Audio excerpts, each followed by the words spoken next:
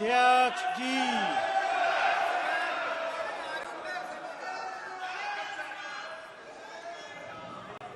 माननीय प्रधानमंत्री जी,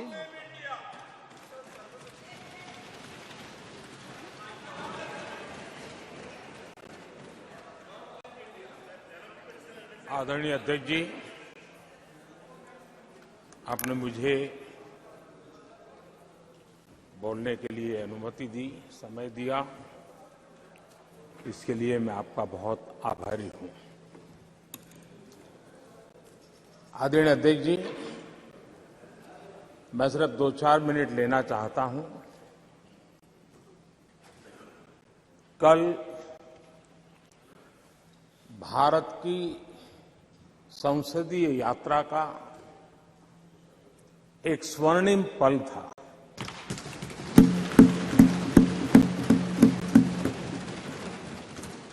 और इस स्वर्णिम पल के हकदार इस सदन के सभी सदस्य हैं। सभी दल के सदस्य हैं, सभी दल के नेता भी हैं।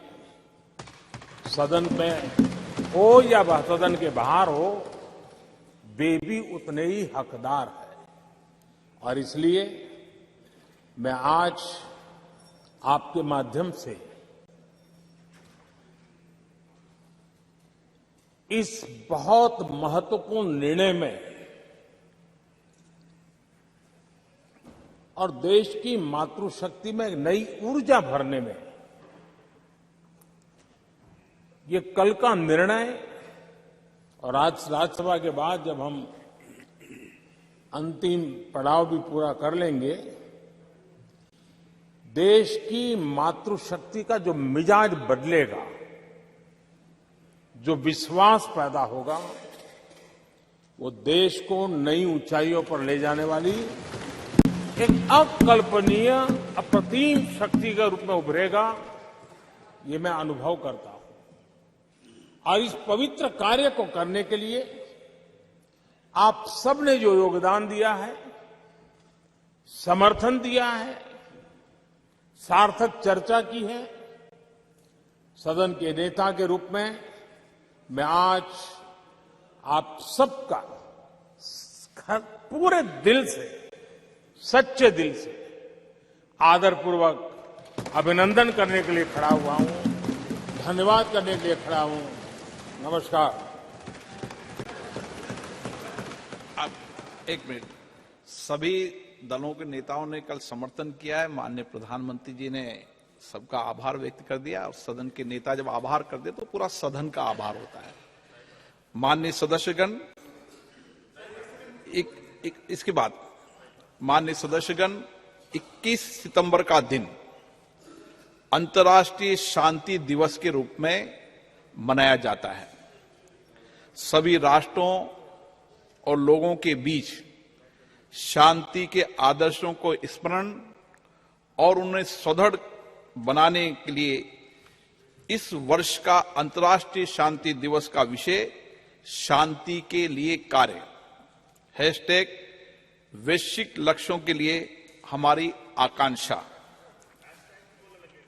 भारत विश्व शांति को प्रोत्साहित देने के लिए सदैव विभिन्न देशों के बीच सहयोग को बढ़ावा देने, परस्पर संवाद के माध्यम से आपसी टकराव का समाधान करने और वैश्विक एवं क्षेत्रीय शांति और अहिंसा के आदर्शों को संरक्षित एवं संवर्धित करने के लिए प्रतिबद्ध रहा है।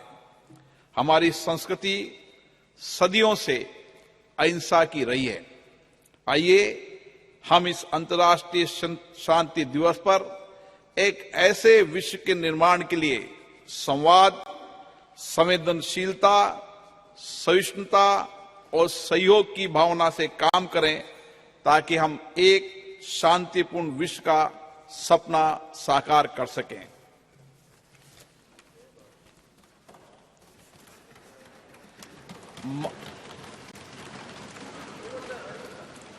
माननीय सदस्यगण, अंतरिक्ष के क्षेत्र में हमारी महत्वपूर्ण उपलब्धियों के लिए पूरे देश को बधाई देते हुए मुझे बेहद खुशी हो रही है।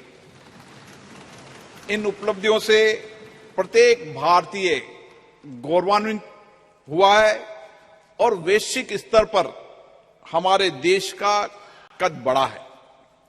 23 अगस्त 2023 को चंद्रमा के दक्षिणी ध्रुव के पास उतरने वाला पहला देश बनकर हमने एक ऐतिहासिक उपलब्धि हासिल की है। चंद्रयान 3 की मिशन की सफलता हमारे वैज्ञानिकों के अथक प्रतिबद्धता का प्रमाण है, जो निरंतर ब्रह्मांड के सुदूर क्षेत्रों तक पहुंचने का प्रयास करते आए हैं। इस सदन के माध्यम से मैं इस अभूतपूर्व उपलब्धि के लिए इसरो के सभी वैज्ञानिकों और इंजीनियरों और भारत के लोगों को बधाई देता हूं। भारत विश्व कल्याण के लिए अपनी सफलताओं और उपलब्धियों को दूसरों के साथ साझा करने में विश्वास रखता है। इसलिए हमने चंद्रयान 3 की सफलता को विश्व के वैज्ञानिक समुदाय और पूरी मानवता को समर्पित किया है। हमारे प्रज्ञान रोवर ने हमें चंद्रमा पर sulphur, oxygen, aluminium, calcium, iron जैसे तत्वों की मौजूदगी सहित अन्य अमूल्य जानकारी भेजी है, जिससे अंतरिक्ष के बारे में मानव ज्ञान में वृद्धि होगी और भावी अभूतपूर्व खोजों का मार्ग प्रशस्त होगा। 23 अगस्त को राष्ट्रीय अंतरिक्ष दिवस के रूप में मनाना उचित होगा। एक ऐसा दिन होगा जो हमारी भावी पीढ़ियों को जीवन में उच्च महत्वाकांक्षाएं रखने और उन्हें साकार करने के लिए कड़ी मेहनत के लिए प्रेरित करता रहेगा। मैं चंद्रमा पर चंद्रयान 2 के पद चिन्हों को तिरंगा पॉइंट और चंद्रयान 3 के लैंडिंग स्थल को शिव शक्ति पॉइंट का नाम दिए जाने का भी स्वागत करता हूं। ये नाम हमारी सदियों पुरानी विरासत के सम्मान के साथ हमारी वैज्ञानिक महत्वाकांक्षाओं और प्रयासों के प्रतीक हैं। अंतरिक्ष अन्वेषण के क्षेत्र में प्रगति जारी रखते हुए चंद्रयान 3 की सफलता के 10 दिनों के भीतर हमने 2 सितंबर 2023 को अपना पहला सौर मिशन आदित्य L1 लॉन्च किया। ये सूर्य का अध्ययन करने वाला हमारा पहला वैज्ञानिक मिशन है, जिससे सूर्य के भीतर होने वाली भौतिक प्रक्रियाओं और पृथ्वी पर उनके प्रभाव के बारे में जानकारी में वृद्धि होगी। चंद्रयान 3 और आदित्य L1 सफल अंतरिक्ष कार्यक्रम होने के साथ ही भारत की वैज्ञानिक और तकनीकी शक्ति के उदय और हमारी प्रतिभा और क्षमता के प्रतीक हैं। इन दोनों मिशनों में बड़ी संख्या में महिला वैज्ञानिकों ने आगे बढ़कर नेतृत्व किया है, जिससे नए भारत में महिलाओं के योगदान का पता चलता है। इन दोनों मिशनों को पूरी तरह से भारत में डिजाइन और निर्मित किया है।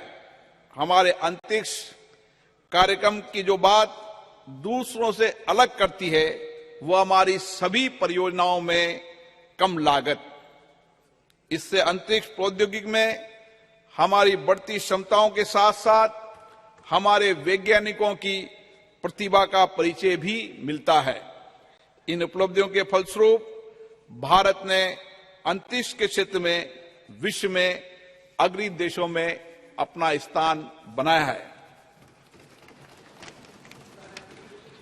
ये सभी उपलब्धियां प्रधानमंत्री माननीय नरेंद्र मोदी जी के नेतृत्व में भारत सरकार के अथक प्रयासों से संभव हुई है। प्रधानमंत्री बनने से पहले भी श्री मोदी जी अंतरिक्ष में गहरी रुचि रही है और चंद्रयान मिशनों के साथ उनका गहरा भावनात्मक जुड़ाव रहा है। 2008 में जब चंद्रयान 1 का सफल प्रक्षेपण हुआ था, वो इसरो गए और व्यक्तिगत रूप से वैज्ञानिकों को बधाई दी। 2019 में जब अंतिम समय में कुछ तकनीकी खराबी के कारण चंद्रयान 2 वांछित उद्देश्य प्राप्त नहीं कर पाए, तो उन्होंने हमारे वैज्ञानिकों के बीच जाकर उन्हें विफलताओं की चिंता किए बिना लक्ष्य प्राप्ति के प्रयास के लिए प्रेरित किया। कोविड-19 के समय जब पूरी दुनिया संकट में जूझ रही थी, ऐसे में माननीय प्रधानमंत्री श्री नरेंद्र मोदी जी इस विपदा का उपयोग अवसर के रूप में करते हुए अंतरिक्ष क्षेत्र सहित देश की अर्थव्यवस्था के विभिन्न क्षेत्रों में महत्वपूर्ण सुधार लाने के लिए प्रयासरत रहे। उनके इन्हीं प्रयासों के फलस्वरूप हम विश्व अंतरिक्ष शक्ति बनने की दिशा में आगे बढ़ रहे हैं। पिछले कुछ सालों में अंतरिक्ष स्टार्टअपों की संख्या में रिकॉर्ड वृद्धि हुई है।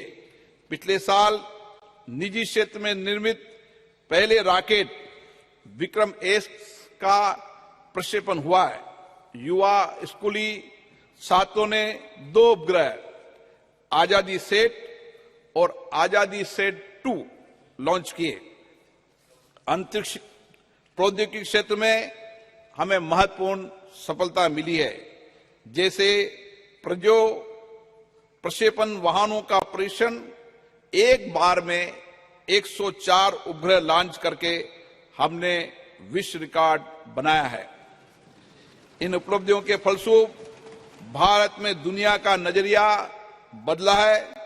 हमारे देश को लेकर विश्व समुदाय के दृष्टिकोण में बदलाव आया है।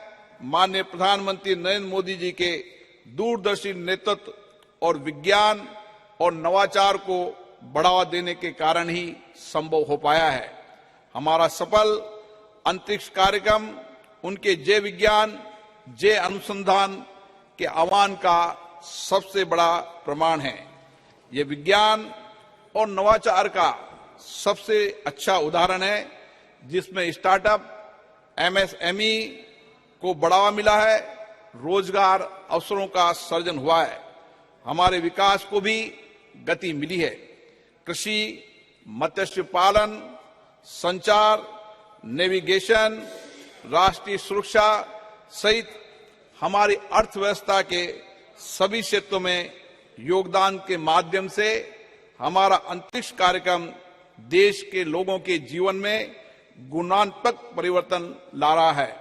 हमें विश्वास है इन उपलब्धियों में हमारी आने वाली पीढ़ियों को बड़े सपने देखने और अपने सपनों को साकार करने के लिए कड़ी मेहनत की प्रेरणा मिलेगी। सभी देशवासियों को 2047 तक एक विकसित भारत बनाने के लिए मिलकर कार्य करना होगा और अपने आप को पुनः समर्पित करना होगा। मुझे विश्वास है ये प्रतिष्ठित सदन इस ऐतिहासिक उपलब्धियों में प्रधानमंत्री मोदी जी के नेतृत्व की सराहना करने, भारत के लोगों विशेष रूप से युवाओं का उत्साहवर्धन करने तथा महिलाओं के योगदान के साथ सभी संगठनों और व्यक्तियों के योगदान की सराहना करने में मेरा साथ देगा। सभा पटल पर रखे जाने वाले पत्र। Item number 1 Shri Ashwini Kumar Choubey. अध्यक्ष महोदय, आपकी अनुमति से मैं आज की संशोधित कार्यसूची के क्रम संख्या 1 पर अपने नाम के आगे पर्यावरण, वन एवं जलवायु परिवर्तन मंत्रालय से संबंधित सूचीबद्ध विवरण सभा पटल पर प्रस्तुत करता हूं। आइटम नंबर 2 श्री कृष्णपाल जी। आपकी अनुमति से मैं आज की प्रस्तुत कार्यसूची में क्रम संख्या 2 पर अपने नाम के सम्मुख सूचीबद्ध कागजात सदन के पटल पर रखता हूं। आइटम नंबर श्री दानवे राव साहेब। अध्यक्ष महोदय, मैं आज की प्रदर्शित कार्यसूची में मेरे नाम के सामने क्रम संख्या 3 पर उल्लेखित कागजात को सभा पटल पर रखता हूं। Item number 4 Shri Pankaj Chaudhary. अध्यक्ष महोदय, मैं आज की संशोधित कार्यसूची में मत संख्या 4 पर मेरे नाम के सामने वर्णित कागजात आपकी अनुमति से सदन के पटल पर रखता हूं। Item number 5 Shri Devi Singh Chauhan. Daewoo Singh. Honorable Speaker, sir, with your kind permission, I rise to lay on the table of the House the papers mentions against my name at serial number 5 in today's revised list of business. Item number 6, Dr. Bharti Pawar. Honorable Speaker, sir, with your permission, I rise to lay on the table of the House papers mentioned against my name at serial number 6 in today's revised list of business. Item number 7, Dr. Sanjay Jaiswal. आज की संशोधित कार्यसूची में अपने नाम के सम्मुख यथा सूचीबद्ध प्राक्कलन समिति के प्रतिवेदन संख्या 27 हिंदी और अंग्रेजी संस्करण को प्रस्तुत करता हूं। Item number 8 Shri Vishnu Dayal Ram.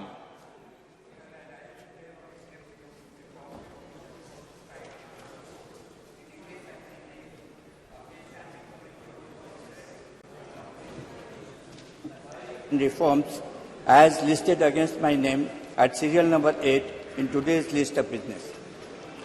Item number 9 Shri Jagannath सरकार। आज की कार्यसूची में क्रम संख्या 9 पर मेरे नाम के समक्ष यथा सूचीबद्ध शिक्षा, बाल, महिला, युवा और खेल संबंधी स्थायी समिति के उच्चतर शिक्षा में राष्ट्रीय शिक्षा नीति 2020 के कार्यान्वयन संबंधी 356 प्रतिवेदन अंग्रेजी और हिंदी में सभा पटल पर रखता हूं।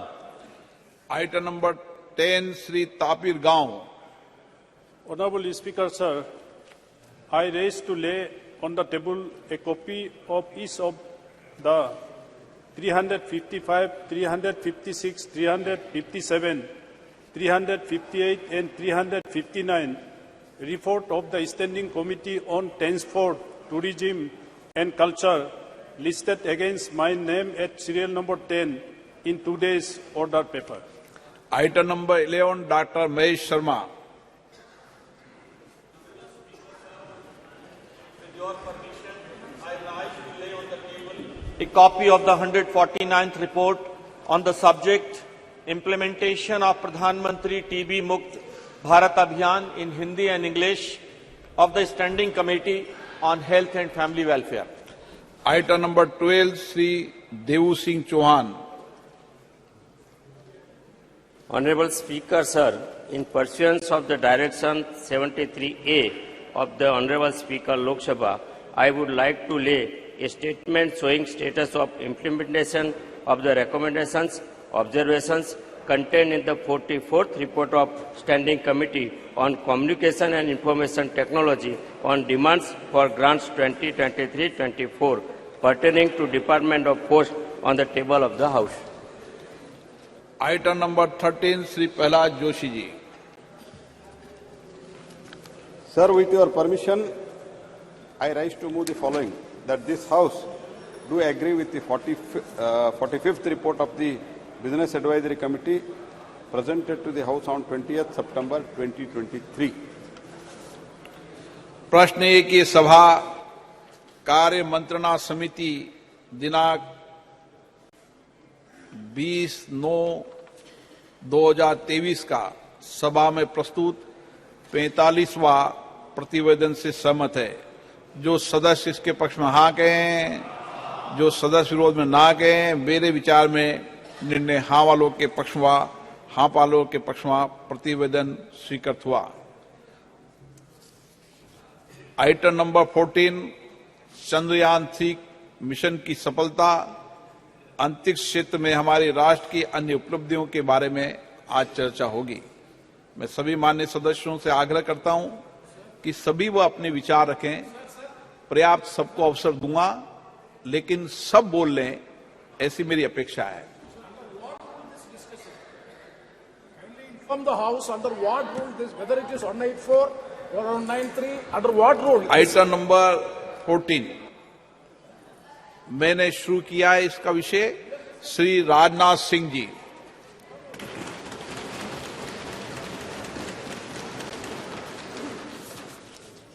अध्यक्ष महोदय, इस गरिमामयी सदन में चंद्रयान 3 और आदित्य L1 की सफलता पर अपनी बात रखने के लिए आपने मुझे अवसर दिया है। इसके लिए मैं अपनी तरफ से आपके प्रति आभार व्यक्त करता हूं।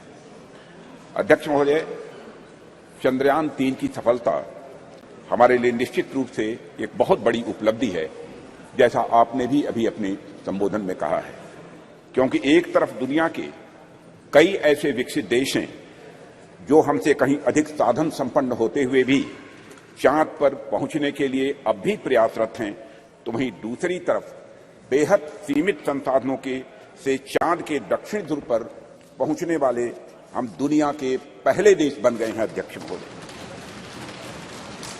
मैं मानता हूं कि यह उन सभी लोगों के लिए गौरव का विषय है जो अपने राष्ट्र और राष्ट्र की उपलब्धियों पर गर्व करते हैं। अध्यक्ष महोदय, सबसे पहले मैं इसरो के साइंटिस्ट और ब्रॉडर इंडियन साइंटिफिक कम्युनिटी को इस सफलता के लिए हृदय से बधाई देता हूं। यह हमारे इसरो के वैज्ञानिकों की बौद्धिक क्षमता, उनकी लगन और राष्ट्र के विकास के प्रति उनके समर्पण का ही यह प्रतिफल है। अध्यक्ष महोदय, ऐसा मैं मानता हूं कि हमारा राष्ट्र आज विज्ञान की दुनिया में अग्रणी राष्ट्रों की पंक्ति में आकर खड़ा हो गया है। आज केवल मुझे ही नहीं, बल्कि सरकार को ही नहीं, बल्कि सदन को ही नहीं, बल्कि पूरे राष्ट्र को अपने देश के वैज्ञानिकों पर गौरव की अनुभूति हो रही है। अध्यक्ष महोदय, मैं एक विज्ञान का छात्र रहा हूं, मैं फिजिक्स का शिक्षक भी रहा हूं। यहां पर मौजूद हमारे कई ऐसे साथी हैं जो साइंस बैकग्राउंड से हैं और उन्हें मैं अच्छी तरह जानता हूं। हम सभी यह बात जानते हैं कि स्पेस साइंस विज्ञान का है कि एक फ्रंटियर एरिया हुआ करती है। अध्यक्ष महोदय, जिस पर artificial intelligence, quantum physics, astrophysics और जेनेटिक्स विज्ञान के फ्रंटियर एरियाज हैं, और उसी प्रकार स्पेस साइंस भी एक विज्ञान की फ्रंटियर एरिया है।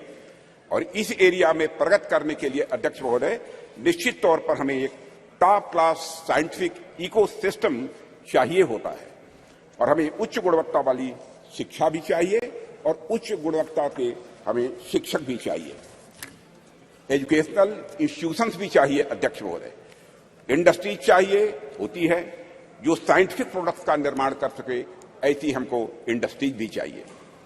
अध्यक्ष महोदय, कहने का मेरा अर्थ यह है कि अगर चंद्रयान 3 ने चंद्रमा पर अपने कदम रखे हैं, तो यह एक और इसरो की सफलता तो है ही, साथ ही यह इस बात का भी द्योतक है कि हमारे देश का साइंटिफिक इकोसिस्टम, जिसमें करोड़ों करोड़ों भारतीयों ने जाने अनजाने अपना योगदान दिया है, वह अपनी आज शेप ले रहा है। यह दिखाता है कि हमारे स्कूल्स, हमारे कॉलेजेस और यूनिवर्सिटीज में साइंस की पढ़ाई बेहतर हो रही है, और हमारी इंडस्ट्रीज भी अच्छी गुणवत्ता वाले प्रोडक्ट्स और सप्लाई कर रही हैं। अध्यक्ष महोदय, हमें अच्छे स्टूडेंट्स, अच्छे टीचर्स और रिसर्चर्स आज मिल रहे हैं, इसलिए आज हम किसी उपलब्धि तक पहुंचते हैं तो उसके लिए वे सभी बधाई के पात्र हैं। अध्यक्ष महोदय, जिन्होंने इस यात्रा में अपना किसी भी प्रकार का सहयोग दिया है और राष्ट्र के भीतर साइंटिफिक टेम्परामेंट को जन्म दिया है। और अध्यक्ष महोदय, जब मैं यहां साइंटिफिक टेम्परामेंट की बात कर रहा हूं, तो उससे मेरा मतलब कुछ वैज्ञानिक उपकरणों के, कुछ साइंटिफिक ऑपरेटर्स के केवल डेवलप कर लेने भर से नहीं है, यह हमारे कहने का तात्पर्य नहीं है। साइंटिफिक टेम्परामेंट की यदि मैं बात कर रहा हूं, तो साइंटिफिक टेम्परामेंट से मेरा आशय यह है कि वैज्ञानिकता और तार्किकता, ये दोनों हमारी सोच में हो, वह हमारे बात और हमारे व्यवहार में हो और वह हमारे स्वभाव में भी हो।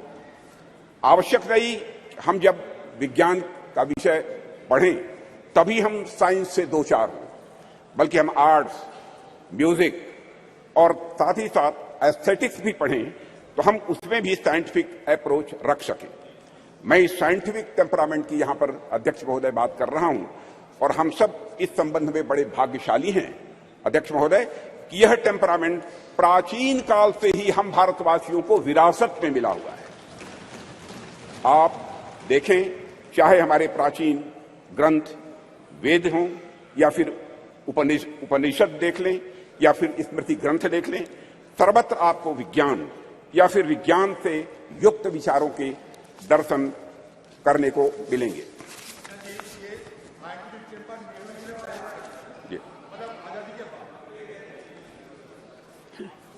अध्यक्ष महोदय, मैथ्स, साइंस, मेडिसिन, लॉजिक आदि से जुड़े जितने भी फार्मूले यानी सूत्र हैं, हमें हमारे प्राचीन ग्रंथों में भी ये दिखाई देते हैं, जो ग्रंथ हमारी संस्कृत के आधार हैं।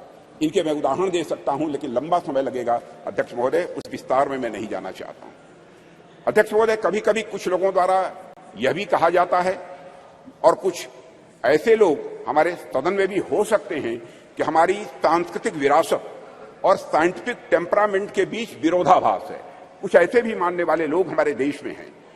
यहां तक कहा जाने लगा कि अगर आप साइंटिफिक टेम्परामेंट के हैं तो आप पीपल की पूजा कैसे कर सकते हैं, आप नीम की पूजा कैसे कर सकते हैं, आप तालाब की पूजा कैसे कर सकते हैं, या फिर आप गाय को माता कैसे कह सकते हैं।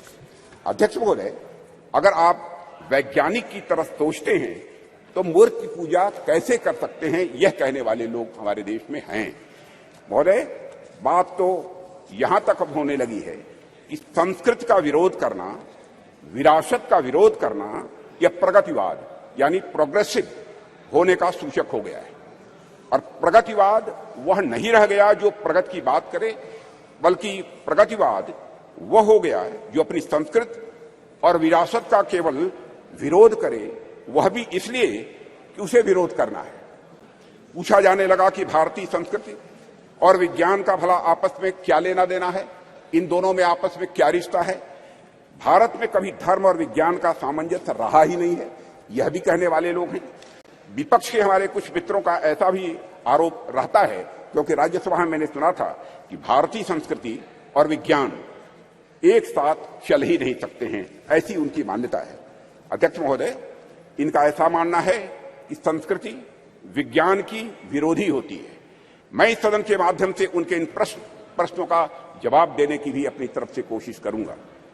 भारत में यदि कोई व्यक्ति यह कहता है कि हमारी संस्कृति विज्ञान की विरोधी है, तो मुझे लगता है कि उस व्यक्ति को न तो हमारी संस्कृति का स मालूम है और न ही विज्ञान का व मालूम है।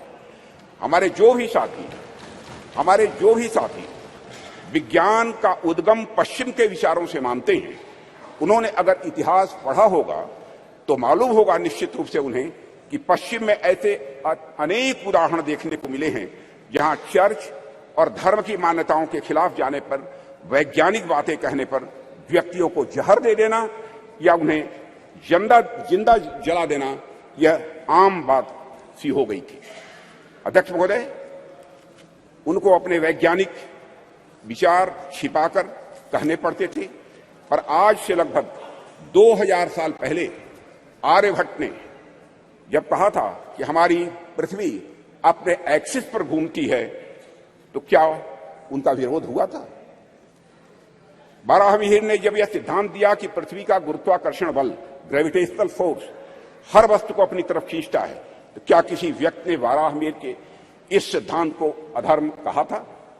जब भी भारत में किसी ने कोई नया वैज्ञानिक सिद्धांत दिया है अध्यक्ष महोदय, तो भारतीय समाज ने उस व्यक्ति को ऋषि के रूप में प्रतिष्ठित किया है अध्यक्ष महोदय।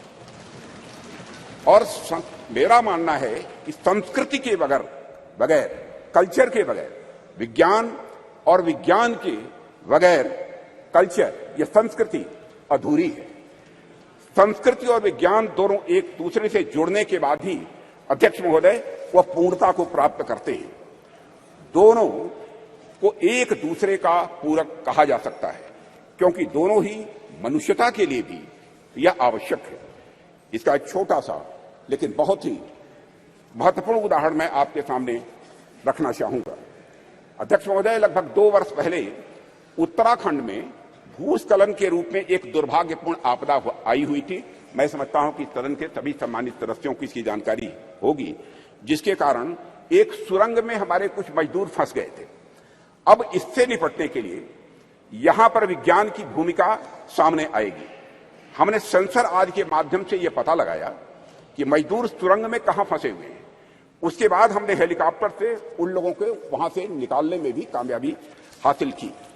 लेकिन अध्यक्ष महोदय, जैसे ही सुरंग से पहले मजदूर को बाहर निकाला गया, अन्यथा कोई न ले, जैसे ही मजदूर को सुरंग से बाहर निकाला गया, बाहर निकलते ही इसने दोनों हाथ ऊपर करके बड़ी तेजी के साथ जय घोष किया, बद्री विशाल की जय।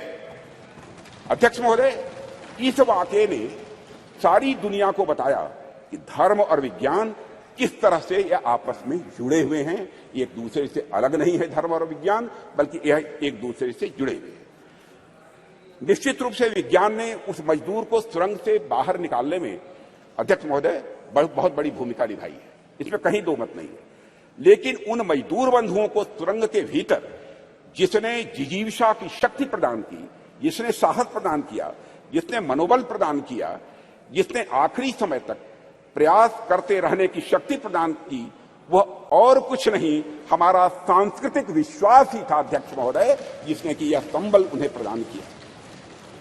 अध्यक्ष महोदय, वह हमारी कल्चर, वह हमारी संस्कृति ही थी जिसने सुरंग में फंसे उस मजदूर को यह भरोसा दिलाया कि वह इस संकट से बचकर निकल जाएगा, उसके ईश्वर इस संकट से उसे निकाल लेंगे, यह उसका विश्वास था, भरोसा था। अध्यक्ष महोदय, हमारी आस्था, हमारी संस्कृति इंक्लूसिव नेचर की है, समावेशी या स्वभाव की है।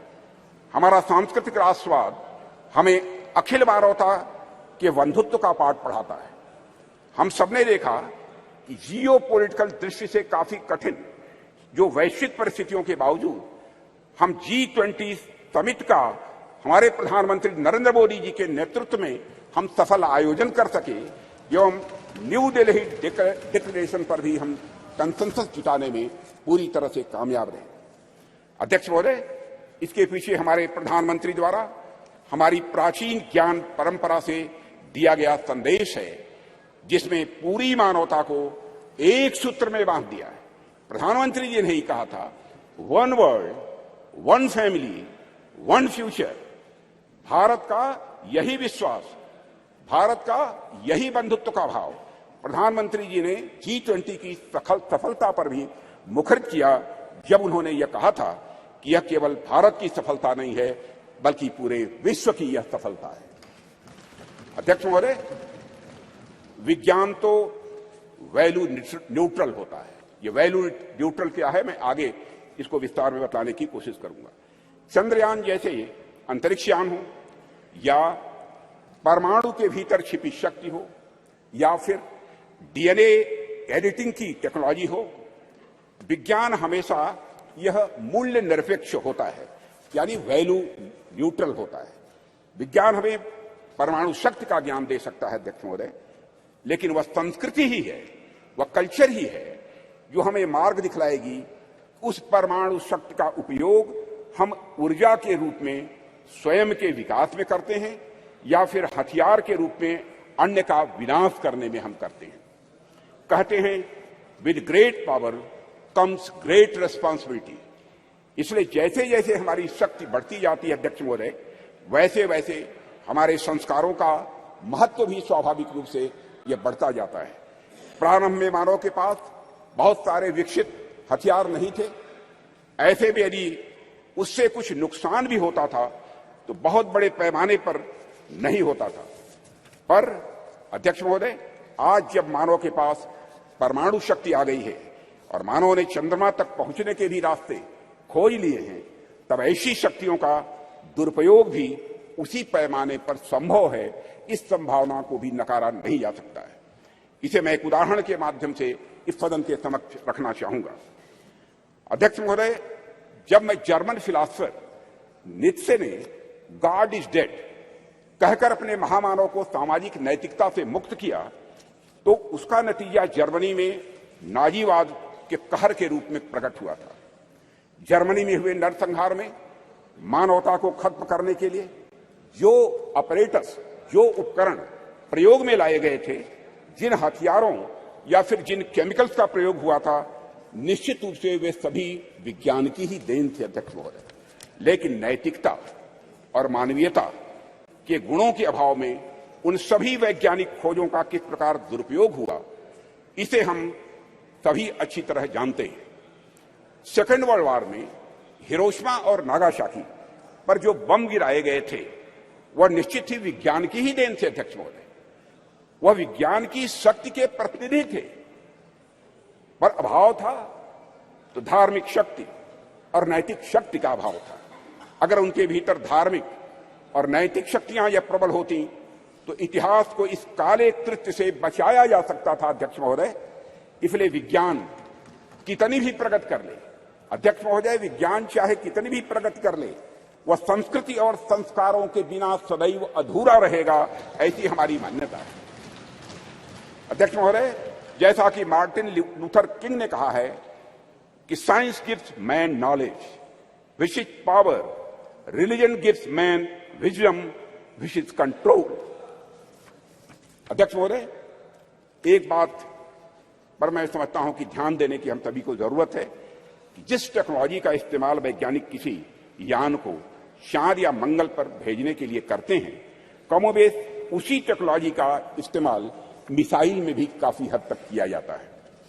पहला उपयोग मानवता के विकास में होता है अध्यक्ष महोदय, जबकि दूसरा उपयोग मानवता के विनाश में होता है। पर अपना अपना सबका इंटरेस्ट है, सबकी अपनी अपनी रुचि है कि कुछ राष्ट्रों का ध्यान पहले वाले उपयोग पर अधिक होता है और कुछ राष्ट्रों का ध्यान दूसरे वाले उपयोग पर अधिक होता है। अध्यक्ष महोदय, कई बार कुछ लोगों का यह भी आरोप रहता है, अब देश में ऑलरेडी जमीनी विकास के इतने कार्य करने के लिए पड़े हैं जिसमें रिसोर्सेज की जरूरत होती है, संसाधनों की जरूरत होती है, तो ऐसे में चंद्रयान जैसे मिशन भेजने की क्या आवश्यकता है। अध्यक्ष महोदय, इन प्रश्नों का भी जवाब मैं आपकी अनुमति से इस सदन के समक्ष रखना चाहूंगा। जब हम इस प्रकार के मिशन भेजते हैं या फिर हम किसी प्रकार की वैज्ञानिक प्रगति हम करते हैं, तो इसका जमीनी विकास से किसी भी प्रकार का विरोधाभास नहीं होता है। हम यदि स्पेस रिलेटेड कोई भी मिशन भेजते हैं तो बाहरी तौर पर दिखने में सिर्फ स्पेस से रिलेटेड यह लग सकता है हम सबको, लेकिन वास्तव में उसका प्रभाव आम जनमानस पर भी पड़ता है। इस सच्चाई को भी नकारा नहीं जा सकता है। अध्यक्ष महोदय, हमारे ये स्पेस प्रोग्राम्स भारत का तो नाम रोशन करते ही हैं, लेकिन साथ ही साथ इन मिशन का जो बहुआयामी उपयोग होता है उसका प्रभाव आम जनता के ऊपर भी बहुत ज्यादा पड़ता है। स्पेस मिशन हमें अनेक प्रकार से सहायता प्रदान करते हैं, जैसे यदि हम इसके माध्यम से रेनफॉल पैटर्न यानी वर्षा होने का जो पैटर्न है, इसका बेहतर प्रेडिक्शन यदि कर रहे हैं तो हमारे किसान बंधु बांधवों के लिए फायदेमंद हो रहा है। यदि हम इसके माध्यम से चक्रवात, साइक्लोन को यदि हम प्रेडिक्ट करते हैं तो हमारे कोस्टल एरियाज में रह रहे लोगों के लिए भी अध्यक्ष महोदय यह लाभदायक हो। इस प्रकार के प्रेडिक्शंस हमारे मछुआरों के लिए लाभदायक सिद्ध होंगे। यह तो मैंने एक दो उदाहरण केवल दिए हैं अध्यक्ष महोदय। बाकी स्पेस एप्लीकेशन से डेवलपमेंट में जो मदद मिलती है उससे भी मैं समझता हूं सदन के अधिकांश सदस्य अच्छी तरह परिचित होंगे। इन सबसे भी महत्वपूर्ण बात यह होती है कि जब भी हम इस प्रकार के मिशन स्पेस में या फिर चंद्रमा और सूर्य की ओर भेजते हैं तो सुदूर गांव में बैठे किसी बच्चे के मन में साइंटिफिक टेम्परामेंट स्वाभाविक रूप से जगता है और उसके भीतर भी इस बात की अलख जगती है अध्यक्ष महोदय कि वह भी आगे चलकर कुछ ऐसे ही करेगा। उसके अंदर यह प्रेरणा आती है कि एक दिन वह भी वैज्ञानिक बनकर भारत का नाम दुनिया में रोशन करेगा। और यही कुछ करने की तमन्ना ही अध्यक्ष महोदय राष्ट्र को स्वाभाविक रूप से आगे ले जाने का काम करती है। चंद्रयान 3 की सफलता से कितने रामानुजन, कितने भाभा या सारा भाई अपने लक्ष्य की ओर आगे बढ़े होंगे, यह हमें आज नहीं कुछ वर्षों के बाद यह पता लगेगा। अध्यक्ष महोदय, हमारे प्रधानमंत्री मोदी जी के नेतृत्व में हम संस्कृति और विज्ञान दोनों को समान रूप से महत्व देते हुए आगे बढ़ रहे हैं। और ऐसा बिल्कुल भी नहीं है, ऐसा बिल्कुल भी नहीं है कि यदि हम एक को महत्व दे रहे हैं तो दूसरे का महत्व कम हो जाएगा। यह कोई जीरो सम गेम नहीं हुआ करता है। अध्यक्ष महोदय, अध्यक्ष महोदय, हमारे ऋषियों मनीषियों ने बरसों पहले विज्ञान को न केवल धर्म के साथ जोड़ा, बल्कि लोगों को इसके व्यवहारिक ज्ञान के बारे में भी बतलाया है। उनका मानना था यदि विज्ञान को सुव्यवस्थित ढंग से संवार कर मनुष्य के वेलफेयर के लिए, उनके कल्याण के लिए लगाया जाए तो स्वाभाविक रूप से वह अपने आप धर्म बन जाता है।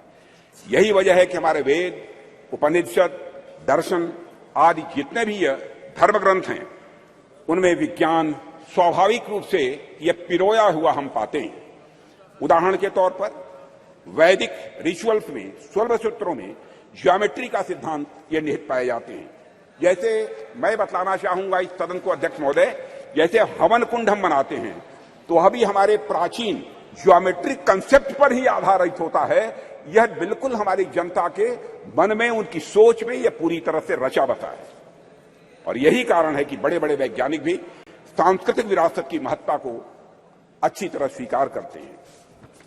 अध्यक्ष महोदय, अभी चंद्रयान 3 की सफलता के नायक डॉक्टर यश सोमनाथ, जिनका पूरे सदन ने अभिनंदन किया, उनके साथ सारे वैज्ञानिकों का अभिनंदन किया, श्री डॉक्टर यश सोमनाथ जी ने भी इस बात की ओर इशारा किया था कि वेदों में कई सारी वैज्ञानिक पृष्ठभूमि वाली बातें कही गई हैं। भारत के प्रसिद्ध गणितज्ञ श्रीनिवास रामानुजन का तो संस्कृत के प्रति इतना गहरा विश्वास था कि वे अपने गणित के क्षेत्र में किए गए किसी भी कार्य को स्पिरिचुअलिज्म, अध्यात्म का ही वह अंग मानते थे। और अध्यक्ष महोदय, इसीलिए जो लोग यह कहते हैं कि हमें अपनी संस्कृति से विरक्त होकर विज्ञान को अपनाना चाहिए, दरअसल उन लोगों का यह समझना पड़ेगा उन्हें कि संस्कृत और विज्ञान एक दूसरे के विरोधी नहीं है, बल्कि संस्कृत और विज्ञान एक दूसरे के पूरक है।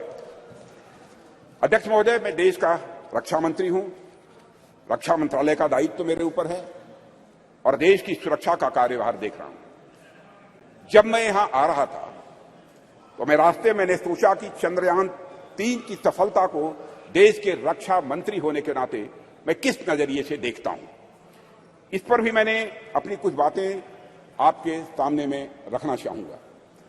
मैं अपनी बात पर आऊं, इसके लिए मैं आपको थोड़ा पीछे भी ले जाना चाहूंगा अध्यक्ष महोदय, और कुछ एक उदाहरण भी इस सदन के समक्ष आपके माध्यम से रखना चाहूंगा।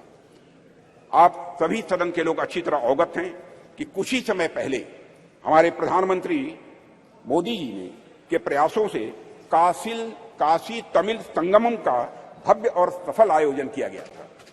उसके कुछ समय बाद ही सौराष्ट्र तमिल संगमम का भी आयोजन उनके द्वारा किया गया था। अध्यक्ष महोदय, इसके पहले का एक और उदाहरण देखिए कि सरकार के प्रयासों से कैसे उज्जैन में बाबा महाकाल के क्षेत्र में भव्य कॉरिडोर का निर्माण किया गया। विश्व की प्राचीनतम नगरी ज्ञान नगरी काशी में बाबा विश्वनाथ धाम के परिसर के पुनरुद्धार का काम भी वहां पर किया गया। प्रधानमंत्री मोदी जी ने बाबा विश्वनाथ के चरणों में श्रद्धा के सुमन अर्पित किए अध्यक्ष महोदय। और राम मंदिर का एक और उदाहरण इसके साथ ही अध्यक्ष महोदय में देना चाहूंगा।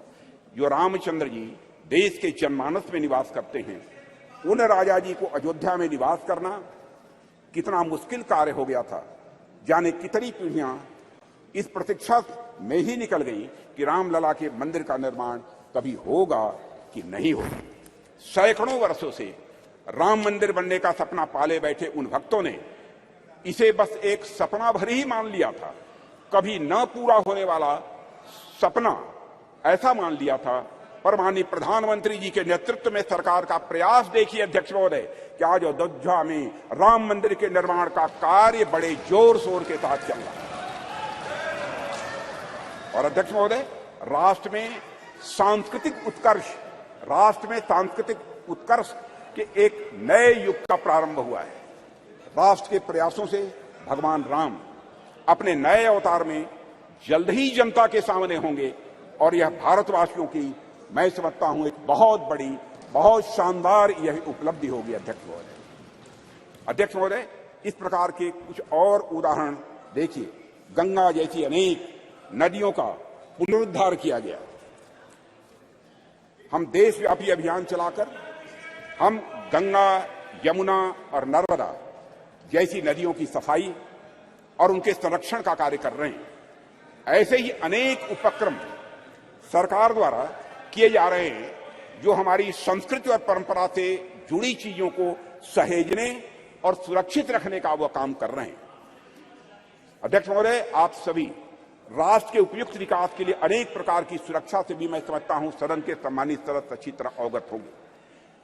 आप सभी सीमा सुरक्षा, आर्थिक सुरक्षा, सामाजिक सुरक्षा, खाद्य सुरक्षा, ऊर्जा सुरक्षा और पर्यावरण सुरक्षा के बारे में मैं समझता हूं हम सभी समय समय पर चर्चा भी करते रहते हैं। अब तो पूरी हिम्मत है, पूरी हिम्मत है, पूरी हिम्मत है, पूरी हिम्मत है।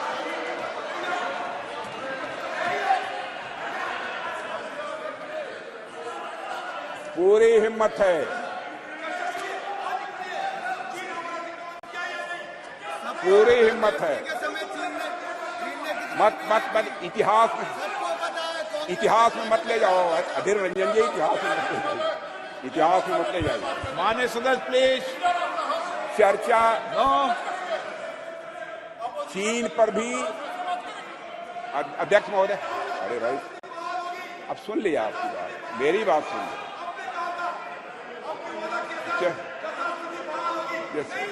माननीय सदस्य आपको मौका देंगे जब आप बोलना, सबको पर्याप्त समय, पर्याप्त अवसर मिलेगा। और मैं बतलाना चाहता हूं अध्यक्ष महोदय, मैं बीच में कहीं पर अपने को डिबेट नहीं करना चाहता हूं। मैं चर्चा करने को तैयार हूं और सीना चौड़ा करके मैं चर्चा करने के लिए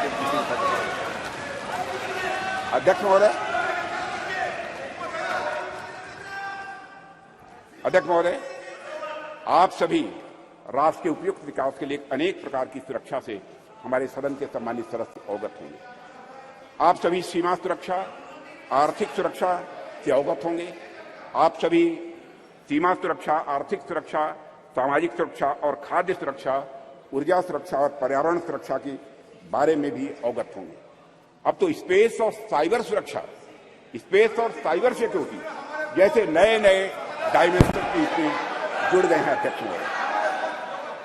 पर इनके साथ ही अध्यक्ष महोदय, सिक्योरिटी का एक और भी आयाम है जिसमें सुरक्षा उतनी ही आवश्यक है जितनी बाकी सब में है, और वह डायमेंशन है हमारी संस्कृति का, हमारी कल्चर का। और इसे मुझे कोई नाम देना हो तो उसे मैं सांस्कृतिक सुरक्षा और कल्चरल सिक्योरिटी का नाम यहां देना चाहूंगा। और अध्यक्ष महोदय, जब मैं यहां कल्चर अथवा संस्कृति के बारे में कुछ कह रहा हूं तो उससे मेरा मतलब हमारी जीवन पद्धति से, हमारे लाइफ सिस्टम से। संस्कृति से मेरा मतलब हमारे खान पान, वेशभूषा, रीति रिवाज, रहन सहन और हमारे विचारों से है। अध्यक्ष महोदय, मैं किसी राष्ट्र की अस्मिता को अक्षुण्ण रखने के लिए जिस तरह से वहां की सीमाई सुरक्षा और बाकी अन्य चीजों की सुरक्षा आवश्यक होती है, उसी प्रकार उसकी अस्मिता को बनाए रखने के लिए वहां की संस्कृति की सुरक्षा भी उतनी ही आवश्यक होती है। और अध्यक्ष महोदय, और इन उदाहरणों से मैंने यह स्पष्ट करने का प्रयास किया है कि हमारी सरकार भारतीय सांस्कृतिक विरासत को तवज्जो देते हुए सांस्कृतिक सुरक्षा के प्रति भी उतनी ही गंभीर है जितनी अन्य बाकी सुरक्षा के प्रति हमारी सरकार गंभीर है। अध्यक्ष महोदय, आज जब यहां पर चंद्रयान की चर्चा हो रही है, तो मैं सांस्कृतिक पुनर्जागरण के इन उदाहरणों को आपके सामने क्यों रख रहा हूं। अध्यक्ष महोदय, वैसे तो ये दोनों निश्चित रूप से अलग अलग विषय हैं, इसमें कहीं दो मत नहीं है, पर ध्यान से देखेंगे तो यह सदन के सभी सम्मानित सदस्य यह पाएंगे कि इनके भीतर एक गहरा संबंध है, इन दोनों के बीच एक गहरा रिश्ता है।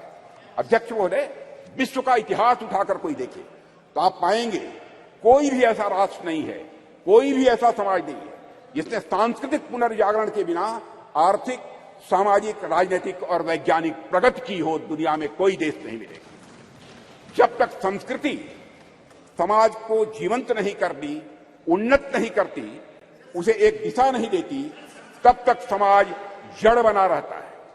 और अध्यक्ष महोदय, अगर हम और आप अपनी गरिमा, अपनी आगामी पीढ़ी को यही बताएंगे कि अब तक हमारा जितना वैज्ञानिक विकास हुआ है वह केवल बाहर देशों के ज्ञान की नकल पर ही हुआ है, तो क्या हम अपने बच्चों को इस क्षेत्र में किसी भी सूरत में आगे बढ़ा पाएंगे? धीरे हमारे अंग्रेजों ने अगर हमें अब तक यही पढ़ाया हो कि हमारा सारा का सारा ज्ञान दूसरे देशों की कॉपी भर है, उनकी नकल भर है, तो क्या श्री डॉक्टर सोमनाथ एवं इसरो के अन्य वैज्ञानिक भारतीय ज्ञान के बल पर अध्यक्ष महोदय कभी चांद तक पहुंचने का सपना शायद वह कभी न देख पाते? अगर उन्हें इस बात का विश्वास हुआ, अगर उनके मन में संकल्प जगा, तो इसलिए कि उन्हें मालूम था कि उनके पूर्वज आर्यभट्ट थे, उनके पूर्वज वराहमिहिर थे, उन्हें मालूम था कि उनके पूर्वज भास्कराचार्य थे, उनके पूर्वज ब्रह्मगुप्त थे और उनके पूर्वज सवाई जय सिंह थे। अध्यक्ष महोदय, इसलिए उनको यह प्रेरणा प्राप्त हुई। अध्यक्ष महोदय, हम सोचे कि एक बच्चा है जिसे समाज की प्रगति में केवल विदेशी नाम पढ़ाए जा रहे हैं, दूसरा बच्चा है जिसे ऐसे नाम पढ़ाए जा रहे हैं जो उसके अपने समाज से रहे। ऐसे में किस बच्चे से आप अधिक कॉन्फिडेंस और मनोबल की उम्मीद करेंगे? यह स्वाभाविक है अध्यक्ष महोदय कि वैसे तो मुझे बाहरी नामों से कोई इतराज नहीं है अध्यक्ष महोदय, ज्ञान विज्ञान में उनका भी महत्वपूर्ण योगदान है, यह भी मैं स्पष्ट करना चाहूंगा। पर हमारे बच्चों के मन मस्तिष्क में केवल और केवल बाहरी नाम यदि छाए रहे तो ऐसी स्थिति में बच्चा अपने बल पर समाज के विकास के सपने को जीवन में कभी नहीं देख सकता है। उसमें सपने भी आएंगे तो बाहर के समाज के विकास के ही सपने आएंगे। इसलिए अध्यक्ष महोदय, जब हम महिलाओं और छोटी बच्चियों को इंस्पायर करने की बात करते हैं तो हमें यह प्रयास करते हैं कि उनके सामने विमेन आइकन का उदाहरण रखें। तो जब हम भारतीय बच्चों को इंस्पायर करने के लिए, प्रेरित करने का हम प्रयास करते हैं, तो क्या हमारा यह कर्तव्य नहीं होना चाहिए कि हम उनके सामने भारतीय आइकन्स का भी उदाहरण प्रस्तुत करें? इसलिए अगर हमें अपने समाज, अपने राष्ट्र को आगे ले जाना है अध्यक्ष महोदय, हम अपने समाज और संस्कृति से सीखें, हमारे अपने आइकन्स को अपने बात व्यवहार में प्रतिष्ठित करें और उनका अनुकरण करें। यही हम सभी के लिए श्रेयस्कर होगा। अध्यक्ष महोदय, एक बात और मैं यहां कहना चाहूंगा और वह यह है कि चंद्रयान 3 की सफलता में देश की नारी की शक्ति की योगदान की मैं यहां चर्चा करूंगा।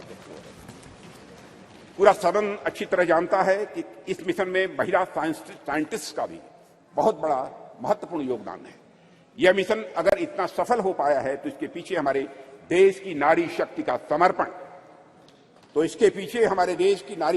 समर्पण, उनका त्याग और राष्ट्र को नई पहचान देने की उनकी तमन्ना रही है अध्यक्ष महोदय। और संसद का यह विशेष सत्र नारी शक्ति वंदन विधेयक को समर्पित सत्र है, इसलिए इसकी मैं चर्चा कर रहा हूं। और ऐसे में मैं नारी शक्ति वंदन विधेयक को इसरो की महिला साइंटिस्ट और उनके साथ भारत की पूरी फीमेल साइंटिफिक कम्युनिटी को कृतज्ञ राष्ट्र की ओर से प्रस्तुत यह मैं उपहार के रूप में इसे मैं देखता हूं, नारी शक्ति वंदन को अध्यक्ष महोदय। और यह सदन और राष्ट्र इसरो की महिला साइंटिस्ट और हर भारतीय बेटी को यह नमन करता है, उनकी सराहना करता है और उनके प्रति कृतज्ञता प्रकट करता है अध्यक्ष महोदय। अध्यक्ष महोदय, अपनी बातों को सार रूप में मैं यहां रखना चाहूं तो यह है कि चंद्रयान 3 की सफलता कोई एक्सेप्शन नहीं है या कोई अपवाद नहीं है। यह सहस्राब्दियों से चली आ रही हमारी सामाजिक, हमारी सांस्कृतिक और वैज्ञानिक धारा का एक स्वाभाविक और सहज रूप से एक विकास है अध्यक्ष महोदय। इस सफलता के सूत्र हमारे अतीत में ही छिपे हैं। ऐसा अतीत जहां वैज्ञानिकता एक स्वभाव के रूप में विद्यमान थी हमारे यहाँ, जहां विज्ञान और आस्था के बीच एक पूर्ण सामंजस्य था। हालांकि विदेशी आक्रांताओं के चलते कुछ समय के लिए थोड़ा पिछड़ापन आ गया था, पर हम एक बार फिर से हुंकार भरते हुए पहले से भी अधिक ताकत के साथ उठ खड़े हुए हैं और सूरज, चांद, तारे अब हम छूने के लिए तैयार हैं और वहां पहुंच रहे हैं। अध्यक्ष महोदय, जिस देश में बुद्धि के देवता श्री गणेश प्रथम पूज्य हों, ओम श्री गणेशाय बोलकर ही हम कोई काम प्रारंभ करते हैं, एवं विद्या की देवी सरस्वती प्रथम आराध्या हों, वह देश तो स्वाभाविक रूप से साइंटिफिक टेम्परामेंट को आत्मसात करते हुए सदैव एक नॉलेज सोसाइटी रहा है।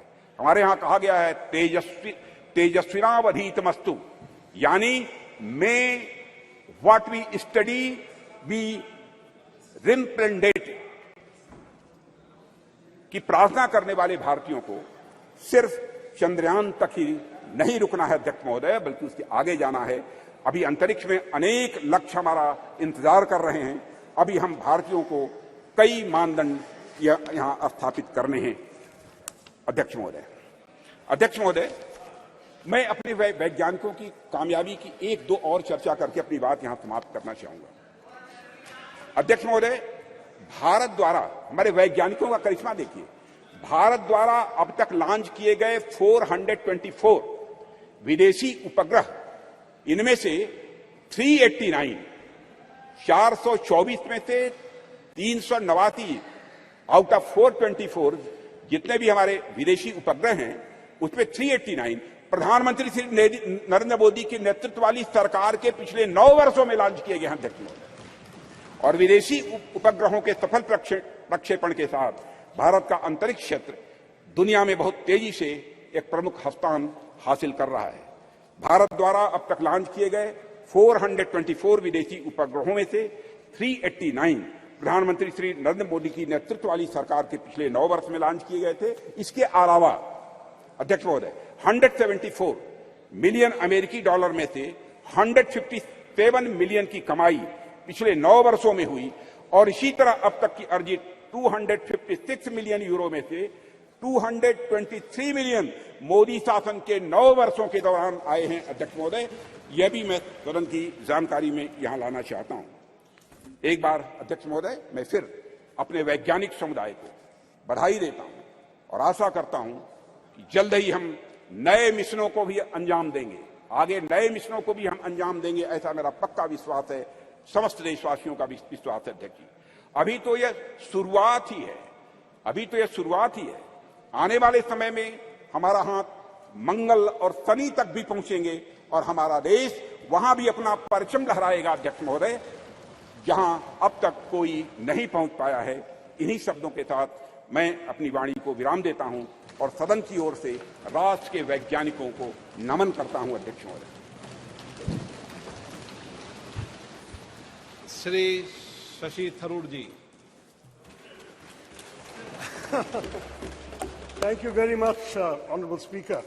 I'm honoured, really, to stand before this House and to speak on behalf of my party on a matter of great pride for Indians everywhere in the world, the success of our lunar mission, Chandrayaan-3, and according to the topic you've given us in the revised list of business, success of Chandrayaan-3 mission and other achievements of our nation in the space sector. I think my respected friend, Sri Rajnath Singh, treated us to a lecture on a slightly different subject.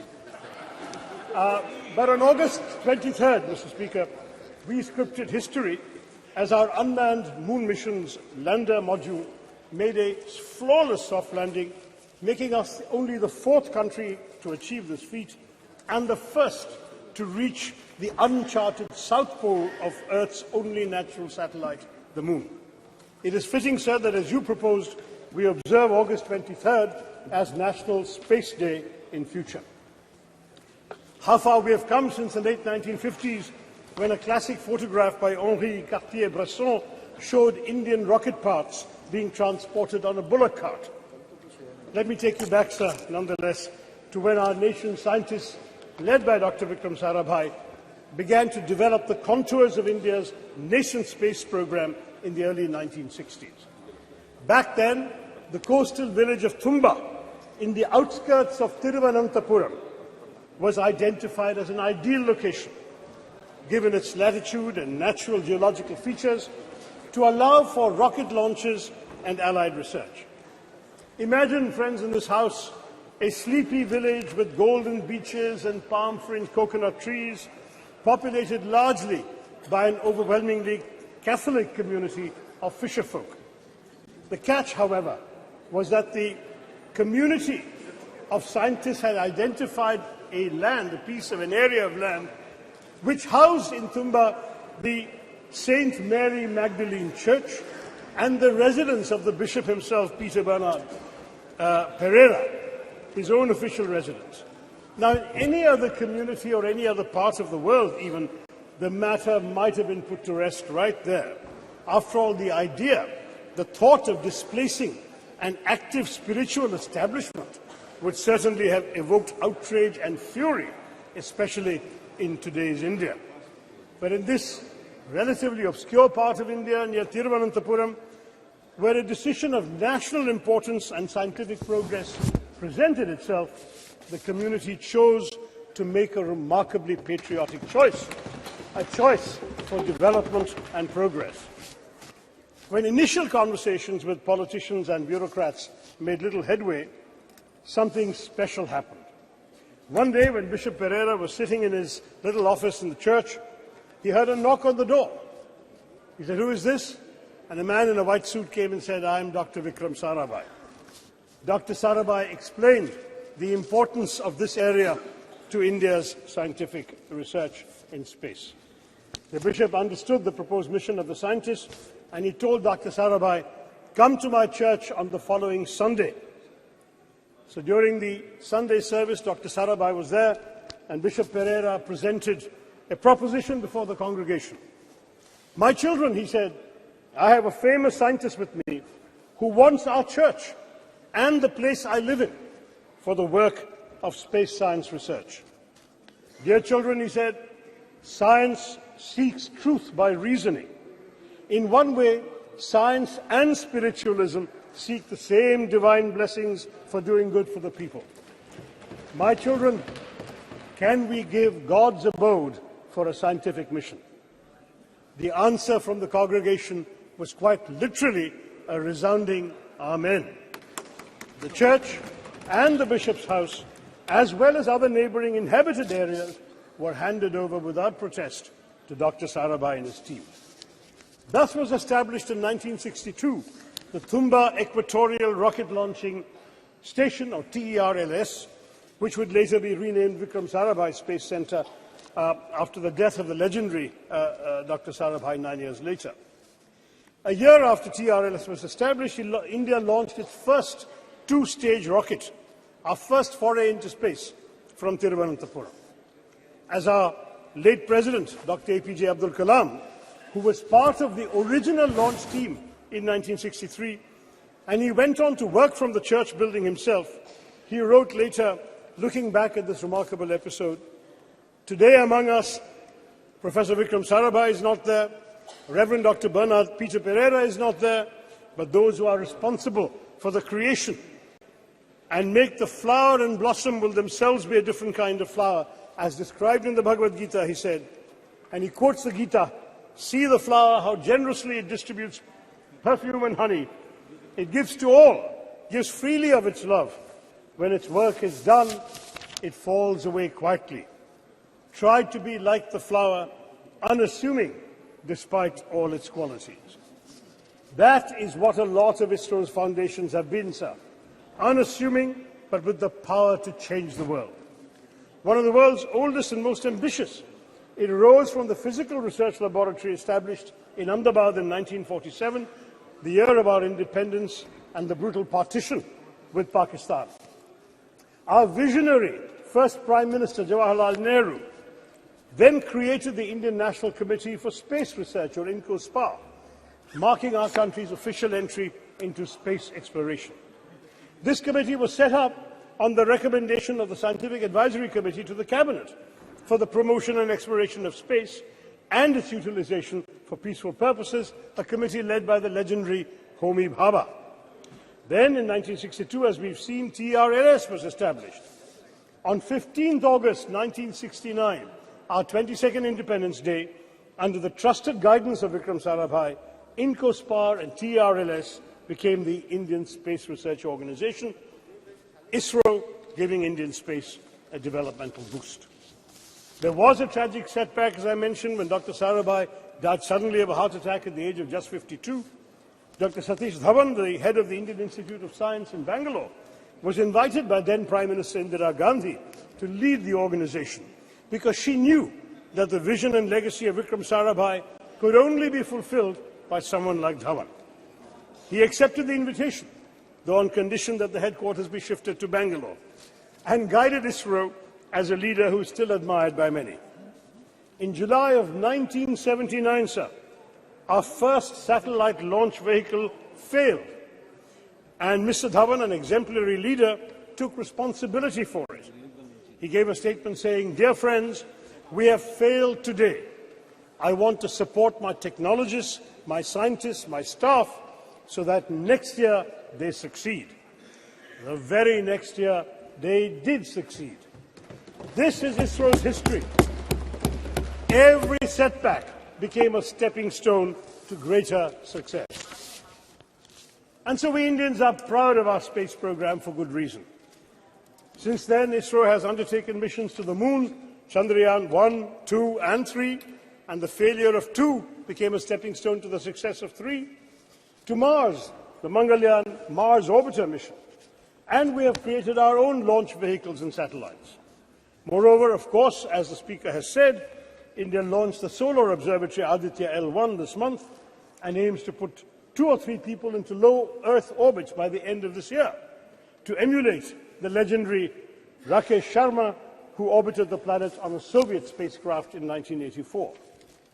Notably, Indian space research is the only program which has been a civilian program from the very beginning.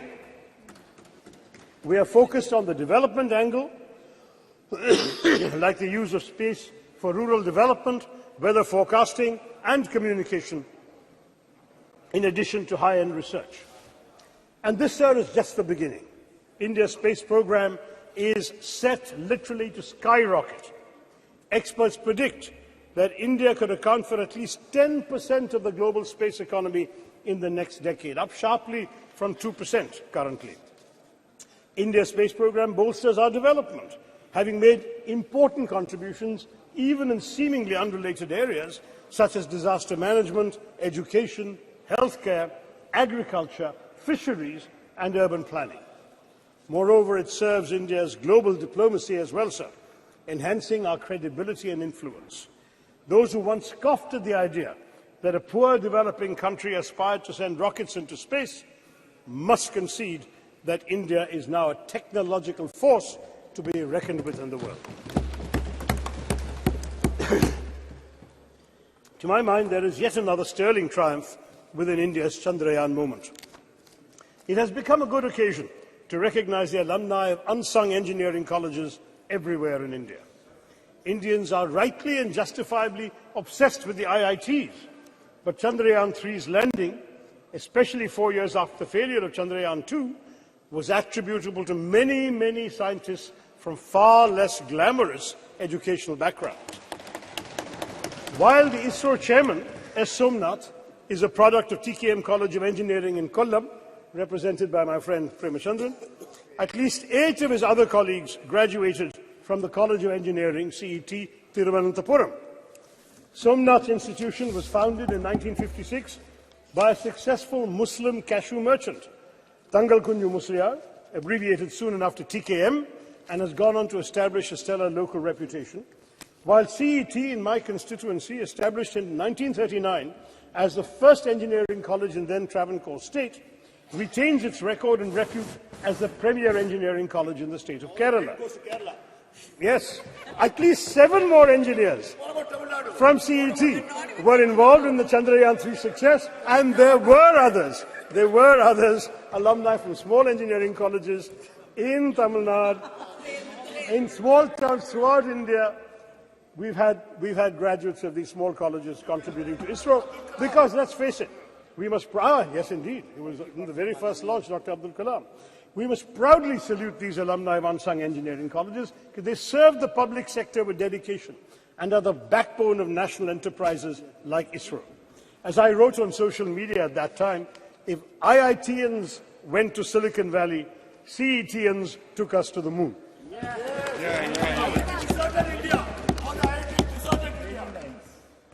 I would also like to point out that many of the stalwarts in our space program have been women scientists and engineers.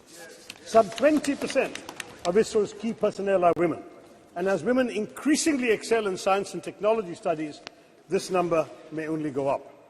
And unlike in our parliament or legislative assemblies, they won't even need reservations either, sir. I can tell you from my experience of addressing many convocations, no, I'm in favor. But I've been giving away prizes at many convocations of science and technology and engineering colleges. And even when the women students are a small minority, maybe 20–30% of the student body, they are 90% of the medal winners, prize winners, and honours winners. This is becoming increasingly a woman's field, and we'll all be the better for it, sir. Now, the only thing that disappoints me today is that some in the government seek to make this their moment to bask in glory and polarize the country by speaking as if all space endeavours only began in 2014. First in the ancient years of the Vedas, and then in 2014. I mean, that's what we're hearing today. Now, the truth is, sir, that our space successes are a consequence of continuity in our national governance, and what has been achieved today stands on the shoulders of many past achievements, as I have described to you with my stories earlier. Any mature democracy would recognize that grooming the brilliance of our scientists, developing infrastructure, R&D, and global synergies on technology cannot be achieved unilaterally by any one government. This is the achievement of successive years of making the right governance choices. For example, we've heard so much about Aditya L1 mission. It began in 2006, sir. It took 17 years to be conceived, planned, executed, and finally launched this year. Thus, the Chandrayaan triumph is truly pan-Indian. Across, I hope, the political divide, it does not belong to any one person or any one party. If we all came together yesterday to affirm the solidarity we all feel for women's reservation bill, let us also come together, sir, to recognize the collective contributions of all governments in bringing glory to India's space endeavours. But after all, who can deny India owes its remarkable progress in space exploration in large part to Pandit Nehru's dedication to developing a scientific temper amongst the Indian people, his understanding of technology's role in national development, and his faith in the country's scientists. Though India was indeed beset by poverty, illiteracy, food insecurity, and disease, Nehru knew that it must and could aim for the stars. We did not have much money, and we relied on ourselves. Nehru's doctrine of self-reliance, though he didn't use the word Atmanirbharta, the concept was there, within very tight budgetary constraints, had an enduring influence on India's space program, exemplified by ISRO's decision, even in this Chandrayaan 3, to take a slower, fuel-saving approach to the moon. Both Mangalyaan and Chandrayaan 3 were the least expensive ventures of their kind, costing about a tenth of equivalent NASA, the American space missions. They cost less even than Hollywood depictions of space. Mangalyaan costs less than the Hollywood film Gravity, and Chandrayaan costs less than Interstellar. The shoestring budget was only 615 crore. Not just, much cheaper than G20, what our government spent on it. But this is not just a small fraction of what the US spent, but not even a third of China's budget for its own moon mission. ISRO's last 40 years spending is equivalent to NASA's 6 months of expenditure. That is the history we have to understand, sir. But they should not be punished for it. I'm looking at my good friend Jitendra Singh there. The Department of Space's budget has shockingly been slashed by 8%, down to 12,553 crore from the 13,700 crore that we were all presented in the budget estimates, sir. The cuts are highest in space technology, including the Human Spaceflight Center, as well as developmental and operational projects involving satellite launch vehicles. And space science, including space missions, has been cut by 32%. Why? NASA, sir, has been allocated $25.4 billion in 2023, and ISRO has the equivalent of $1.5 billion. That is the situation, sir. Our government needs to be more generous. Now, I want to stress that ISRO's strengths extend well beyond frugality. For Chandrayaan-3, India has also demonstrated familiarity with the major types of interplanetary spacecraft: orbiters, landers, rovers. The Chandrayaan-3 rover is rudimentary, but it speaks to an important focus area for the Indian space program, the planning and implementation of high-tech scientific missions. The data from Chandrayaan-3's scientific instruments will be crucial, because the mission will be the first to physically, chemically and thermally characterize the soil, subsoil and air near the Moon's South Pole on location. No other country has done this. India has some measure of technological superiority now compared to most other spacefaring countries, and it should press the advantage by going to more places in the solar system. And of course, we must conduct stellar science. The better space-based scientific instruments currently operated by India are largely concerned with Earth observation and remote sensing. With a focus on indigenous development of technologies and techniques, we have become a premier manufacturer of both launch vehicles and satellites, and a sought-after provider of low-cost launch services to other countries. Our Polar satellite launch vehicle, with 24 successful flights, has a proven track record, and the world record that has been mentioned of the launch of 104 satellites in one go has already been applauded by the Honourable Speaker. So we have all of this to talk about. Chandrayaan-3's success strengthens the confidence with which India faces the world. The country has spent the year, as we all know, presiding over the G20, though, as has been pointed out by my colleagues, we spent much more on it than we did on ISRO or on the Chandrayaan mission. But it is an influential voice for the global south. This adds to our prestige and our clout. We are also playing leading roles in other international bodies. How these relationships and how our global role generally, more broadly, will evolve remains to be seen. We are having unfortunate controversies going on this week with Canada. But nonetheless, the country's achievements in space undoubtedly strengthen our diplomatic hand, not least because of the respect they inspire in other countries. Thank you. I'll just take 2-3 minutes, sir. Among the foreign countries that have used India's space program to launch their own satellites and benefit from space cooperation include France, a space partner since 1964, which has supported India's development of launch vehicle satellites, applications and spaceflight, has also launched several satellites using our PSLV and GSLV. Russia, another long-term collaborator on various aspects of space exploration, including some of these same things, and Russia supplied key components for the crew module of Gaganyaan, and the US, with which India has a strategic partnership in space, covering areas such as Earth observation, satellite navigation, space science, planetary exploration, launch services, and human spaceflight. So France, Russia, and the US are all involved with us. And ISRO tells us that India has pursued bilateral and multilateral relations with space agencies and space-related bodies, with the aim also of strengthening existing ties with these countries, taking up new scientific and technological challenges, refining our space policies, and defining international frameworks for exploitation and utilization of outer space for peaceful purposes. This is the diplomatic strength I'm talking about. So the US, Israel, Singapore, Canada, Germany, Indonesia, Japan, Luxembourg, the Netherlands, South Korea, the UK have all launched their satellites using our Indian PSLV and GSLV. And as a result, the government has earned $174 million from these launches alone. It's all the more a pity that our government has trimmed the budget for space education and research between last year and this one, even though on the whole our expenditure on space has gone up, and I know Jitendra will tell us that. educating the next generation of Indian space pioneers ought to receive more funding. I'll conclude, sir, by recalling the proud moment when India's lander touched down on the moon and Prime Minister Narendra Modi wisely resisted parochial triumphalism of the kind we've seen later, and he hailed the achievement as a victory for all of humanity. But he also correctly noted that the achievement mirrors the aspirations and capabilities of 1.4 billion Indians.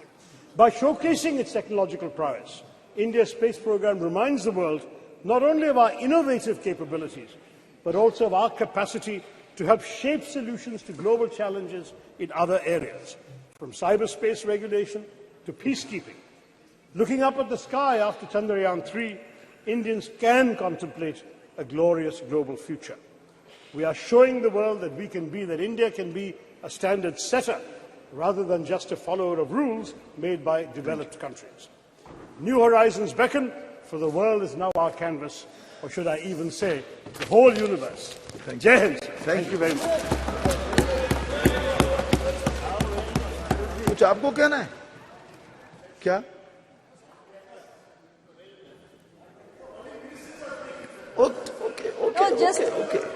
We are at home now. We are at home now. It's not my speech. Okay. So she's member also. No, I'm just wanting to intervene for a minute. It's just an intervention. Have patience. Have patience. Just something very important. Please. Sir, I want to make an observation, sir. Dr. Shashi Tharoorji, you're a very learned and senior member. It's very enriching to listen to his ideas every time he participates in the debate. So he said a lot of good things, sir. But I didn't want to disrupt him in the middle of his speech, but I hope I heard you correctly. You said something in between which I don't much agree to. So you mentioned, if I heard you correctly, I repeat, that there are lots of women, there are lots of girls who are entering the field of science and technology, and hopefully we would see many of them working under our space programs. So unlike our parliament, they wouldn't need reservation to be a part of the space program. I don't much agree to this, sir. It's not very appropriate. Okay. Please take it in a healthy light, sir. Just yesterday, listen to me, sir. Let me complete. Just yesterday, we passed a very historic bill providing reservation to women inside the parliament. So it doesn't sound very appropriate because, women don't just have these here because of their capabilities and we should never. नहीं ये इस ढंग से debate तो नहीं चल सकती. No. Please sit down. हाँ. जा बस quick. आप बैठ तो जाइए.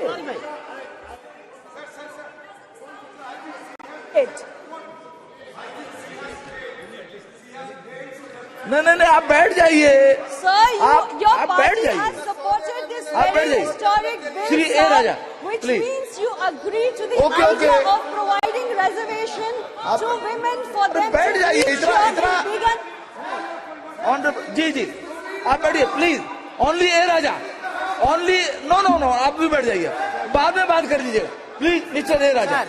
नो एक सेकेंड. आप मिस्टर थरूर बैठ जाइए. प्लीज बैठ जाइए. नो भाई अधीर जी आप बैठिए. आप बैठ जाइए. आप बैठिए तो सही. आप भी बैठ जाइए ma'am. Nothing is going on now. Okay now please. एक सेकंड क्या कहना चाहते हैं आप?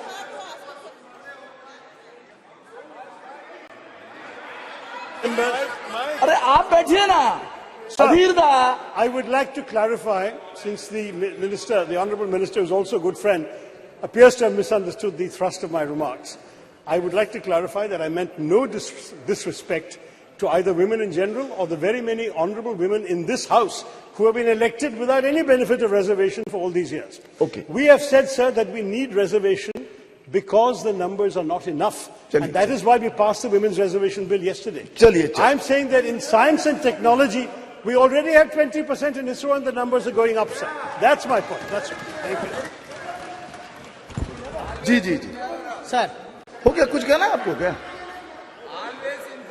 सर अध्यक्ष महोदय, मुझे लग रहा है we need not carry this further because I'm very sure and I trust my friend Shashi ji has never been anti-woman.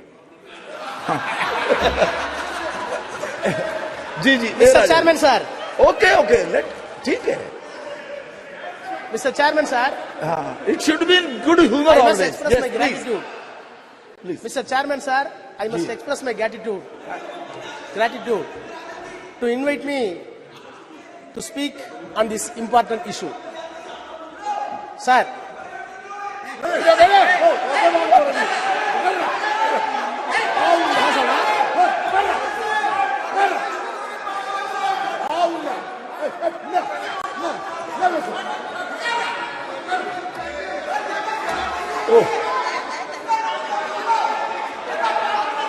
चंद्रमा पर इतना हल्ला गुल्ला नहीं होना चाहिए हाँ जी प्लीज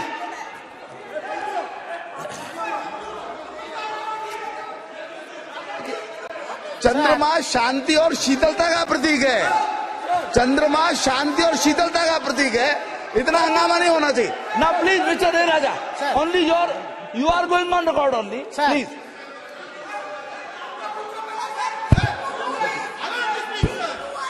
आप बोलिए ना Sir, how can you speak, sir? अरे नहीं यू कैन स्पीक आप बोलिए House must come for order. बैठिए आप बैठ जाइए please you are not helping the chair आप बैठ जाइए प्लीज बैठ जाइए हाँ प्लीज Sir. अरे भाई Sir. Sir. बैठ जाइए ना प्लीज मिस्टर ए राजा बैठिए आप ये अनावश्यक है नो नो नो प्लीज बैठ जाइए आप बोलिए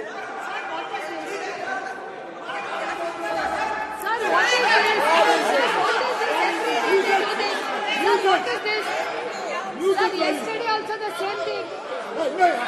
Rakesh Singh ji, Rakesh Singh ji,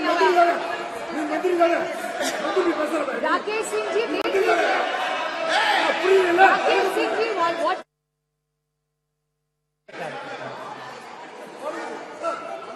Started speaking. Sir, the chair should give us protection. Sir, what is this? Sir, every time they do this, sir. Please A Raja बोलिए Sir. बोलिए I must express my gratitude for granting me this opportunity to say a few words on Chandrayaan. Sir, of course, I decided not to speak because of my health. More specifically, the throat is not cooperating with my voice. However, having heard the speech which was delivered by the Honorable Defence Minister Rajnath Singh ji, I am confined to stand before few minutes before this August House. Sir, the Prime Minister was yesterday very magnanimous that no one can claim exclusive credit for Chandrayaan. It is a common efforts, endeavors put by the team of our scientists with political and scientific will. Sir, in spite of that, we must be very magnanimous on behalf of DMK. The role of the Prime Minister or this government bringing this Chandrayaan 3 cannot be undermined. We want to wish and greet the government. Sir, I will come to later part. Once universe and galaxy was treated as a riddle for mankind. Till 1950s. In 1950s, various countries, including USA, used to send satellites to the moon and other planets. Thereafter Russia, thereafter China. No doubt, an exact position India has got today because of Chandrayaan that has been launched and smooth landed was effective. Sir, the parity which we claim today along with America and Russia and China will give a message that India is second to none to anybody in the space research hereafter. Sir, between 1957 to 58, when Soviet Union launched Sputnik 1, Sputnik 2, Sputnik 3, and the US launched Alpha, Pandit Jawaharlal Nehru shared with his view in the Parliament that this is a new age of Sputnik. Sir, I must share this House that Tamil is one of the classical language recognized by the world and this government. Sir, Tamil have deep-rooted scientific measures in the literature. Since the Honorable Defence Minister says the Sanskrit is having such a tremendous potentiality in science, I am not defaming any language. Admittedly, this country is having two culture based on the Tamil and Sanskrit. The C.P. Ramasamy is a known educationalist who served as a Vice Chancellor, later the Diwan of Thiruvangur.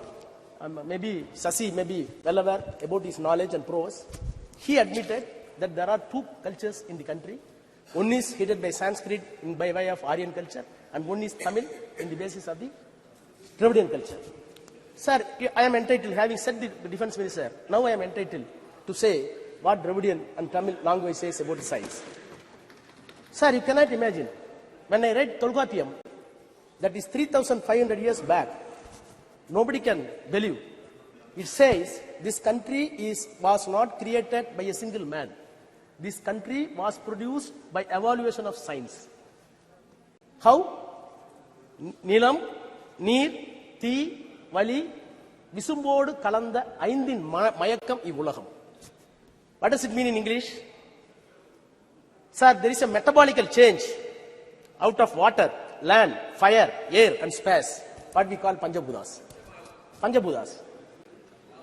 The entire world that has been made because of these Panchabhutas, you cannot create a new thing. New building has come. Does it mean to say Delhi weight has gone? No. For this bench, somewhere else a tree has been cut off. So this is the science which was later, after all 200 years back, it was scientifically put into a proper phrase that the weight of the universe is constant by Newton.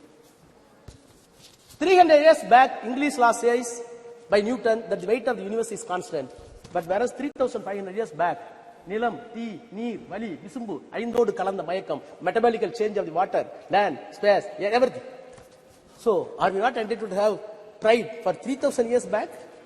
You should be. Yes. Sir, Tiruvalluvar. Everybody believed that the earth is static. Other planets are revolving around, including sun. It was believed, even in the Christianity, even in the Hinduism, even in the Islam. But 2,500 years back, he said, Sulandrum erpinnadu ulagam, ulandrum ulave thalai. He said, the earth is revolving. Earth is revolving 2,000 years back, Tiruvalluvar says. In spite of that, it is at the biggest of agriculture, at the biggest of flowing. This is a science. Sir, our Bharati, last century, early century, he said, Vana yalappo, kadal meena yalappo, sandira mandalatu yel kandu delivo. Vana yalappo, what does it mean? We will measure the space. Poet Bharati, who is a scholar in Sanskrit, he said in Tamil, Vana yalappo, we will measure the space. Kadal meena yalappo, we will measure the sea and fishes. Then ocean. Then the Chandra Mandalati yel kandu delivo. We will study and research the moon, which will be benefit to the mankind. These are all the Tamil literature. You cannot find Tamil literature as far as science. You cannot say one incident that the language Tamil is traveling as against the science. Sir, Bharati is being a Tamil and Sanskrit scholar. In spite of that, when the science comes, he did not shut down the mythological, he did not stick on the mythological value. Sir, today I am very proud as a student of Dravidian School of Thought, which was designed by Periyar EVR, and it was articulated by Dr. Annadurai, and it came to power after Kalaignar, respected our leader Dr. Kalaignar Karunanidhi. Along with them, today, the number one Chief Minister of Tamil Nadu, Honorable M.K. Muthuvel Karunanidhi Stalin, we welcome the measures that has been taken by the government to put the Chandrayaan in the correct orbit.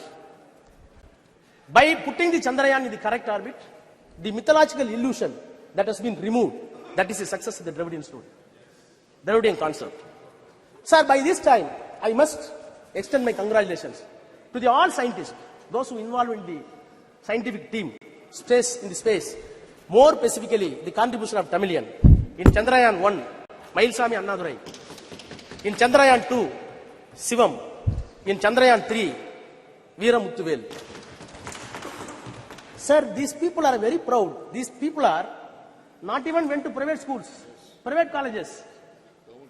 They belong to OBC. Very ordinary. They came from very ordinary gullible mass and studied in the government school. In spite of that, they contributed that India has reached the moon because of the, not the students from convent, not from the students of any other exalted institution abroad, by the government colleges and government schools. Sir, they did not know Hindi and Sanskrit. These scientists did not know Sanskrit and Hindi. They know only Tamil and English. In spite of that, they exalted such a position.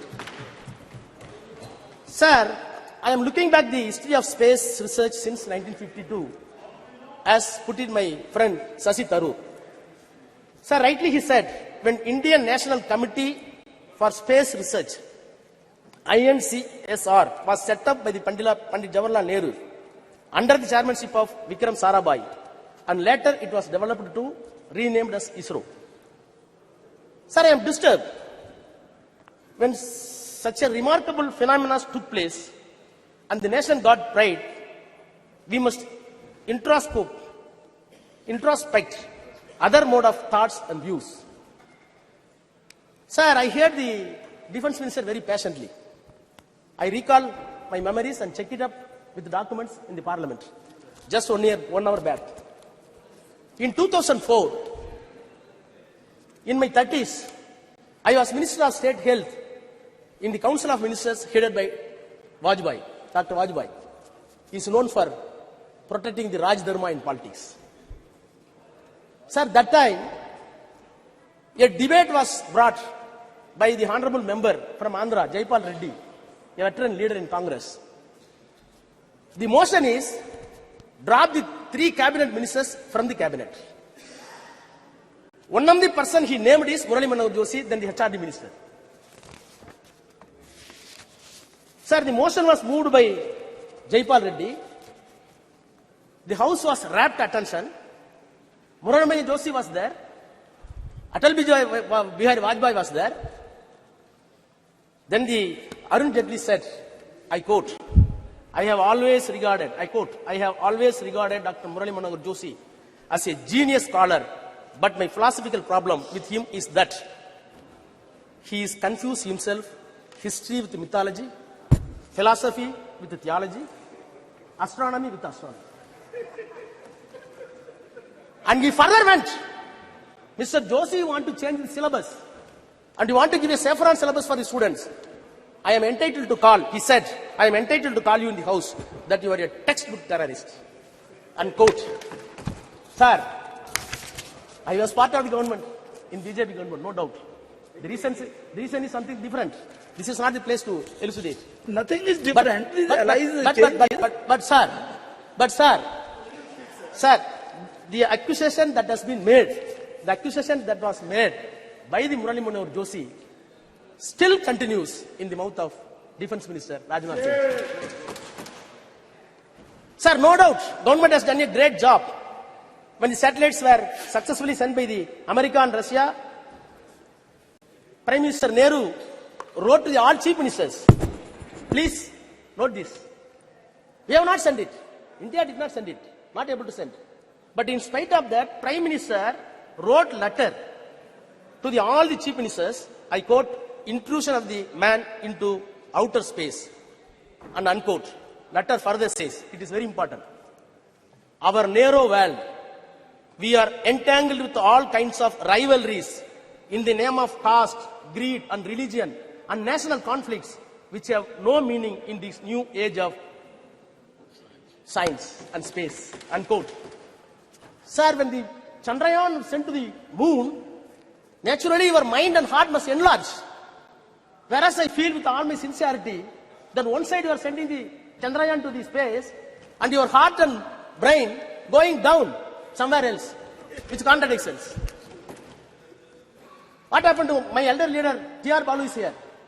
Sethu Samudram project, which is a dream for us. It was completely stopped because of mythology, not by science.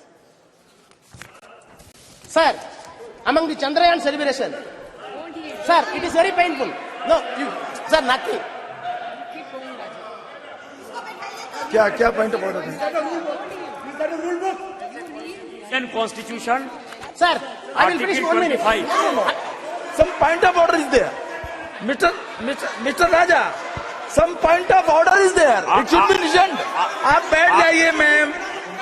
आप बैठिए. Article 25. जी जी. भारत का संविधान 25 sir, वो कहता है कि कोई भी आदमी किसी भी धर्म को मानने के लिए स्वतंत्र है और किसी आदमी को यह आजादी नहीं है कि वो उसके धर्म के आस्था के ऊपर जो अटैक करे. ये भारत का संविधान कहता है.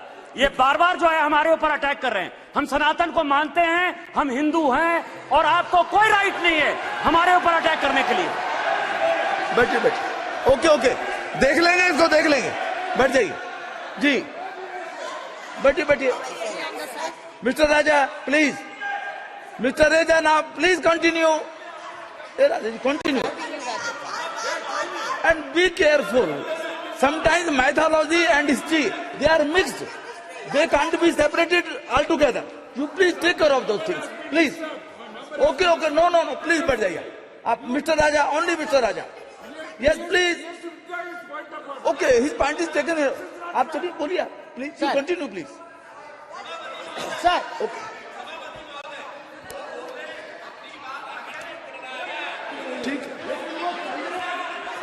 ठीक है बैठिए. बोलिए. Sir. जी. बोलिए. Sir. We should be careful. Sir. I am repeating the words. Sometimes mythology and history, they are mixed. Yes, sir. I am not doing it. Sir, I am not. In our nation, in our country, no. It is a tradition to tell the history through mythology. It is also a tradition there. Please now. Sir, without any reservation. You are very senior, sir. Sir, without any reservation, cutting across the political parties, we are ready to shower encomium upon this government, the Prime Minister, no doubt. But am I not entitled to say the other side also? Sir, Chandrayaan went successfully to the moon. We are celebrating, no doubt. We are entitled. The world should know that where India is going. As a superpower of 4th place. After USA, after Russia, after China, no doubt. I am also Indian. I am having my own pride towards the country, towards the Prime Minister, towards the ministers. But, sir, my heart is, sir, my heart is bleeding. Sir, my heart is bleeding. One side, Prime Minister was jubilant for Chandrayaan 3. Other side, Prime Minister was very proud to launch Vishwakarma scheme. For what purpose? At the age of 18, boys, you want to launch a scheme to enslave a barber as barber ever. To enslave a shoemaker as a shoemaker ever. To enslave a goldsmith as a goldsmith ever. No. To enslave a carpenter as a carpenter ever. No. Please. आप बैठिए ना. आप बैठिए. बालू साहब. Please come to the Chandrayaan only. Vishwakarma Yojana here is not to be discussed now. Please. You repel it. No. You repel it. There could be different interpretation also. Mr. Raja, there could be different interpretation also. Please don't go into those details. Please. This is a minute problem for our. Sir. No. Sir, when I am seeing. Sir, the advertisement came. The advertisement came in the newspaper. You see the photograph. The man is chewing the shoe. And another man is moving the gold. Is there scientific... No, Mr. Raja, please. Sir. No. It doesn't mean like that. No, please. Sir. It doesn't mean like that. To help some barber. To help some... No. Austin will... Okay. Sir. Ji. Sir. नहीं अब बैठिए. देखिए ये एक second. ये no. मैं मेरा एक आपसे निवेदन है. I will complete after that. You can. जी चलिए. Sir, the Nehru's political and scientific temper was assessed by one David Michael. He said, I quote, "The arrival of humanity on the moon was interpreted by Nehru as an opportunity to emancipate humanity in India from all cycles." Unquote. So, how we are viewing this Chandrayaan? It is not a mere scientific glory. Other side, it should give equal sociological effect to the common people to maintain equality and give all accessible science to everybody. Sir, finally, sir, I plead, government, don't give any unscientific color to Chandrayaan. Yes. America did not do that. USSR did not do that. China did not do that. Please put the name of, please, now I'm finishing. Sir, please put the name of Vikram Sarabhai, name for Chandrayaan 3. Thank you. Yes, very good, very good. Shri Saugat Rai ji. Sir, I rise to speak.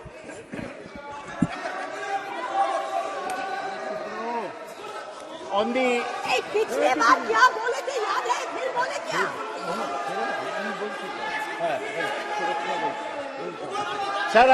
Sir, I rise to speak on the success of the Chandrayaan. I congratulate S. Somnath and all the scientists of ISRO. देखिए एक second जब आपका बोलने का सुनिए आपकी कोई चीज रिकॉर्ड में नहीं जा रही है. Please listen. आपकी कोई चीज रिकॉर्ड में नहीं जा रही है. आपको अवसर मिलेगा बोलने का. माननीय शांत बैठिए बिजोड़ी जी. नो, बैठ जाइए आप. आपको जब अवसर मिलेगा अपनी बात कहिएगा, अपना तर्क रखिएगा. अभी जो बात कही जा रही है उसको सुनिए आप please. Sir, please. I congratulate Somnath and all the scientists of ISRO. I may mention. अब बोलिए. I want to mention that there are many Bengali scientists from Bengal in the Chandrayaan project. Hey, तुम बैठो तो, फालतू आदमी बैठो तुम. तारा बोल नहीं, भाषण दो ना. नहीं, प्लीज. अगर सकते हो तो भाषण दो. They are scientists from Bengal, from Tamil Nadu, from Kerala, from other states, but they all are Indian scientists. Please. आप तो दादा, you know the delicacy of the things. Now please, आप बैठिए. He doesn't need your support. Please, Sagadda. Every scientist from any region, any part of India, he was Indian scientist. Ji, please. When we are seeing Chandrayaan soft landing on the moon, in front of the TV, we saw Chandrayaan, then suddenly the Prime Minister's photograph came. The whole country wanted to see the soft landing. They saw the Prime Minister photograph. Why should this happen? Chandrayaan is not the result of one particular individual's effort. It is the result of 50 years of scientific work done by hundreds of scientists throughout the country. Sir, I was very pleased to hear Rajnath Singh speak on scientific temperament. The man who spoke of scientific temperament in this country was Jawaharlal Nehru. Scientific temperament means you do not accept anything without experiment, without logic. Science is knowledge which is certain and systematic. I am like Rajnath Singh, former professor of physics. But in my physics, while speaking on Chandrayaan, I don't bring Ram Mandir like Rajnath Singh. There is no connection between the two. Sir,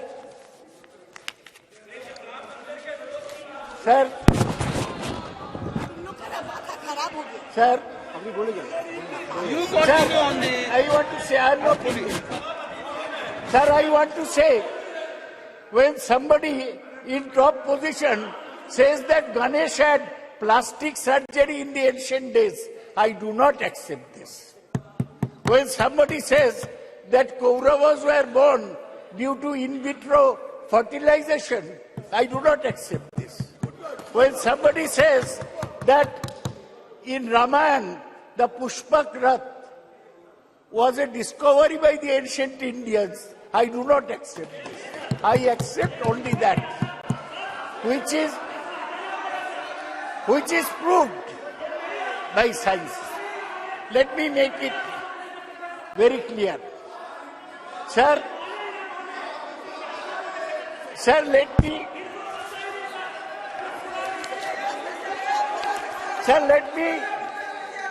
give a background.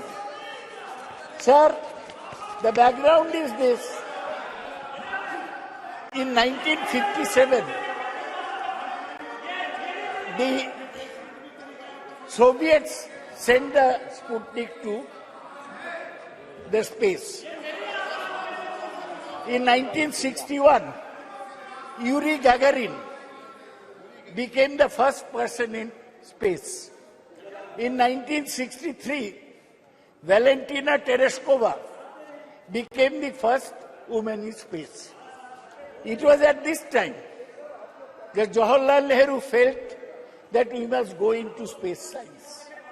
In 1962, he set up the INCOSPAR, Indian National Committee for Space Research, headed by Dr. Vikram Sarabhai, a cosmic ray physicist. Nehru died in 1964. In 1969, when Indira Gandhi was Prime Minister, the ISRO was set up. And in 1972, when Indira Gandhi was still Prime Minister, the Department of Space was set up. So whatever is happening today is continuation of what Dr. Vikram Sarabhai started in 1962. His legacy. He unfortunately died in 1971 in Thumba, the space which he liked so much.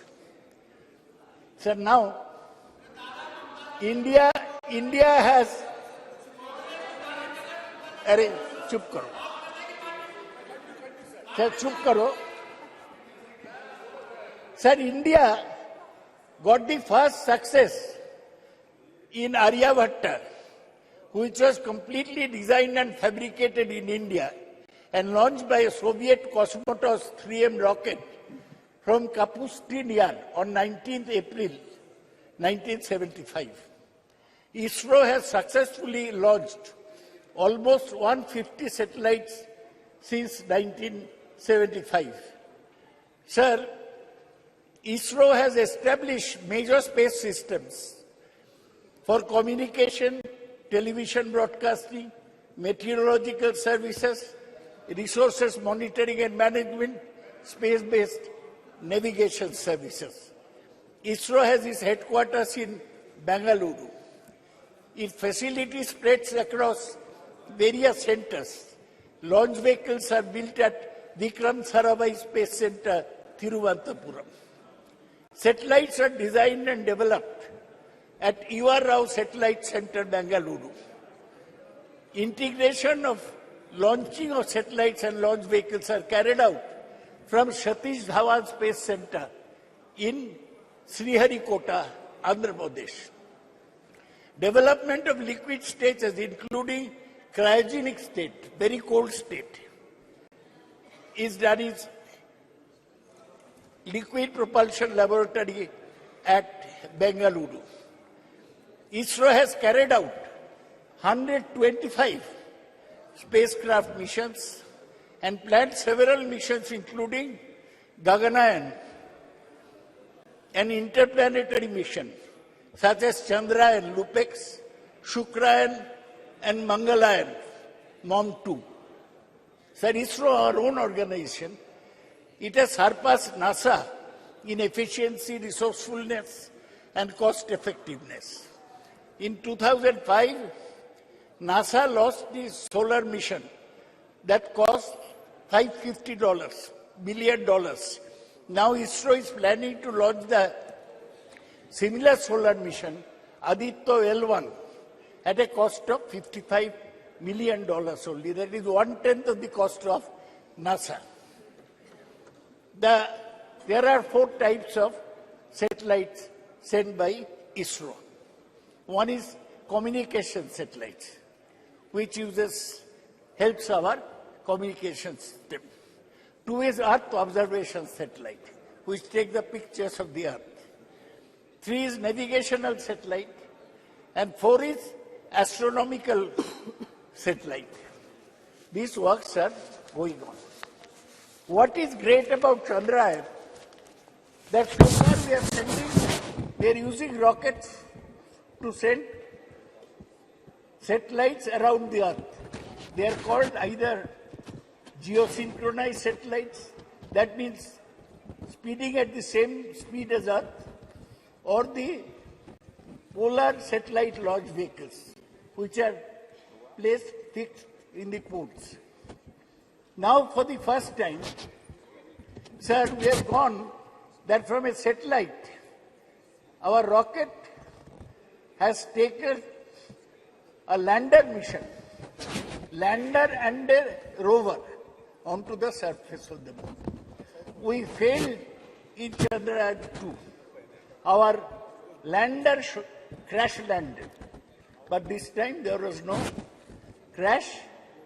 The lander landed very softly. For one day, it sent the messages from moon, but then it had to be jettisoned. We are very happy, all of us, that India has achieved this. But we must have things in perspective. We are talking of a moon, not a moon landing, sending a lander in moon. There is a propulsion module and there is a landing module. Propulsion module takes it from the Earth orbit into the moon. Then landing module goes to the moon surface. Sir, I must remind you, आपको याद दिलाने चाहता हूं कि 57 में मैं बोला Soviet Sputnik भेजा, हम अभी मून में एक तो सॉफ्ट लैंडर भेजा 1969 में. आज से 54 साल पहले Neil Armstrong stepped on the moon as a man. Stepped on the moon. He said, it's a small step for me, but a giant step for mankind. Giant leap for the mankind.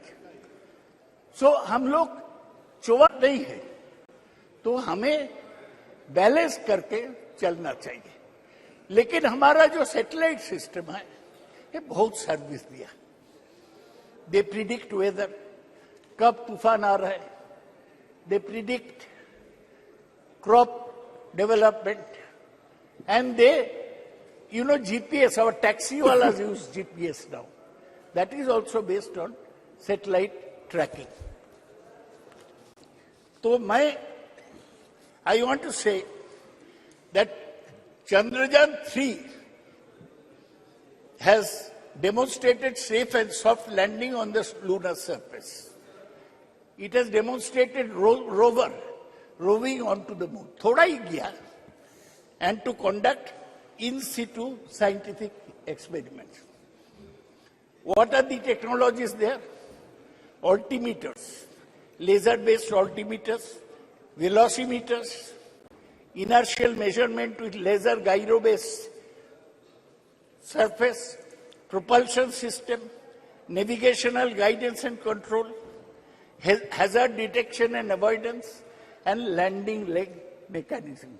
ये सब हम India में develop किया. यही हमारा गर्व की बात है. गर्व से बोलो, ये लैंडर पेलोड, इसमें चंद्रशेखर के नाम पे चंद्रा सरफेस थर्मोफिजिकल एक्सपेरिमेंट है. to measure the thermal conductivity and temperature, instrument for lunar seismic activity, Langmuir probe to estimate the plasma density and its variation. So, sir, I'm concluding. I'm not discussing anything controversial. तो मुझे बोलने दिया जाए।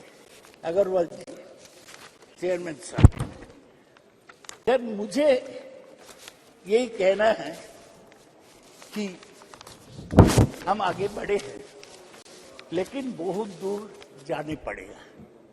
See, we have not mentioned, nobody has mentioned Kalpana Chawla. She went by the Columbia Space Shuttle. Her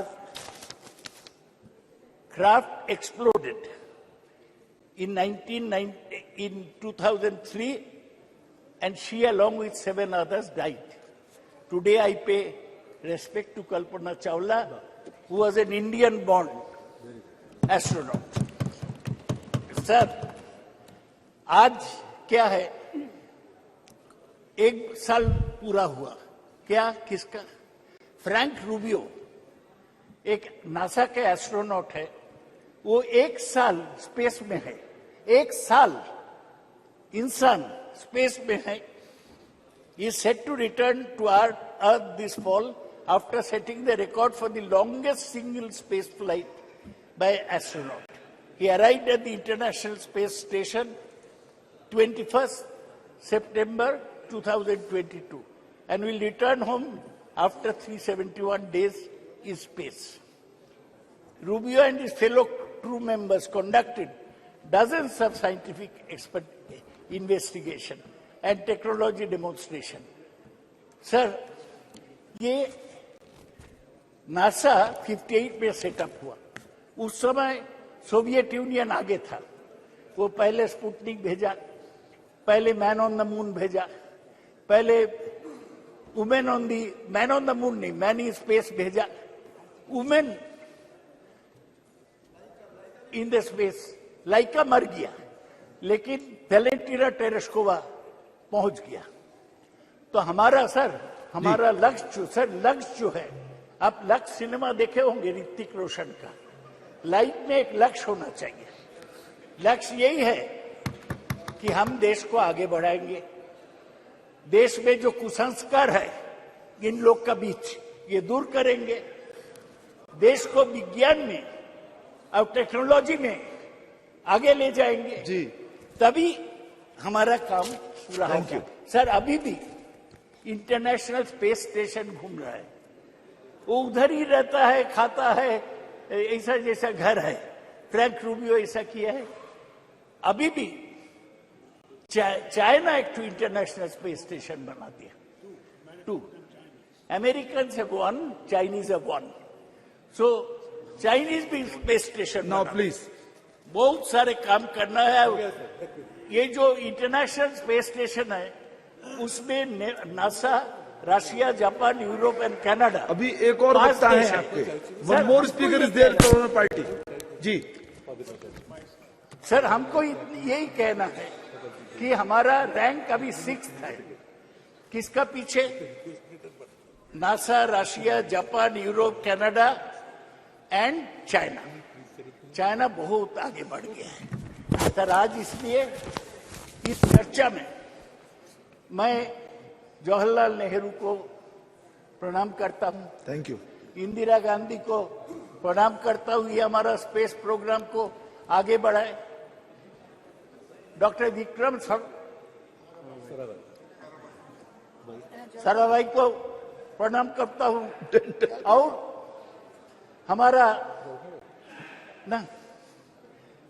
हमारा सतीश धवन और युवा राव, इन लोगों को प्रणाम करता हूं।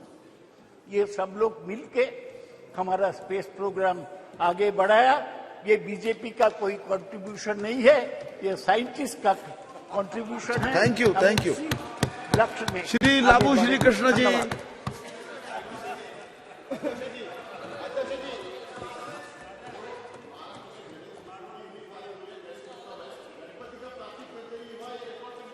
चलिए चलिए। आप बैठिए। आप जब आए तो बोलिएगा इस बात को, जब आपका बोलने का नंबर आएगा तब इस बात को बोलिएगा। जी please don't take this out of my time sir. देख लेंगे उसको, देख लेंगे उसको, ठीक है, देख लेंगे उसको। यदि आपत्तिजनक बात है उसको देख लिया जाएगा ना। प्लीज लवशिका सर, देख लेते हैं उसको, देख लेंगे ना। Please sir, don't take this out of my time, sir. It's good to see you in the new chair in the new parliament, sir. I thank my party floor leader, Mr. Reddy Garu, for allowing me to speak on the second day of the inauguration of this new parliament building, sir. From YSR Congress and also from all the members of Lok Sabha and Rajya Sabha, we thank the achievements of ISRO. We congratulate the achievements of ISRO. We are indebted to all the scientific achievements they have done in the last 70 or so years, sir. When I was asked to speak on this subject, the first quote that came to my mind was of Isaac Newton, sir, when he said, I was able to see further because I was standing on the shoulders of the giants, sir. We were able to achieve Chandrayaan mission because there were so many people that have contributed to it. Just now, Professor Dada has mentioned about Vikram Sarabhai, Satish Dhawan, U.R. Rao, Madhavan Nair, Kastur Rangan. Because of what they've achieved in the last 65 to 70 years, Shivan, all these people have achieved and contributed to the frontiers of the space exploration, sir. Because of them, we were able to achieve Chandrayaan mission to the moon, sir. And I also congratulate Somnath and his team, who was able to place a lander on the far side of the moon, sir. When I was watching it as a tech geek, like all of us, I was so happy for three different reasons, sir. The first one was, it was launched from Sriharikota, Andhra Pradesh. It's my Telugu land, sir. And it has been found to be lucky for all the launches, and they've all been successful, sir. And the second reason that I'm really happy was because of when I was going through the profiles of all the contributors for this success, all the scientists who were involved in this, majority of them came from state universities, sir, or engineering colleges run by state governments, sir. It was a great achievement. They didn't come from any IITs or NITs, sir. They just came from the state-run universities, sir. Third thing that we all should be happy is the participation of women in this endeavor, sir. They all dressed in kanchi saris, very beautifully, but they were having that vigor to make sure that our Chandrayaan mission was very successful, sir. But there are a lot of questions raised, not in the Western media, sir, why India is doing this activity when there's so much poverty in the country. For them, sir, there are three reasons. The first one being, we want to cross the frontiers of the science and space exploration, sir. It won't happen just like that, sir. Take, for example, as Dada was mentioning earlier, in 1965, we were human was able to land on the moon, sir. But from the last 50 or 55 years, the space exploration of most of the countries has actually gone back, sir. We think just because we have something like an iPhone in our hand, iPhone 1 to iPhone 15 actually accidentally happens. But it doesn't happen like that, sir. Unless some sort of impetus is given, some sort of iteration is given at some point of time, it doesn't happen just accidentally, sir. That's what has been happening in the space exploration. And as a country that is growing, as a country that is in the top 5 of the economies, this is the time to actually push those boundaries, sir. And second reason being, we have to dream big for the next generation. And we have to prove to the next generation that anything can be possible in India, sir. But I, being the member of Standing Committee on Education, I was able to go through the funding that was available to most of the colleges that people like Somnath has gone through, sir. Like TKM College, which was there in Premchandranji's constituency, sir. There's a funding called RUSA, which was given to the state university, sir. allocation was around 8,120 crores, sir. It was almost the same for the last 4 or 5 years. If you look at the spending, it's not even 60% of the spending is happening, sir. This spending is expected to take these state universities, state-run universities, from where the scientists who are working in ISRO are coming from, sir. But somehow this funding is not able to reach them. The reasons, whenever we ask them, the state is not contributing 30% or 40%. That is the reason that they always come up with, sir. But who is the person that are actually losing, sir? It's the scientific community of this country.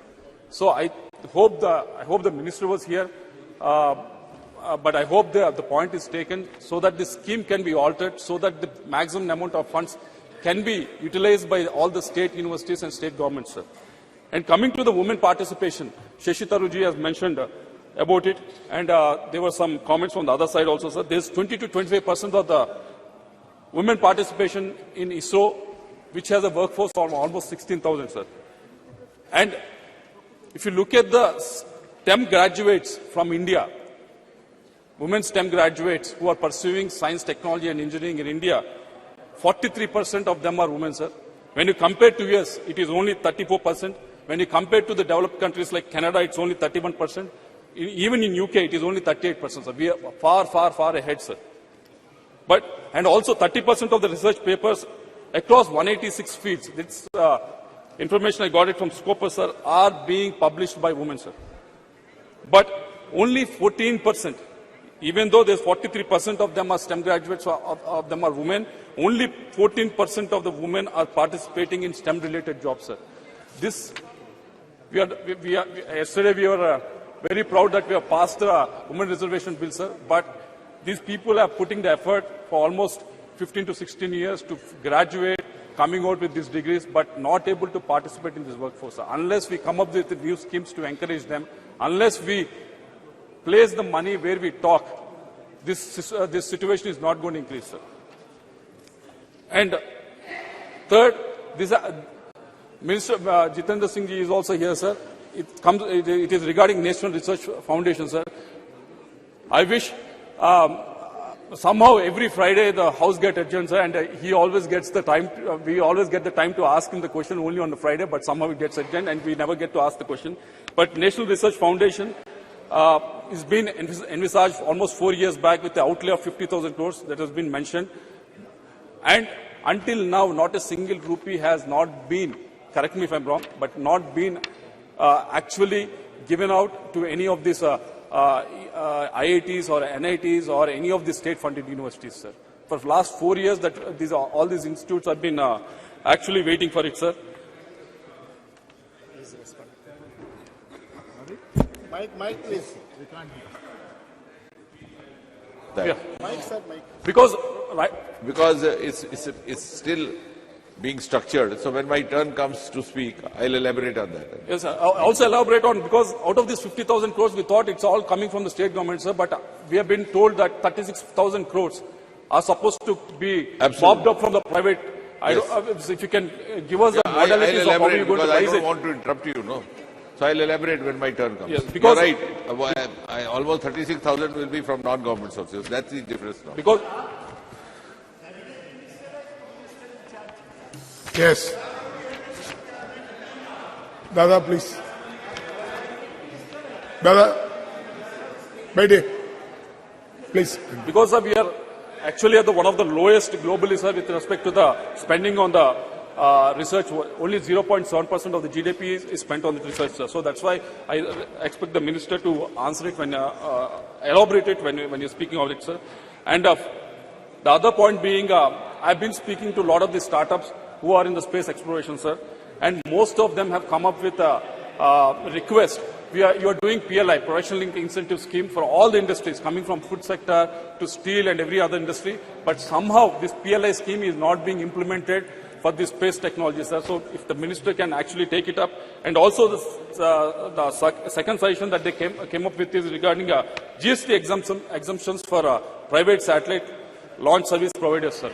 There's a company called Skyroot, which is based out of Hyderabad. They're trying to, most of the cost that happens is during the launch, sir. And this company, Skyroot, is trying to reduce the cost, like how SpaceX is doing. but indigenously they're trying to reduce it. So if some sort of encouragement can be given with regards to this, that will be a big favor to them, sir. Because let me put this on record, sir, because there's no disrespect to our scientific community or anything like that, sir, but if you look at GSLV Mark IV, correct me if I'm wrong, it can only put 4 tons into the geostationary orbit, sir, whereas Long March 5, which is the Chinese one, can put almost 14 tons satellite in the same orbit, sir. And also in the lower orbit, GSLV Mark IV can only place 7 tons of the satellites, sir, whereas Long March 5, which is of the Chinese one, can put almost 25 tons in the lower orbit, sir. Because there's a huge difference in our payload capacity and their payload capacity, sir. This can be closed down only if the participation of the private players in this whole thing, sir. So I wish the government, yes, our scientific community is doing exceedingly well with the frugal funding that is available for them, sir. But they will do much, much better if the funding can be increased, sir, and also if the private participation is increased, sir. I'll end up by saying what our Prime Minister has, I keep on quoting, abhi samay hai aur sahi samay hai.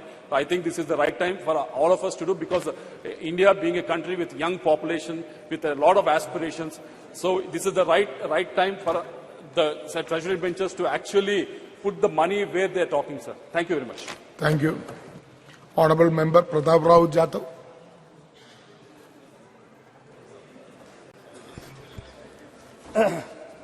धन्यवाद अध्यक्ष जी।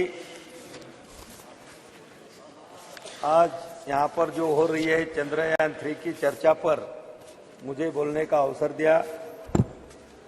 अध्यक्ष जी, भारतीय अंतरिक्ष अनुसंधान संगठन का गठन 15 अगस्त 1969 में ग्रहों की खोज और अंतरिक्ष विज्ञान अनुसंधान को आगे बढ़ाने के राष्ट्रीय विकास में अंतरिक्ष प्रौद्योगिकी विकसित करने में और उपयोग करने के दृष्टि से किया गया था। मेरे पहले बहुत सारे सदस्यों ने यहाँ पर बहुत सारे बातें यहाँ पर कही, मैं उसको दोहराऊंगा नहीं। लेकिन अध्यक्ष जी, आजादी के बाद से अब तक भारत ने अंतरिक्ष का सफर शानदार तरीके से तय किया है।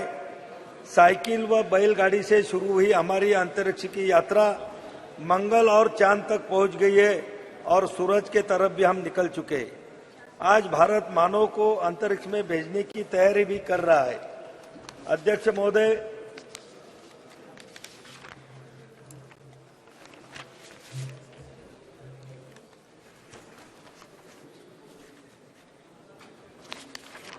अध्यक्ष जी, 19 अप्रैल 1975 को भारत ने अपना पहला उपग्रह आर्यभट्ट रूस के प्रक्षेपण केंद्र से सफलतापूर्वक प्रक्षेपित कर अंतरिक्ष के दुनिया में अपना भारत के सुनहरे भविष्य के लिए नींव तैयार की थी। आर्यभट्ट उपग्रह का निर्माण इसरो के लिए बड़ी चुनौती थी, क्योंकि उस समय न तो भारतीय वैज्ञानिकों के पास आधारभूत सुविधाएं थी और न ही पर्याप्त संसाधन थे। लेकिन भारतीय वैज्ञानिकों ने जज्बे के आगे समस्याएं छोटी हो गई और इसरो के तत्कालीन अध्यक्ष प्रोफेसर सतीश धवन के मार्गदर्शन के युवा टीम ने आर्यभट्ट का निर्माण किया था। अध्यक्ष जी, हमारे वैज्ञानिकों ने 22 अक्टूबर 2008 को 1380 किलोग्राम का चंद्रयान 1 भेजा, जो 14 नवंबर 2008 को चंद्रमा की सतह पर पहुंचा। चांद पर तिरंगा लहराते ही भारत चंद्रमा पर अपना झंडा लगाने वाला चौथा देश बन गया। अध्यक्ष जी,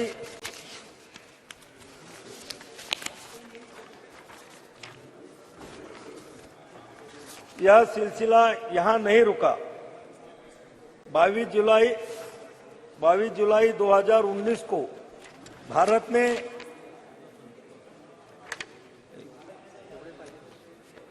अध्यक्ष जी, माननीय प्रधानमंत्री श्री मोदी जी की नेतृत्व में नेविगेशन के कार्यक्रम में भी बहुत तेजी आई।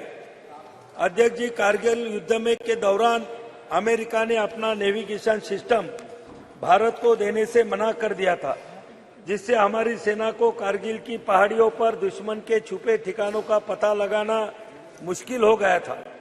लेकिन हमारे सैनिकों के अदम्य साहस का परिचय दिया और कारगिल युद्ध में विजय प्राप्त की। तत्कालीन प्रधानमंत्री श्रद्धेय अटल बिहारी वाजपेयी जी ने ठान लिया था कि भारत अपना नेविगेशन सिस्टम तैयार करेगा।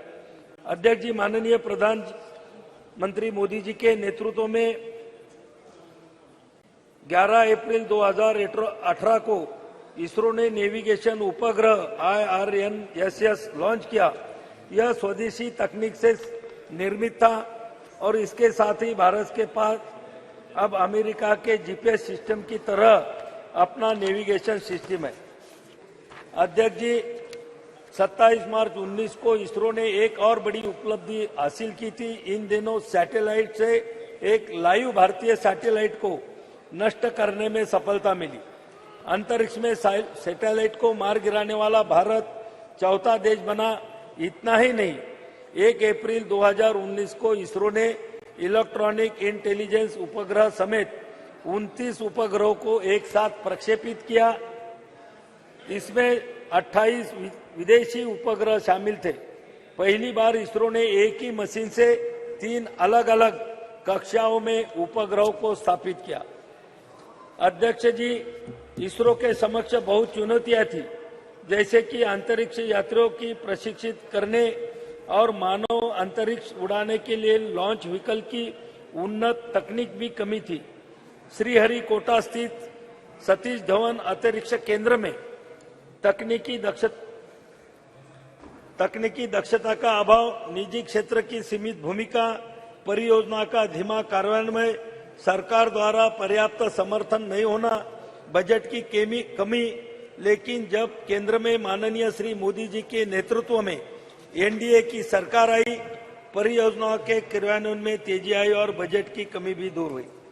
अध्यक्ष जी, चंद्रयान 2 से मिली सीख और राष्ट्रीय स्तर के विशेषज्ञों द्वारा दिए गए सुझावों के आधार पर चंद्रयान 3 पर भी काम किया और सफल प्रक्षेपण किया। अंतरिक्ष विज्ञान के क्षेत्र में मिली लंबी छलांग लगाई। इसरो ने वैज्ञानिकों की इस बड़ी कामयाबी से देश भर में खुशी की लहर आई और दुनिया ने भारत की बड़ी उपलब्धि को खुले दिल से सैल्यूट किया।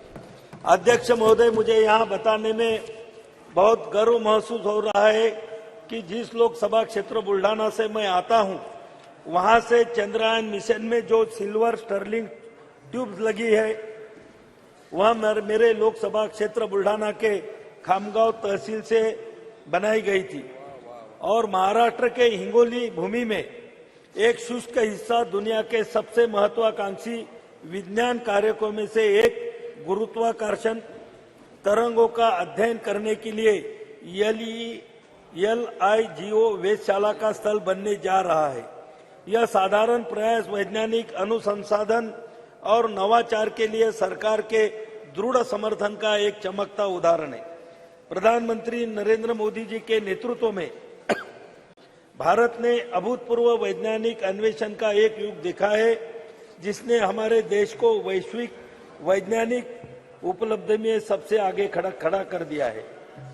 अध्यक्ष महोदय, हिंगोली के परिदृश्य को शुभशोभित करने के लिए तैयार LIGO इंडिया प्रोजेक्ट अंतर्राष्ट्रीय वैज्ञानिक सहयोग के शिखर का प्रतिनिधित्व करता है।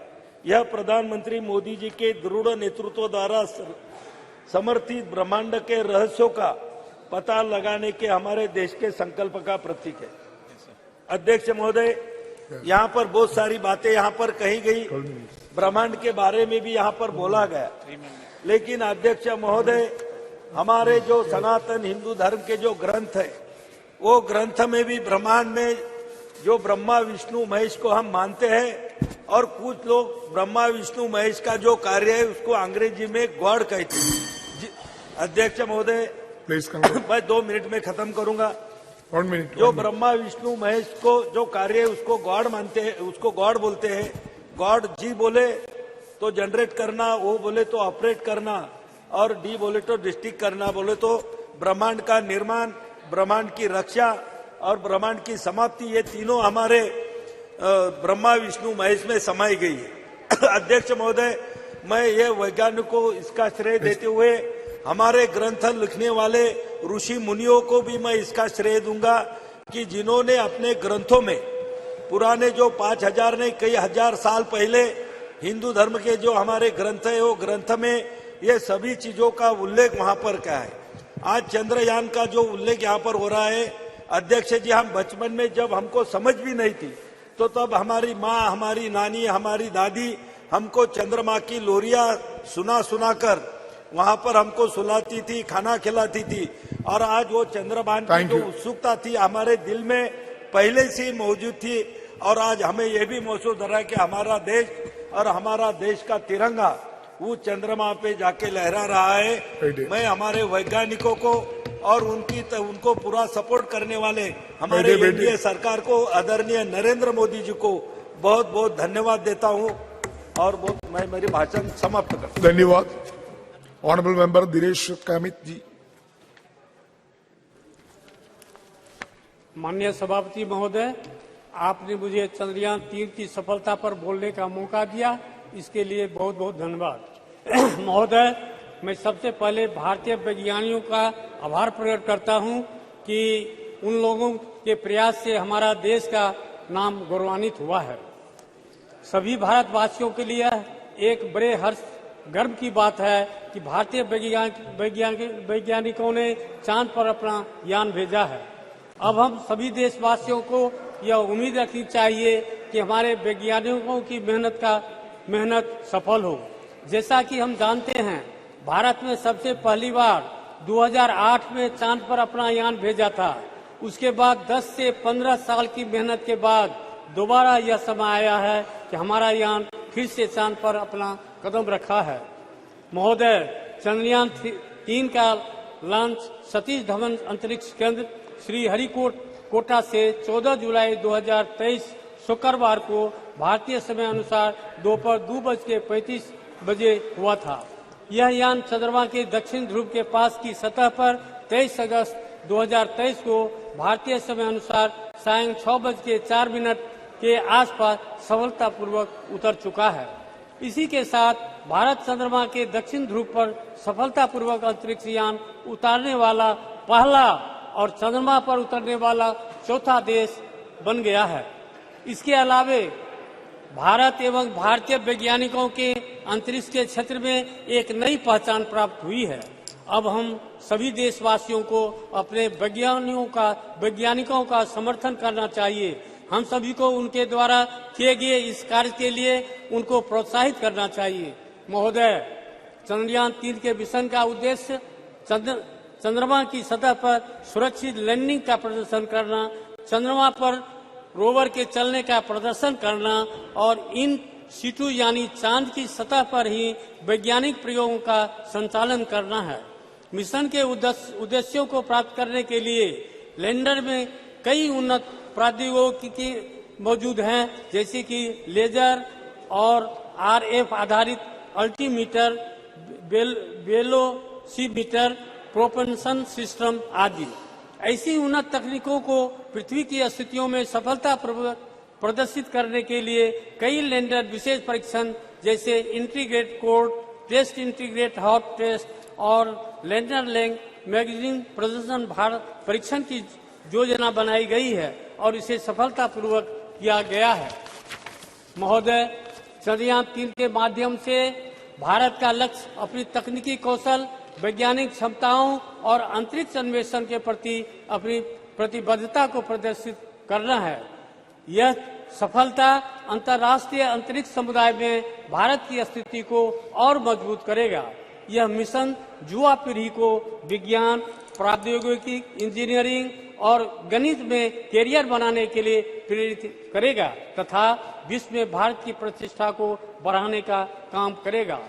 महोदय, इस अवसर पर मैं कहना चाहता हूं कि भारत ने सबसे पहली बार 2008 में चांद पर अपना चंद्रयान भेजा था और 2008 में ही हमारे संसदीय क्षेत्र सुपौल तथा कोसी में भयानक विनाशकारी बाढ़ आई हुई थी, जिसकी वजह बहुत ही बड़े स्तर पर जान एवं माल की क्षति हुई थी। साथ ही कई रेल मार्ग ध्वस्त हो गए थे, जिन पर आज कुछ खंड भी परिचालन का शुभारंभ नहीं हो पाया है। महोदय, सदन के माध्यम से मैं माननीय प्रधानमंत्री, माननीय रेल मंत्री जी से आग्रह करता हूं कि पूर्वी मध्य रेलवे के समस्तीपुर मंडल अंतर्गत ललित ग्राम से फारबिसगंज तक सीआरएस का इंस्पेक्शन 11 जनवरी को हो चुका है, किंतु अभी तक उस खंड पर रेल परिचालन का शुभारंभ नहीं हो रहा है। बस मालिकों द्वारा जनता का शोषण हो रहा है, जबकि कई बार माननीय रेल मंत्री से संपर्क करके उनका ध्यान आकर्षित किया, उस पर अतिशीघ्र रेल परिचालन का शुभारंभ किया जाए। जोगबनी दानापुर तथा जोगबनी सहरसा एक्सप्रेस ट्रेन का शुभारंभ किया जाए, जिसे रेलवे बोर्ड के द्वारा जोगबनी से चलने वाली ट्रेन जिनका नया समय सारणी निर्गत हो चुका है, उसे भी हरी झंडी दिखाकर परिचालन शुभारंभ किया जाए। साथ ही राजधानी एक्सप्रेस गाड़ी 12,527 और 12,528 सरायगढ़ या सुपौल तक विस्तार किया जाए, जिससे सुपौल जिला सहित कोसी तथा सीमावर्ती क्षेत्र के सभी जनता को इसका लाभ मिले। महोदय, इसी के साथ पुनः मैं अपने पूरे संसदीय क्षेत्र की जनता की तरफ से हार्दिक धन्यवाद एवं बधाई देता हूं और ईश्वर से यह प्रार्थना करता हूं कि आप सभी वैज्ञानिकों को उनके कार्य क्षेत्र में सूर्य की तरह तेज प्रकाश बना रहे और इसी तरह देश को सर्वोच्च सम्मान मिलता रहे। इन्हीं शब्दों के साथ बहुत बहुत धन्यवाद। थैंक यू, धन्यवाद। Honourable member Shri Achyutananda Samanta ji. I would like to thank Honorable Chair to grant me this wonderful opportunity to participate in the discussions regarding success of Chandrayaan-3 mission and other achievements of our nation in the space sector. It's my first address in this new house that has brought with the historic passage of Nari Shakti Bandhan Adhiniyam, and today we are to discuss the other momentous milestone of soft landing of Chandrayaan-3 near the south pole of the moon, making Bharat the fourth country to achieve a soft landing on the moon after the US, Soviet Union and also China. 23rd August, all of us were glued to the screen and were keeping updates of what was happening second by second. Whole of India watched it through group live streams with finger crossed, becoming a part of this majestic lunar mission by heart. And when it landed, there was celebration and joy all over. It was the victory of each of 140 crore Indians. Really, it was the day when we saw the best of the poetic and literary references of Chand in relation with the space achievement. Chand pe ghar, Chanda Mama ke paas, Chand dilaunga, etc., etc., and so on. In this regard, Russia's president acknowledged the impressive progress made by India in science and technology. South Africa president celebrated the moment as a significant achievement for the BRICS coalition, while Nepal's Prime Minister termed it historic. The European Space Agency was thoroughly impressed, and the United States praised the success for its inspirational and historic significance.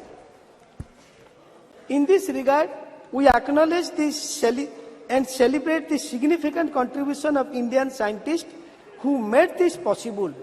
It is their efforts and perseverance that paid off. They are shining examples of knowledge, dedication, and expertise. The exceptional analytical abilities of our scientists, their steadfast commitment to exploration, and relentless drive to overcome challenges consistently places India at the forefront of global scientific achievements. Their quest for excellence and curiosity not only solidify our global reputation, but also inspire others to dream big and contribute to the world's knowledge. The involvement of large number of women scientists have contributed to the success of Chandrayaan-3 and India's space program in general, motivates aspiring women scientists like no one else. In this regard, I am happy that several scientists from our state, Odisha, played very significant roles in ISRO Chandrayaan-3 lunar exploration mission. Devashish Mahapatra, Sarath Kumar Das, Atal Krishna Khotua, and Naga Raju, and so many ODIs have contributed in this mission. I have to congratulate Honorable Prime Minister Shri Narendra Modi ji, his visionary and exemplary leadership to inspire India's space program for human welfare and scientific progress. He has always encouraged science and innovation. Under his leadership, a series of reforms have been ushered which have made research and innovation easier. The celebration of 23rd August as the National Space Day is an example of his love, respect and belief in Indian space program Chandrayaan-3 Triumph serves as a remarkable affirmation of Prime Minister Narendra Modi's resounding message, Jai Vigyan, Jai Anusandhan. I have to express my thanks for his leadership of including common man, everyone in the process, whether it is sports or space launch or G20. Thanks for Jan Bhagidari. Similarly, it has huge impact. It has opened up web of opportunity for several sectors that could boost India's economic growth. It has opened up a new horizon of opportunity for several startups and companies involved in sectors such as space technology, aerospace, defense and R&D. It will also boost private investment in allied sectors. Coupled with higher budgetary allocation, it will ultimately contribute to economic growth. It also paves the way for an increased scientific temper amongst the youth of India, an accelerated pathway for self-reliance in emerging sectors and technology, and instilling the confidence to be amongst the top 3 economy of the world, solidifying the Made in India image. Lastly, the future of the Indian space sector is vibrant with several major initiatives and projects in progress, continuing government funding and private sector collaboration. India is poised to make an indelible imprint in the field of space exploration and technology. India is and will continue to be in the forefront of the space technology race. Thank you, sir. Thank you. Honorable Member Shri Ram Shiromani Verma ji.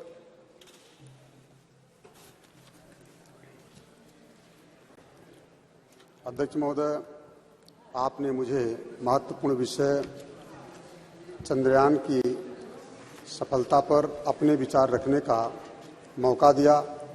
हम आपका हृदय से धन्यवाद देते हैं। मुझे गर्व है कि इस नए सदन में अपनी पार्टी की तरफ से बोलने का पहली बार मौका मिला है। इसके लिए हम अपनी पार्टी की राष्ट्रीय अध्यक्ष बहन कुमारी मायावती जी का दिल से आभार व्यक्त करते हैं। महोदय, चंद्रयान-3 की सफल प्रक्षेपण में अपना पूरा देश गर्वान्वित महसूस कर रहा है। अब हम वैश्विक मानचित्र पर अपना स्थान रॉकेट प्रक्षेपण के संदर्भ में अंकित हो चुके हैं। इस सफल प्रक्षेपण हेतु मैं इसरो के वैज्ञानिकों, इंजीनियरों सहित उक्त चंद्रयान के लिए काम करने वाले समस्त कर्मचारियों को भी, जो दिन रात मेहनत करके चंद्रयान-3 को सफल बनाया है और आज विश्व में भारत पहले स्थान पर अंतरिक्ष प्रक्षेपण के मामले में पहुंच चुका है। मैं और मेरी बहुजन समाज पार्टी और देश के सभी सम्मानित नागरिकों की तरफ से इसरो के सभी वैज्ञानिकों को दिल से धन्यवाद देते हैं और विश्वास करते हैं कि समय समय पर देश की जनता की मांग को देखते हुए नित्य प्रतिदिन हमारे वैज्ञानिक अपनी लगन, परिश्रम और मेहनत से सफल अंतरिक्ष प्रक्षेपण करते रहेंगे। इसी के साथ अपने लोकसभा क्षेत्र श्रावस्ती कि सम्मानित जनता जनार्दन की तरफ से भी समस्त वैज्ञानिकों को बधाई देता हूं। बहुत बहुत धन्यवाद।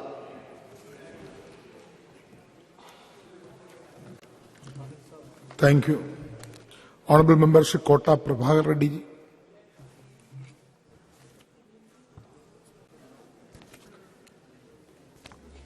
नया सदन में पहली बार बात करने का मौका मिला, बहुत बहुत धन्यवाद speaker ji. I extend my heartfelt congratulations to all of us on the notable achievement of the Chandrayaan-3. Today, as I stand here, I want to reflect on the ISRO's history, which started from teeny outwise in the great scientist Sarabhaji ji and becoming the powerful counterpart of the elite international space agencies of the world. As we know, Pandit Jawaharlal Nehru and scientist Sarabhai are considered among the founding further Indian space program ISRO, which today I know for its unique and cost-effective technologies. In this regards, we express our heartfelt gratitude to all the Honorable Prime Minister, starting with the Nehru ji to our current Prime Minister and the Narendra Modi ji for the further invaluable contribution of the transforming ISRO's trajectory into the historic one, and I pay my respects to all of the scientists from the Aryabhatta to Somanath ji for the having contributed so much to the nation of the mission to the space. ISRO, through its hard work and the achievements, becomes a great role model, not just for the other countries, but also amongst the private companies invested in the space exploration, which ISRO was set up in the 1960s. Moon and Mars missions were not too in the agenda. Even in the for future, the aim was the initiate the space exploration, the expeditions to learn more about the world's space for the benefit of our people. With such clear objective, even in time when in the country was still struggling with issues of poverty and the limited resources, ISRO leaders developed in the style and the products exam maximum benefits within the minimum of efforts. We are very grateful to contributions of our brilliant scientists and leaders of ISRO. Since its inspection, the journey of ISRO from the 1960s to the today has simply been remarkable. Sir, Chandrayaan successful landing in our south pole of the moon was a joyous and the historic moment of the country. The country joined in the elite club of the countries to soft land and on the moon. The successful landing on the south pole of the moon, which no country has ever achieved so far, also shown the technologies programs that India has made so far and the scientific capabilities and the commitment to work to our Indian scientists and the engineers.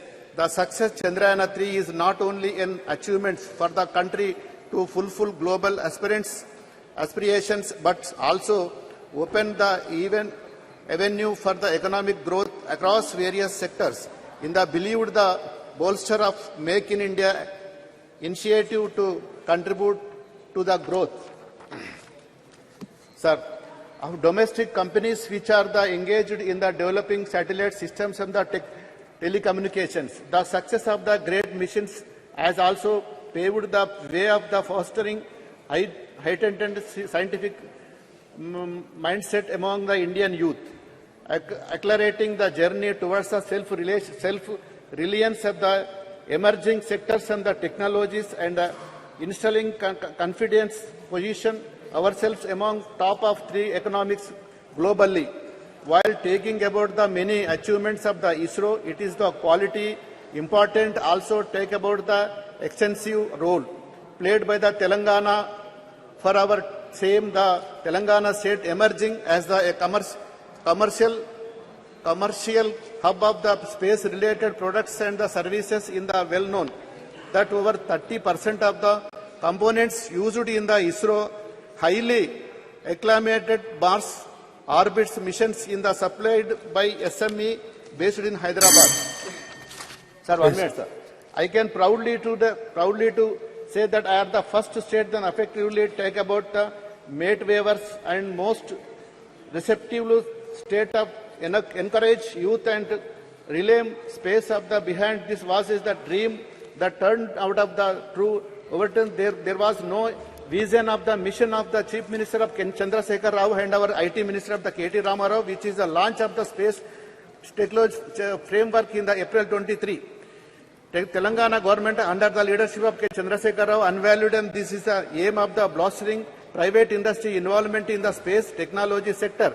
This framework has been the magic position establishment, the state of the globally recognized the one-stop designations in the technology.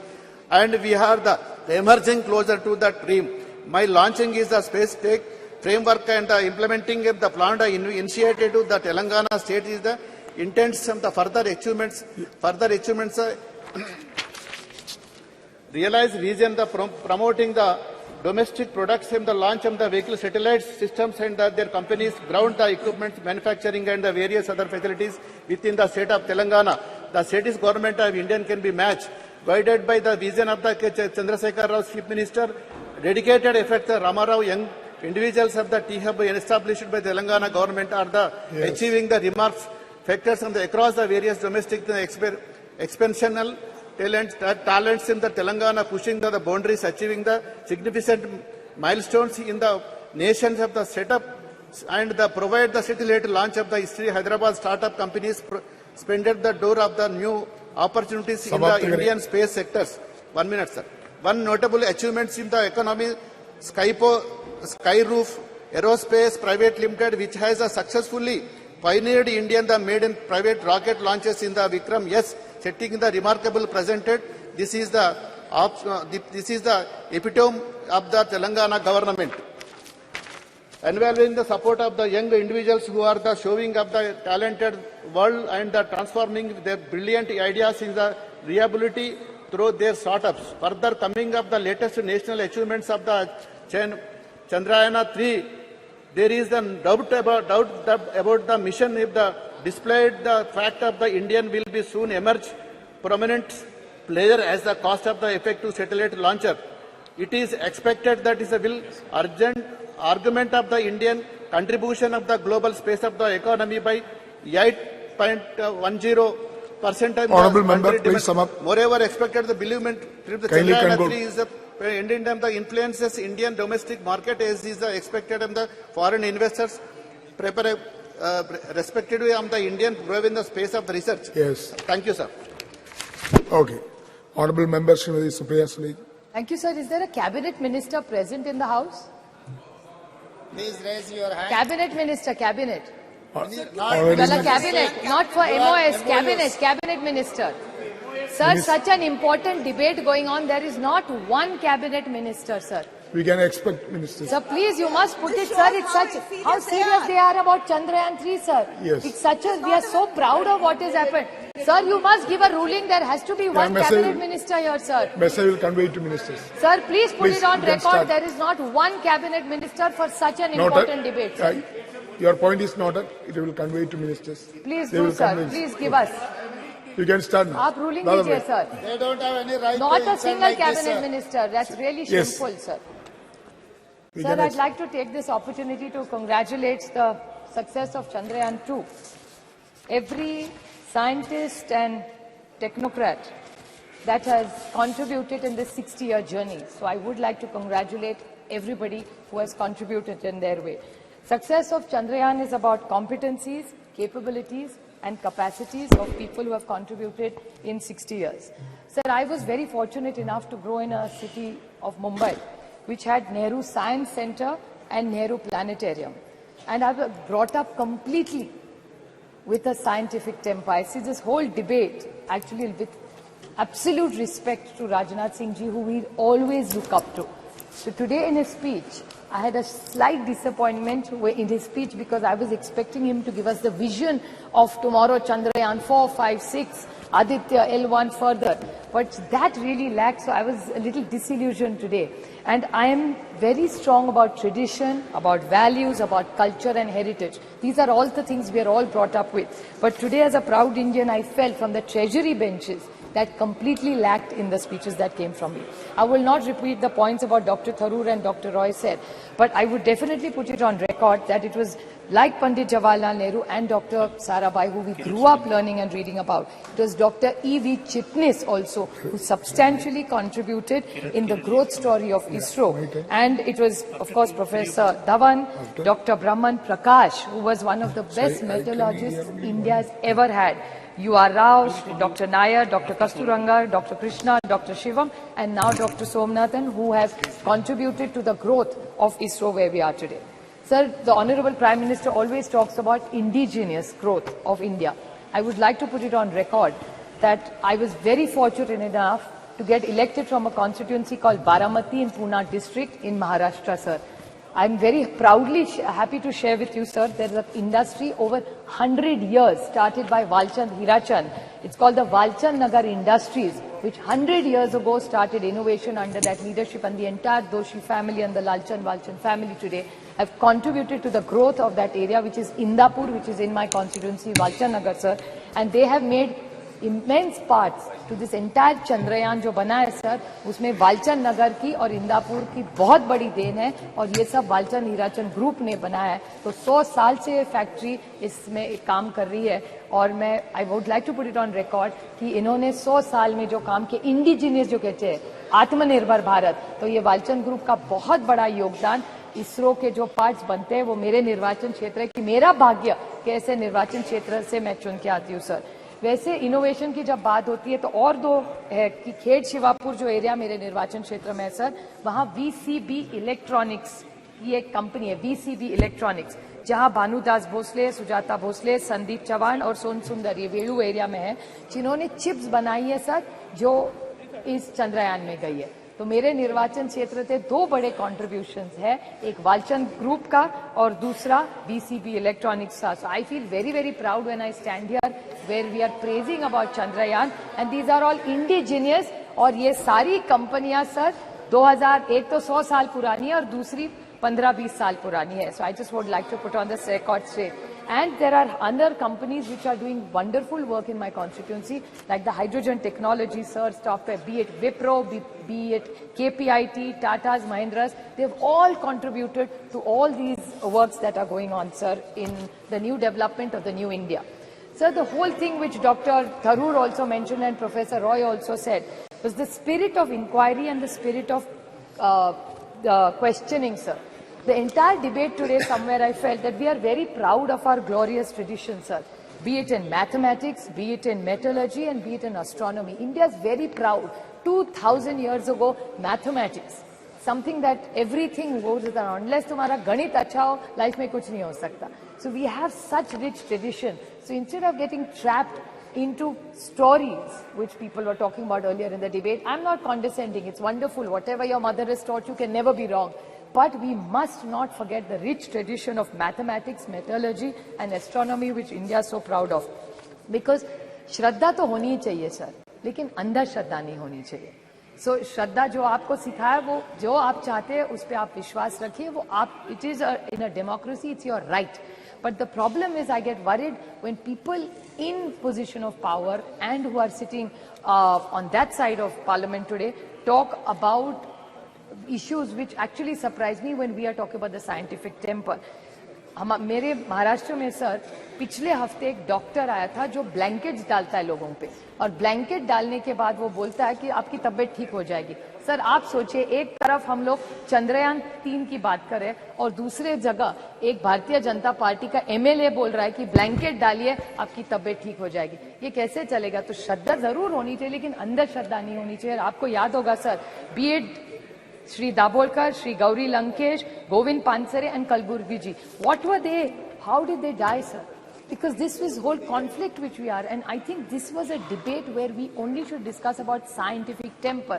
तो श्रद्धा होनी चाहिए लेकिन अंधश्रद्धा के खिलाफ महाराष्ट्र में भी बहुत बड़ा दाभोलकर जी ने बहुत मूवमेंट चलाया था. हमारे यहाँ बिल भी है कि अंधश्रद्धा के खिलाफ सब ने एक्शन लेना चाहिए। और जहां पार्लियामेंट में अंधश्रद्धा के बारे में कहा जाता है, so somebody like me who believes in questioning and wants the next generation, तो इन चंद्रयान बैठ के हमारे बच्चों को हम अंधश्रद्धा सिखाएंगे तो देश आगे कैसे जाएगा sir? So we have to have a scientific temper, and I would like to quote Dr. APJ Abdul Kalam ji when he said, "Dreams are not those which come while you are sleeping." Sir, dreams are not those which you come into reality while you're sleeping, but dreams are those when you don't sleep before fulfilling them. So I pay a rich tribute to every scientist and technocrat in this country who have contributed in the last 6 decades to make Chandrayaan-3 a reality. Thank you very much. Thank you very much. Shri Prince Raj ji. धन्यवाद अध्यक्ष महोदय जी। आज आपने मुझे चंद्रयान-3 की सफलता और space sector में भारत की उपलब्धियों पे बोलने का मौका दिया। मैं अपने और अपनी पार्टी की तरफ से आपका धन्यवाद व्यक्त करता हूं। सर, आज इस नए सदन में प्रथम भाषण देते हुए काफी खुशी और काफी गर्व महसूस हो रहा है।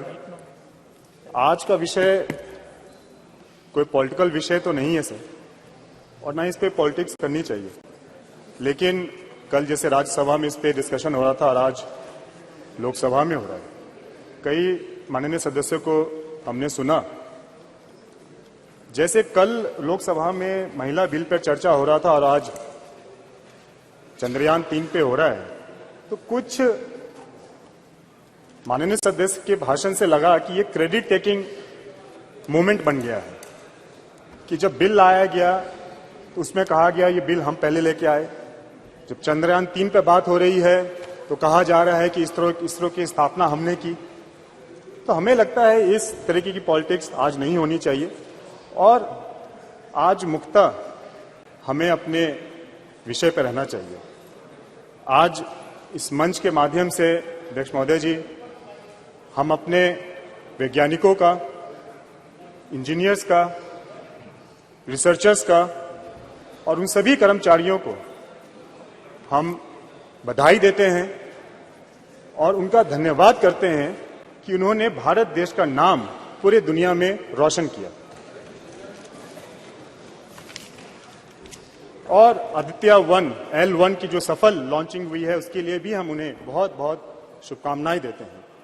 सर, यह स्पेस मिशन सिर्फ एक स्पेस मिशन नहीं है, ये आत्मनिर्भर भारत की ओर एक बहुत बड़ा कदम है। हमने सभी को धन्यवाद दिया, लेकिन हम चाहेंगे कि हम अपने उन महिलाएं साइंटिस्ट को विशेषकर धन्यवाद दें जिन्होंने अपना योगदान इस सफल स्पेस मिशन में दिया है। हम उन्हें धन्यवाद देना चाहेंगे कि किस तरीके से उन्होंने अपने योगदान के बदौलत एक पिक्चर बदला है, एक इमेज बदली है। चाहे कल हम लोग यहां पे जैसे डिस्कशन कर रहे थे महिला आरक्षण बिल के ऊपर, उसकी जरूरत क्यों पड़ी? उसकी जरूरत इसलिए पड़ी क्योंकि सभी सेक्टर्स में हमारी माताएं बहनों ने अपना अपना स्थान बना लिया, चाहे वो डॉक्टर्स हो, नर्स हो, इंजीनियर्स हो, डिजाइनर्स हो, या एडवोकेट्स हो, जज हो, पायलट्स हो, लेकिन कहीं ना कहीं सदन में, विधानसभा में उनकी कमी हमेशा रही, और कल के बिल के पास होने से हमें लगता है ये भी कमी पूरी हो जाएगी। जिस तरीके से हमने महिला साइंटिस्ट को विशेषकर धन्यवाद दिया क्योंकि उन्होंने सोच बदली है। पहले कहा जाता था कि हिंदुस्तान की महिलाएं, उनका काम सिर्फ चूल्हा तक है, खाना बनाने तक है, लेकिन वो सिर्फ यहां तक सीमित नहीं है। एक और सच्चाई है जिसे बहुत लोग देख नहीं पाते हैं, समझ नहीं पाते हैं, कि जो हाउसवाइफ होती हैं सर, जो घर की महिलाएं होती हैं, वो सिर्फ खाना बनाने तक नहीं है सर। वो महिला उस घर की होम मिनिस्टर होती है, वो महिला उस घर की फाइनेंस मिनिस्टर होती है, वो महिला उस घर की हेल्थ मिनिस्टर होती है, वो महिला उस घर की एक सपोर्टिव सिस्टम होती है, एक फूड मिनिस्टर होती है सर। उस घर के निर्माण में उस महिला का बहुत बड़ा योगदान रहता है सर। सर, ये बात दुनिया समझ नहीं पाती है कि किस तरीके से हिंदुस्तान में एक तरफ हमारी आ माताएं रहे बहनें, और यहाँ मंत्री जी भी है उपस्थित। सर ये दुनिया समझ नहीं पाती है कि हिंदुस्तान में, भारत में किस तरीके से एक तरफ हमारी माताएं बहनें चंदा चांद को अपने करवा चौथ वाले दिन पूजती है और दूसरी तरफ हमारी माताएं बहनें उसी चांद पर दोनों मंत्री हैं और आ रहे हैं लैंडिंग करती है। कृपया शांत रहिए। ये हमारी संस्कृति है, ये हमारी शिक्षा है, इसको दर्शाती है। हम माननीय प्रधानमंत्री जी ने जो कहा बिल्कुल सही कहा, चंदा मामा अब दूर नहीं है। सर, विश्व के अन्य देशों के मुकाबले हम लोगों का जो बजट है, जो स्पेस मिशन का बजट है, वो बहुत कम है और बहुत कम बजट में भी हम लोगों ने काफी उपलब्धियां प्राप्त की।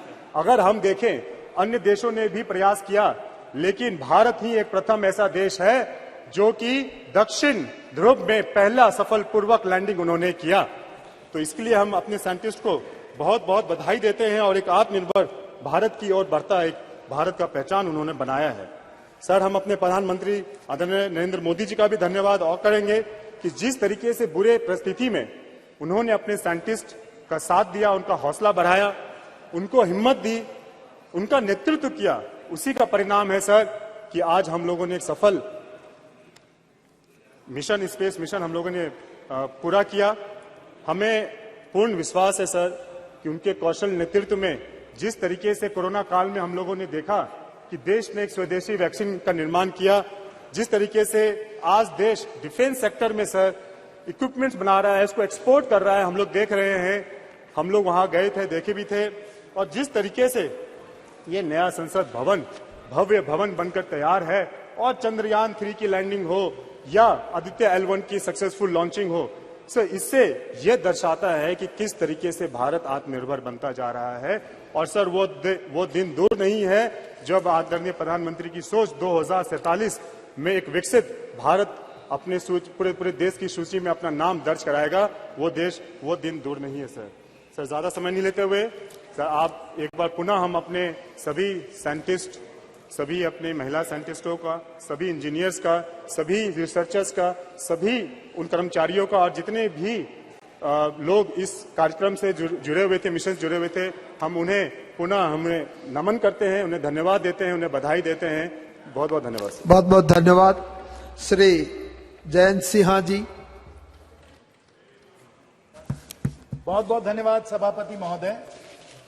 मैं आपका, हमारे परम आदरणीय प्रधानमंत्री जी का, अपने पार्टी का और विशेष रूप से हजारीबाग की जनता का मैं आभार व्यक्त करना चाहता हूं, क्योंकि उनके सहयोग और आशीर्वाद से मुझे अवसर मिला है कि जो हमारा पुराना सदन था, ऐतिहासिक और सुंदर सदन, वहां बोलने के अवसर मिले और आज इस भव्य और आधुनिक भवन में भी बोलने का मुझे अवसर मिल रहा है। उससे आप लोगों के लिए सबको कोटि कोटि धन्यवाद, हृदय की गहराइयों से धन्यवाद। सभापति महोदय, ये सही है, जैसे माननीय प्रधानमंत्री जी ने कहा, यही समय है, सही समय है, अमृत काल का समय है, अमृत काल का समय है और बड़ी तेजी से देश बदल रहा है, देश में परिवर्तन आ रहे हैं और हम सबको महोदय, सब मान्य सदस्यों को, यहाँ देश की जनता को लग रहा है कि हम लोग रोज रोज इतिहास को रच रहे हैं, रोज इतिहास को रच रहे हैं। कल ही हम लोगों ने महिला आरक्षण के लिए संवैधानिक संशोधन किया जो स्वर्णीय अक्षरों में इतिहास में लिखा जाएगा। उसी के पहले 19 सितंबर को हम लोग पुराने सदन से इस भव्य सदन में हम लोग आए, इतिहास हम लोगों ने रचा। 9 सितंबर को, 10 सितंबर को जब G20 की लीडर्स समिट हुई, तब भी हम लोगों ने नई दिल्ली में इतिहास हम लोगों ने रचा। और क्योंकि आज चंद्रयान के बारे में हम लोग चर्चा कर रहे हैं, चंद्रयान भी जब 23 अगस्त पे जब चंद्रयान ने चंद्रमा के साउथ पोल पे सॉफ्ट लैंडिंग की साथियों, तब भी हम लोगों ने दुनिया का इतिहास रचा, भारत का इतिहास रचा। और इस कारण, क्योंकि इतना हम लोग यहां अपना योगदान दे रहे हैं, इतिहास रच रहे हैं, इतिहास रचा जा रहा है, आज भारत विश्व में विश्व मित्र और विश्व गुरु के रूप में उभरता चला जा रहा है। भारत उभरता चला जा रहा है, और इसलिए उभर रहा है क्योंकि अगर हम में समृद्धि है तो हम में सादगी भी है, अगर हमारी शक्ति है तो हमारे में एक शांति है, और अगर हमारा साइंस है तो हमारे संस्कार भी हैं, अगर हमारा साइंस भी है तो हमारा संस्कार भी है। और अगर कोई समझता है कि हम अगर संस्कार की बात करें तो हम साइंस की बात नहीं कर रहे हैं, विज्ञान की बात नहीं कर रहे हैं, तो ये बिल्कुल गलत बात है। कई मेरे विपक्ष के साथियों ने कहा कि हम लोग संस्कार की थोड़ी ज्यादा बात करते हैं और साइंटिफिक टेम्पर की बात थोड़ा कम करते हैं, ये उनका मानना था। लेकिन हम लोगों के इतिहास में प्राचीन समय से एक संतुलन रहा है, संस्कार में भी और साइंस में भी। और अगर हम अथर्ववेद में जाएं, मंडपा उपनिषद में जाएं, तो वहां से जो मूल मंत्र निकल के आया वो आज हमारे राज्य का मूल मंत्र है, सत्यमेव जयते। अगर हम किसी चीज से भी प्रेरित हैं तो हम सत्यमेव जयते से प्रेरित हैं, ट्रूथ अलोन ट्रायम्फ्स। और अगर विज्ञान कुछ भी है तो वो सत्य है, वो ट्रूथ है। और जो भी कोई, और मैं खुद विज्ञान का स्टूडेंट हूं, इंजीनियर हूं, तो मुझे तो कहना पड़ेगा कि अगर हम लोग साइंस में कोई भी तलाश करते हैं, प्रोफेसर साहब बैठे हुए हैं, वो भी साइंटिस्ट हैं, उनको मालूम है कि जो साइंटिफिक मेथड है, जो साइंटिफिक टेम्पर है, that is a process of discovery of the truth, और वो हम लोगों के संस्कार में लिखा हुआ है। और इसलिए आज अगर हमारी साइंस जो है वो चंद्रमा में पहुंची है, क्योंकि हमारे संस्कार हम लोगों को ये प्रेरणा देते हैं, सत्यमेव जयते। और हमें, जैसे अभी बहुत वक्ताओं ने कहा है और मैं भी अपनी बात उसमें जोड़ना चाहूंगा, कि अगर हम इस साइंस की बात करें तो साइंस में हमारे बहुत सारे लोगों ने योगदान दिया है। और अगर ये योगदान है तो उसे हम 1962 या 1960 से हम लोग नहीं उसे आरंभ करें, हम अपने संस्कार के बारे में, अपने इतिहास के बारे में भी सोचिए।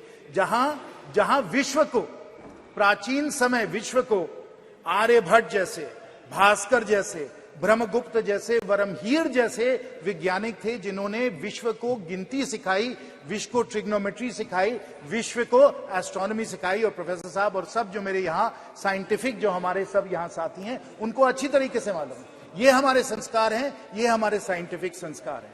और उससे जुड़े हुए उसके बाद पीढ़ी दी पीढ़ी, कड़ी दे कड़ी जो चलती आई, उसमें ये सही है कि पंडित नेहरू जी का भी योगदान है।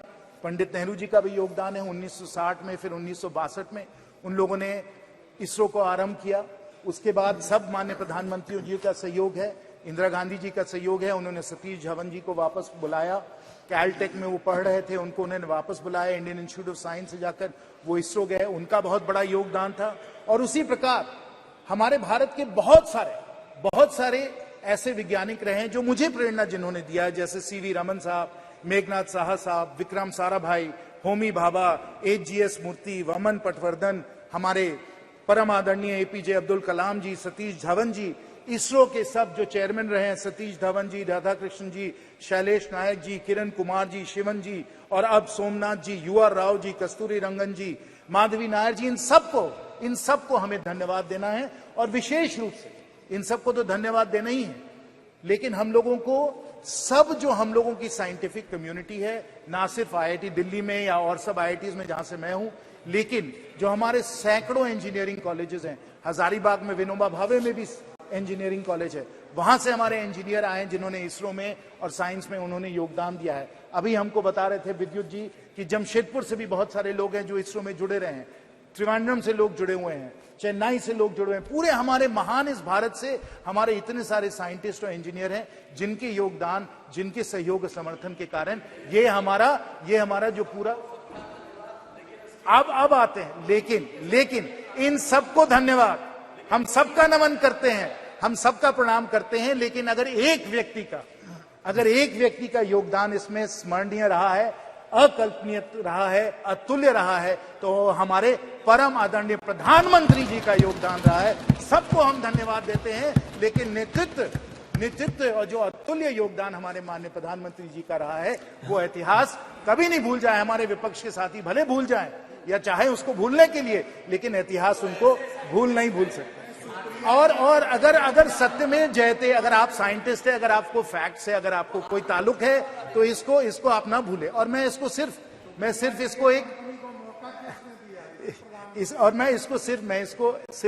ऐसे ही राजनीतिक तौर से मैं नहीं कह रहा हूं, मैं तर्क और तत्वों के आधार पर कह रहा हूं कि अगर योगदान विशेष और अकल्पनीय रहा है प्रधानमंत्री जी का, क्यों रहा है, मैं आपको बताता हूं। आप जान लीजिए कि 2013-14 में जो इसरो का बजट था वो 5,600 करोड़ का बजट था। आज के समय इसरो का बजट 2 गुना से ज्यादा हो गया है, 12-13 हजार करोड़ हो गया है। ये हम लोगों ने 9 वर्षों में किया है। ये माननीय प्रधानमंत्री जी का योगदान है। और यहां सब जानते हैं, सब अनुभवी हमारे माननीय सदस्य हैं, उनको मालूम है कि ऐसे बहुत कम विभाग हैं भारत सरकार में, सभापति महोदय जी, ऐसे बहुत कम विभाग हैं जो सीधा प्रधानमंत्री जी से जुड़े हुए हैं, जो प्रधानमंत्री जी के ही अधिकार क्षेत्र में आते हैं, और वो डिपार्टमेंट ऑफ स्पेस यही उनका है। और अगर इसमें बजट को 2 गुना से ज्यादा कर दिया है तो माननीय प्रधानमंत्री जी ने किया, इसको आपको स्वीकार करना पड़ेगा। दूसरा आप ये भी जान लीजिए, और सुप्रिया जी ने कहा, मैं बिल्कुल उनका समर्थन करता हूं उसमें, कि हमारे प्राइवेट सेक्टर का भी इसमें बहुत बड़ा योगदान रहा है, चाहे वालचंद का हो, चाहे वो हम LNT की बात करें, और विशेष क्योंकि मेरे सब झारखंड के यहाँ साथी बैठे हैं, मैं HEC रांची का भी इसमें सहयोग जो उन्होंने दिया है, जो क्रायोजेनिक इंजन बना है वो HEC रांची में ही बनाया गया है, तो प्राइवेट सेक्टर का योगदान रहा है। लेकिन 2020 में माननीय प्रधानमंत्री जी का निर्णय था कि जो पूरा जो स्पेस का जो सेक्टर है, इसको हम लोग प्राइवेट सेक्टर के लिए इसको खोल दें, इसको लिबरलाइज कर दें। और इसके कारण, क्योंकि हम लोगों ने प्राइवेट सेक्टर को इतना प्रोत्साहन दिया है, इतना सहयोग दिया है, कि आज स्पेस में 140 स्टार्टअप्स आ चुके हैं, और हम लोगों का स्पेस का इकोसिस्टम बहुत तेजी से बढ़ता चला जा रहा है। यह भी माननीय प्रधानमंत्री जी का निर्णय था। जैसे उन्होंने बजट को 2 गुना किया, वैसे उन्होंने स्पेस को लिबरलाइज करके 140 स्टार्टअप्स को उन्होंने योगदान दिया। और तीसरा कि जब हम लोगों ने इस तरीके से लिबरलाइज किया, तो विश्व में नंबर 1 और सबसे अफोर्डेबल किफायती तरीके से अगर कोई भी सैटेलाइट को जियोसिंक्रोनस ऑर्बिट में डाल सकता है, तो वो इसरो ही डाल सकता है। और पिछले कुछ वर्षों में हम लोगों ने कुल मिलाकर, मैं आपको ये आंकड़े बता दूं, स्पष्ट आंकड़े जो हैं, कि हम लोगों ने करीब लगभग 400 फॉरेन सैटेलाइट्स को हम लोगों ने अर्थ ऑर्बिट में डाला है, जिससे हम लोगों को इसरो में 3300 करोड़ का हम लोगों को इसमें रेवेन्यू हम लोगों को मिला है। वो भी माननीय प्रधानमंत्री जी की सोच थी कि इस तरीके से इसरो को हम लोग पूरी तरीके से ओपन अप करके सैटेलाइट लॉन्च में हम लोग ले आए। और इस तरीके से अगर किसी को भी पूरी तरीके से श्रेय इस सफलता को मिलना चाहिए, तो माननीय प्रधानमंत्री जी को मिलना चाहिए, ये हम सब लोग स्वीकार करें। इसरो का इतिहास बहुत दिनों से चलता है। मैं चंद्रयान पे आता हूं, लेकिन अगर हमें चंद्रयान को समझना है, तो हम उसको पहले आर्यभट्ट सैटेलाइट को समझना होगा, जो सोवियट्स ने 1975 में जिन्होंने अर्थ ऑर्बिट में डाला। उसके बाद हम लोगों का खुद का लॉन्च व्हीकल सैटेलाइट 1980 में गया। फिर रोहिणी सैटेलाइट्स गए, इनसैट सैटेलाइट्स गए, IRS सैटेलाइट्स गए। ये सब सैटेलाइट्स गए, एक लंबी हम लोगों ने एक कड़ी बनाई इसकी। हम लोगों ने नए लॉन्च व्हीकल्स हम लोगों ने तैयार किए, polar synchronous launch vehicle, GSLV, और फिर छात्रों के लिए भी स्मॉल सैटेलाइट्स को भी हम लोगों ने लॉन्च करने की क्षमता की। और हम लोगों ने मंगलयान को भी हम लोग जाकर, मार्स को भी जाकर हम लोगों ने ऑर्बिट में हम लोगों ने अपना सैटेलाइट भेजा। और आपको याद होगा, तब हम लोगों ने सब जगह कहा था कि इतनी किफायती तरीके से हम लोग कर रहे हैं कि हॉलीवुड के पिक्चर के बजट से कम तक हम लोग मंगलयान के द्वारा हम लोग मार्स तक पहुंच सकते हैं। ये हमारी क्षमता है। और अगर ये क्षमता है, अगर माननीय प्रधानमंत्री जी ये काम में लगे हुए हैं, अगर पूरा भारत इस काम में लगा हुआ है, तो हमें समझना चाहिए कि स्पेस जो है और चांद पहुंचना कितना प्रेरणा का स्रोत है, और इसको कितने दिनों से इसको एक लक्ष्य बनाया गया। और उसमें मैं अमेरिका की भी बात करना चाहता हूं, क्योंकि अगर जो अमेरिकन जो स्पेस कैपेबिलिटीज हैं, उससे हम लोग सब लोग प्रेरित हैं। और खासकर जॉन एफ कैनेडी का एक बहुत ही जाना माना एक भाषण है जो मैं अभी कोट करना चाहूंगा। और जॉन एफ कैनेडी ने कहा था, वो हम लोगों को याद करना चाहिए। जॉन एफ कैनेडी ने 1962 में कहा था, Why some say the moon? Why some say the moon? Why choose this as our goal? This replies to India. Why choose the moon? Why is this our goal? And why, they may well ask, why climb the highest mountain? Why climb the highest mountain? Because it is there. New hopes for knowledge and peace are there. We choose to go to the moon this decade and do the other things, not because they are easy. We choose to go to the moon. This applies to India. We choose to go to the moon not because they are easy, but because they are hard. अगर हम बड़े लक्ष्य अगर हम लोग हासिल करने के लिए हम लोग अपनी आकांक्षाओं को बनाते हैं, अगर हम इस भवन का निर्माण 3-4 साल में कर सकते हैं, इसलिए नहीं क्योंकि ये आसान काम है, इसलिए क्योंकि ये मुश्किल काम है. Not because it is easy, because it is hard that we choose to go to the moon. It is not easy to build this parliament building in 3 or 4 years. It's not easy, but because it is hard, we have chosen to do it. It is hard to build all the roads and highways and everything else, but because it is hard, we want to do it, because that's the new India we want to build. It is hard to be able to feed 80 crore people with the Garib Kalyan Yojana, but क्योंकि मुश्किल है, इसलिए हम इसको करने के लिए प्रतिबद्ध हैं और हमने करके दिखाया है. It is not because it is easy, but because it is hard. And it is hard. अगर कोई समझता है कि चंद्रयान चांद में पहुंच गया और कोई भी इसे कर सकता है, तो मैं आपको लूना 25 के बारे में बताना चाहता हूं. लूना 25 के बारे में. और आप जानिए कि अगर 1950s में स्पेस रेस चालू हुआ और अगर जॉन एफ कैनेडी ने कहा कि हम लोगों को 1960s में ही हम लोगों को मून पे पहुंचना है, तो क्यों किया उन्होंने? क्योंकि उनके सामने एक चुनौती थी, एक कंपटीशन था. और वो कंपटीशन किसके साथ था? वो सोवियत यूनियन के साथ था, क्योंकि सोवियत यूनियन ने स्पेस फ्लाइट और स्पेस का पायनियरिंग जो उन्होंने किया था, यूरी गगारिन वगैरह आप सबको याद होगा. उस स्पेस रेस के कारण जॉन एफ कैनेडी ने कहा कि we must get to the moon. वही सोवियत यूनियन, वही स्पेस प्रोग्राम उसी समय जब चंद्रयान अगस्त में पहुंच रहा था south pole of the moon, उनका लूना 25 जो था वो भी अगस्त में फेल हो गया. Not because it is easy, it is because it is hard that we go to the moon. The Russians who developed, who pioneered space flight, they were the ones who were not able to succeed. They tried a South Pole landing and they failed. And they used a 30 kg robotic launcher, a 1750 kg launch mass, not because it is easy. What did we do? Instead of putting a 1750 kg launch mass, Professor Saab, we put a 4000 kg launch mass and a much larger payload on Chandrayaan 3. We put it into Earth orbit, we moved it out of Earth orbit into the lunar orbit, and then on August the 23rd at 6:04 p.m., and I'm sure everybody here must have been spellbound watching, and I will tell you also that the number of concurrent users on the ISRO channel on YouTube that day was the highest YouTube has ever recorded. पूरा भारत उस ऐतिहासिक क्षण को देख रहा था YouTube के channel पे.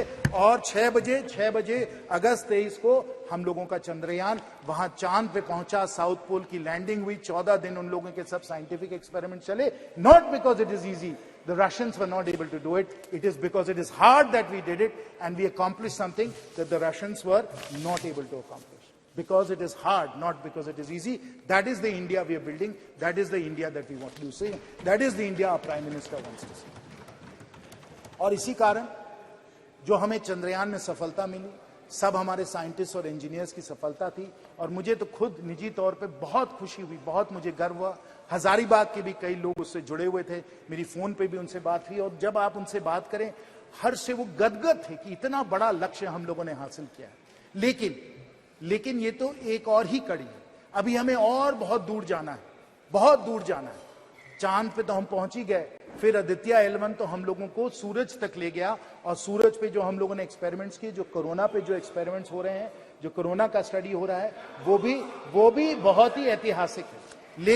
लेकिन आपको मालूम है कि हम लोगों की सोच ये है कि हम लोग जल्द ही जल्द ही हम लोग गगनयान के द्वारा, और मैं आपको बता दूं कि इसकी ट्रेनिंग हमारे एस्ट्रोनॉट्स वगैरह की हो गई है, हमारे पास वो पेलोड कैपेसिटी है हमारे रॉकेट्स की, लॉन्चेस की, कि हम लोग कुछ लोगों को हम लोग 400 किलोमीटर सैटेलाइट के पार हम लोग स्पेस में ले जाना चाहते हैं।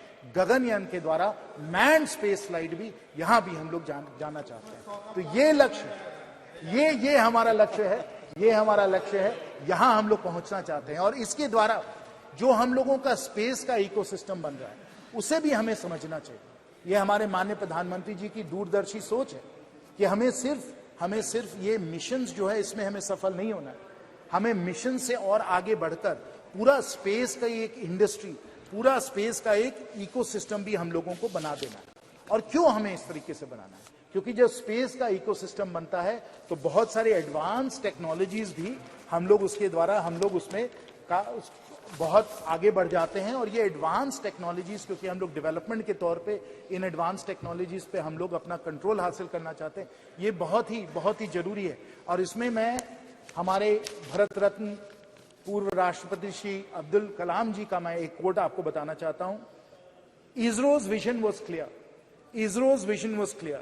If Indians were to play a meaningful role in the community of nations, they must be second to none in the application of advanced technologies to real-life problems. That is our Honorable Prime Minister's vision.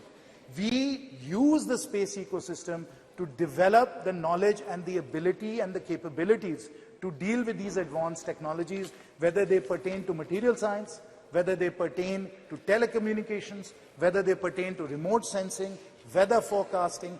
All of these different advanced technologies in computing, in semiconductors, all of them will come within our capability set if we are able to push the space ecosystem. And I will conclude, Sabhavati Mahoday ji, with the vision that we take our 140 startups, they become thousands of startups, we generate tens of unicorns, and they become among the world's leading space companies, pushing these advanced technologies, taking India not just to the moon, not just to the sun, but to the stars.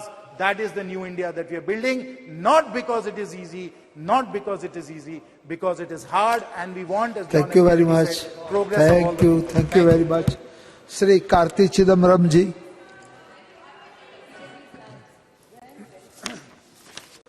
Sir, there are certain events in a nation's history which uplifts the entire national mood. And August 23rd, 2023 was definitely a golden moment in our history when billions in India abatedly watched Chandrayaan successfully land on the uncharted part of the moon. It was really an epoch-making day, and it was a day which lifted up the spirits of entire India. This spirit was lifted up by ISRO, which is manned by people like TK Anuradha, M. Vanita, Latikamba, Kalpana Kalasti, Mangala Mani, Sohan, Subhashish Nayak, and the former director Sivan, and the project director Veeramuthuvel from Viluppuram. These are people who come from small towns, who studied mostly in government schools and in in non-private colleges, not very glamorous institutions, who lifted up the spirit of India through ISRO. So this House, I'm sure, and the entire nation pays great tribute to them. Sir, it's not surprising that our Defence Minister, who was a physics lecturer, veered into philosophy, veered into spiritualism, veered into faith. Every physicist, including Oppenheimer, who was the father of the atom bomb, eventually became a philosopher. And I'm sure our Defence Minister has got a philosophical side to it. But sir, the point is, we confuse spiritualism and faith. I agree that science and spiritualism have a very close connection. I agree that philosophy and science has a broad connection. But sometimes we confuse faith to be spiritualism and science. Faith cannot be questioned, because if it is questioned, an Ayatollah will give a fatwa, a clergy will expunge you from the church, or a self-styled godman will tell you that you are a heretic. So faith is not questioned, but spiritualism is questioned and science is questioned. What is questioned is what can be science. What can't be questioned can only be faith. So let's not confuse faith and spiritualism. Sir, I am a believer in God. I have faith in astrology. I have faith in God. I have faith in ritualism. That is my faith. But that should not be confused with spiritualism or with science. What is science is it must be experimentally proved. It must be tested. Spiritualism is also tested. Nothing which is permanent can be science because science is constantly questioned. But faith, we believe, is permanent and can't be questioned. So let us never confuse that. And in today's world, faith, myth, mythology, fable are being used by charlatans in the guise of science. And in today's political environment, this confusion is getting even worse. So it is very, very important that we maintain the scientific temper of India, which has been showcased by ISRO and by the various scientists I listed up.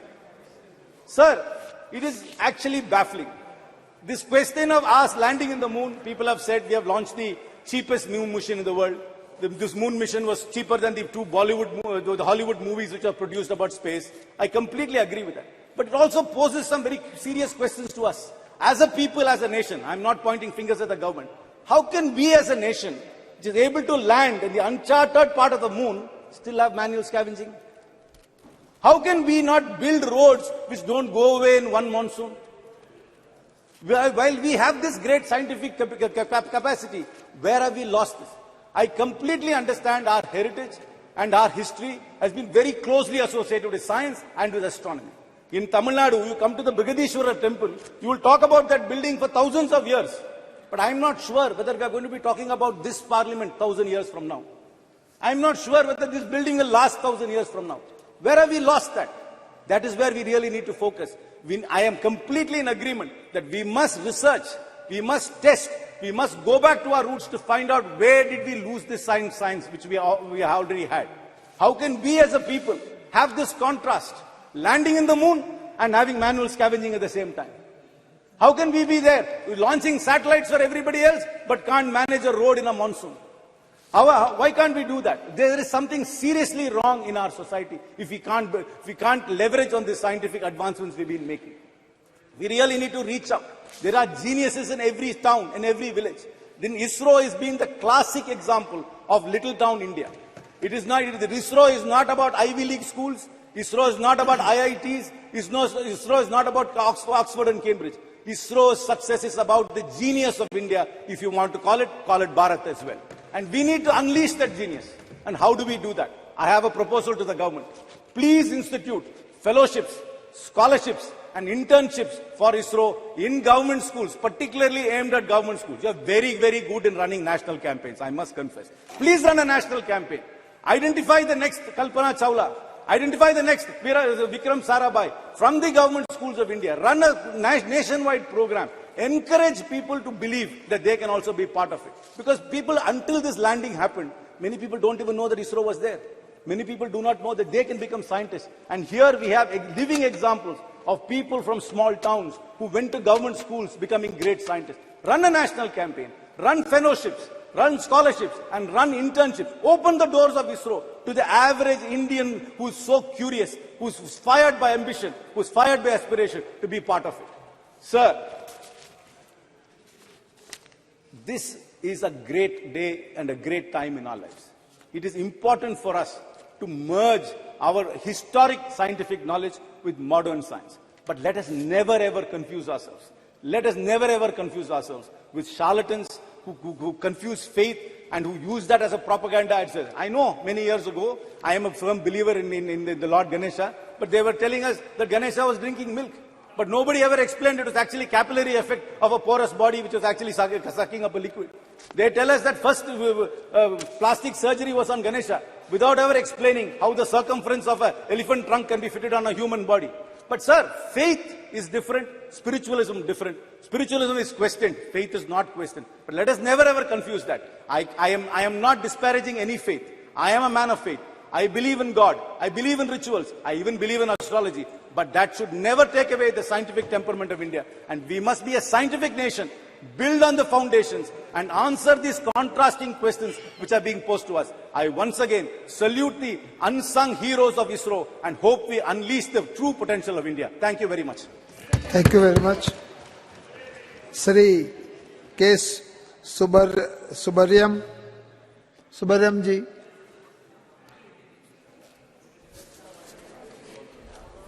Speaker sir, மனிதர்களை மூட நம்பிக்கையிலிருந்து விடுவிப்பது விஞ்ஞானம்.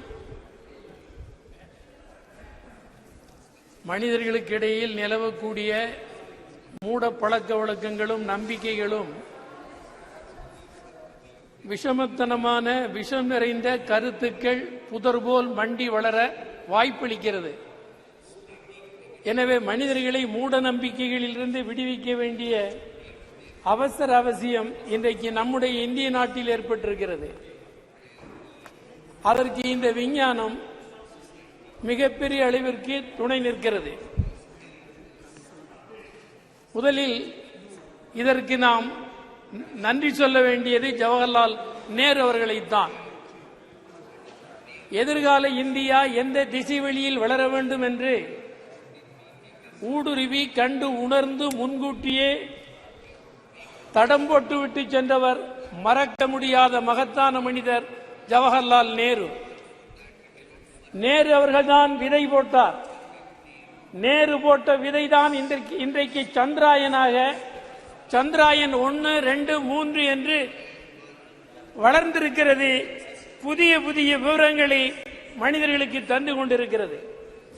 அதற்கு துணை புரிந்த நேரு அவர்களுக்கு என்னுடைய நன்றியை முதலிலே தெரிவித்துக் கொள்கிறேன். ஒரு 50 ஆண்டு கால தொடர் முயற்சியின் விளைவாகத்தான் இந்த சந்திராயன் வெற்றி அடைந்திருக்கிறது. இந்த சந்திராயன் வெற்றியின் மூலம் நிலவை பற்றி, மூன் பற்றி கற்பிக்கப்பட்டிருந்த கற்பிதங்கள் பொய் என்பதை நிரூபித்திருக்கிறது. இதுவரையிலும் சொல்லப்பட்டு வந்த நிலவு குறித்து சொல்லப்பட்டு வந்த விஷயங்கள் முற்றிலும் சந்திராயன் 3 தகர்த்தெறிந்திருக்கிறது. இந்த மூட கருத்துக்கு முற்றிலும் தவறு என்று உணர்த்தப்பட்டிருக்கிறது. அதற்காகவும் விஞ்ஞானிகள் முதல் சாமானிய வேலைகளை செய்து உதவிய அனைவருக்கும் நெஞ்சம் நிறைந்த நன்றிகளை, வாழ்த்துக்களை தெரிவித்துக் கொள்ள விரும்புகிறோம். சயின்டிபிக் டெம்பர் என்பதுதான் அரசியல் சட்டம் முன்வைத்திருக்கிற ஒன்று.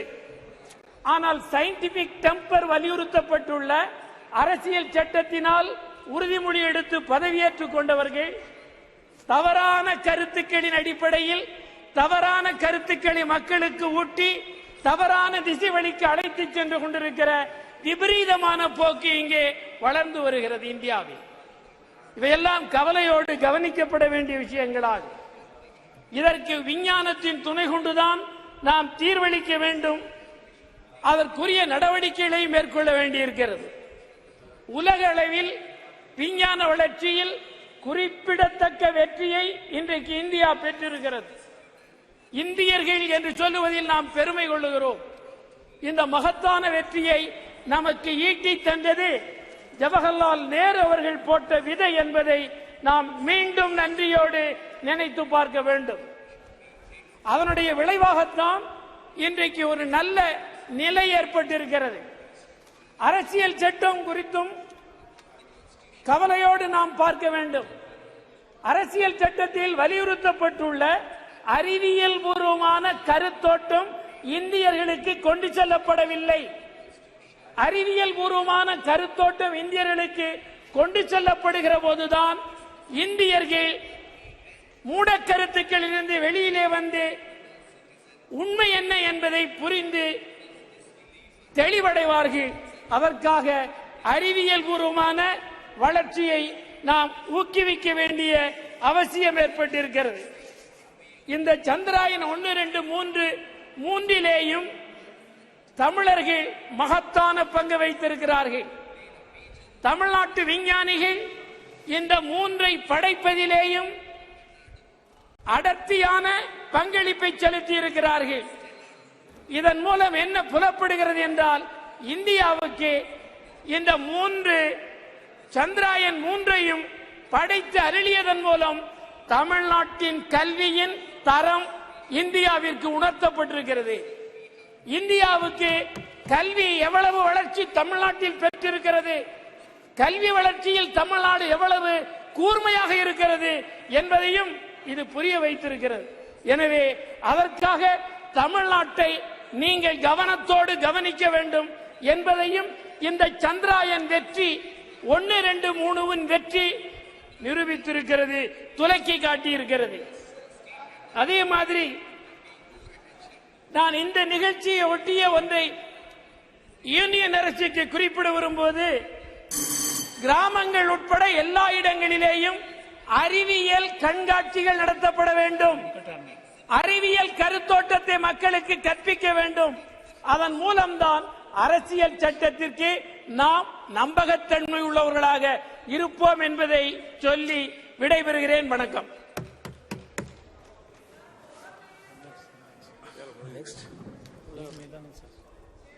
Honorable Member Sumidanand Saraswati.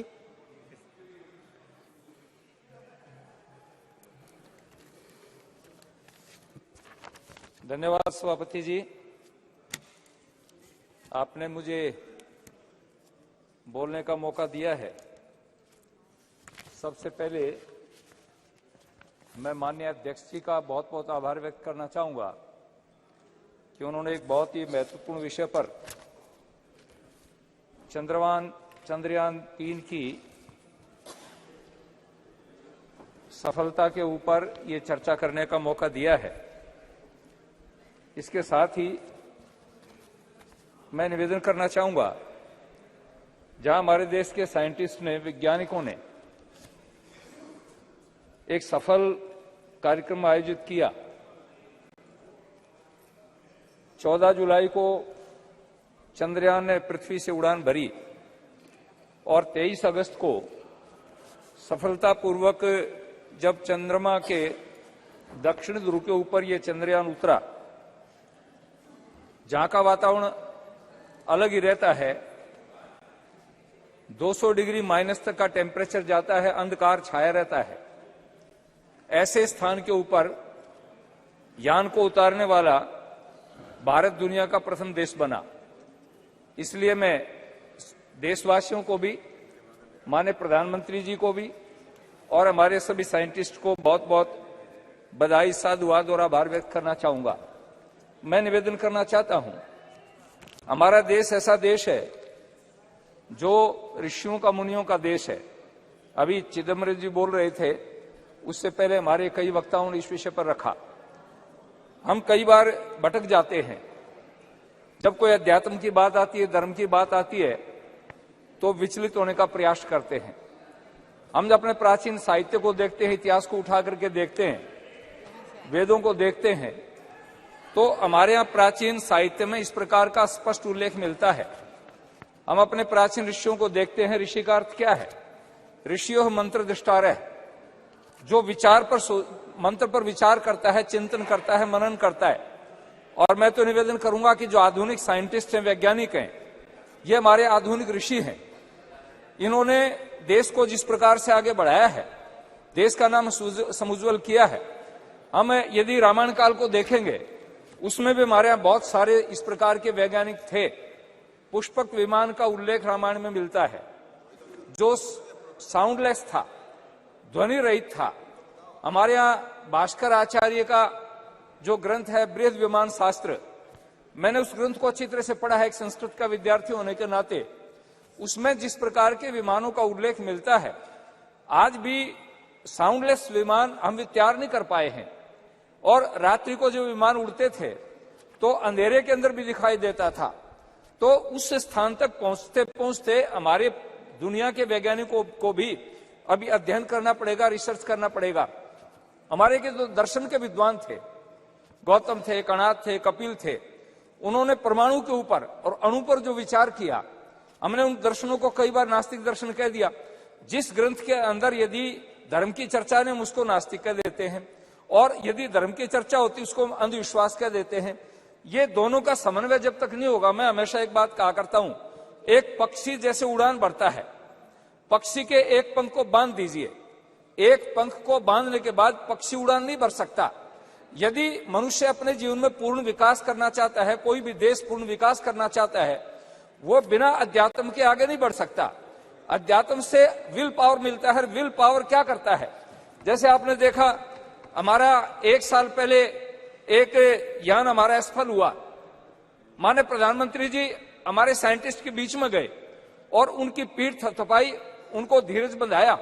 यदि हम उसमें निराश हो जाते, हताश हो जाते और हमारे अंदर विल पावर नहीं होती तो हम आगे नहीं बढ़ सकते थे। और उसका परिणाम यह निकला कि विल पावर के कारण, आत्मबल के ऊपर हम आगे बढ़े और आगे बढ़ते बढ़ते 1 साल के बाद में हमारे साइंटिस्ट ने, हमारे वैज्ञानिकों ने वो काम करके दिखा दिया जिसको पूरी दुनिया ने लोहा माना है।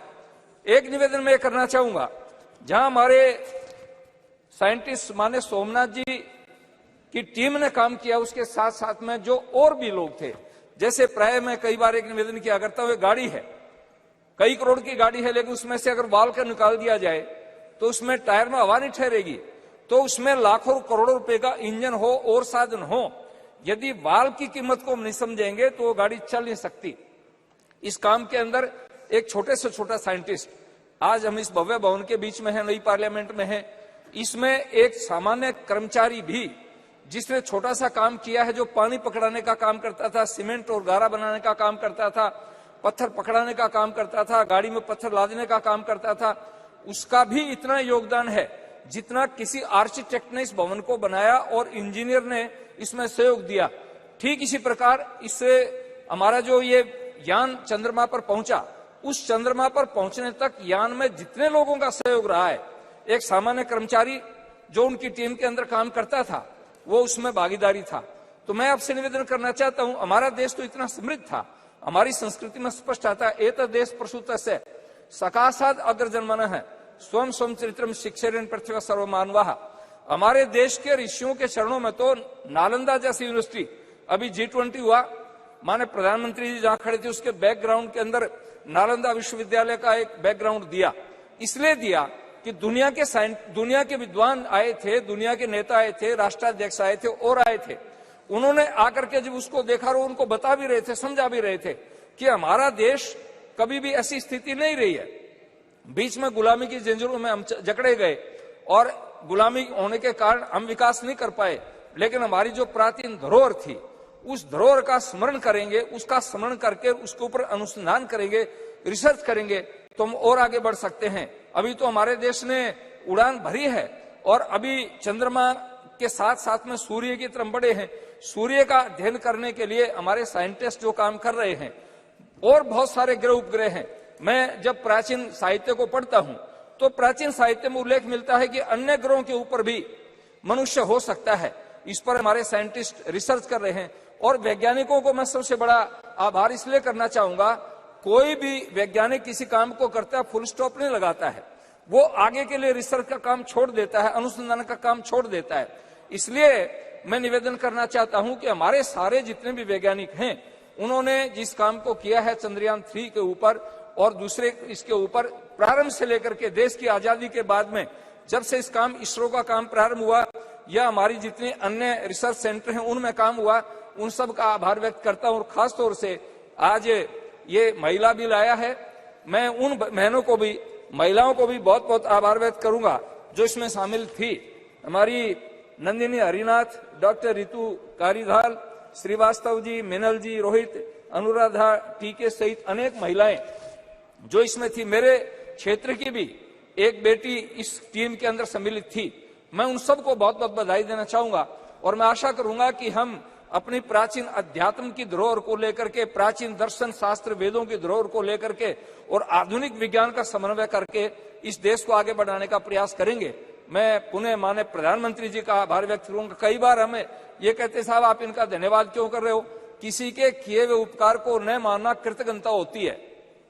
और हमारा शास्त्र कहता है कि दुनिया में सभी पापों का प्रायश्चित हो सकता है, लेकिन कृतज्ञता का प्रायश्चित नहीं हो सकता। इसलिए हमें उन सभी लोगों के प्रति कृतज्ञ होना चाहिए जिन्होंने इसमें योगदान दिया है। तो माननीय प्रधानमंत्री जी ने पर्याप्त मात्रा में बजट दे करके, और जिस दिन प्रधानमंत्री जी विदेश की धरती से यहाँ पहुंचे, मैं प्राय सुबह टेलीविजन नहीं खोलता हूं, लेकिन सुबह एक्सरसाइज कर रहा था, मैंने टेलीविजन खोला और प्रधानमंत्री सीधे बेंगलुरु गए और वैज्ञानिकों के सामने जब जाकर के कहा कि मैं आपके दर्शन करने के लिए आया हूं, देश की दुनिया का एक सबसे बड़ा नेता और हमारे साइंटिस्ट के सामने जाकर के जब उनके सामने कहता है मैं आपके दर्शन करने के लिए आया हूं, आप अनुमान लगा सकते हो कि हमारे साइंटिस्ट का कितना प्रोत्साहन बढ़ा होगा, कितना उत्साह बढ़ा होगा। और उत्साह बढ़ने पर ही आदमी काम करता है। तो मैं पुनः माननीय प्रधानमंत्री जी का और हमारे सभी वैज्ञानिकों का बहुत बहुत आभार व्यक्त करता हूं और आशा करूंगा कि हमारा देश दुनिया की बुलंदियों को नापे और ये देश आगे बढ़ता चला जाए। हमारे प्राचीन ऋषियों के जो भाव थे वो भाव सफल हो। धन्यवाद। जय Bharat. Yadav.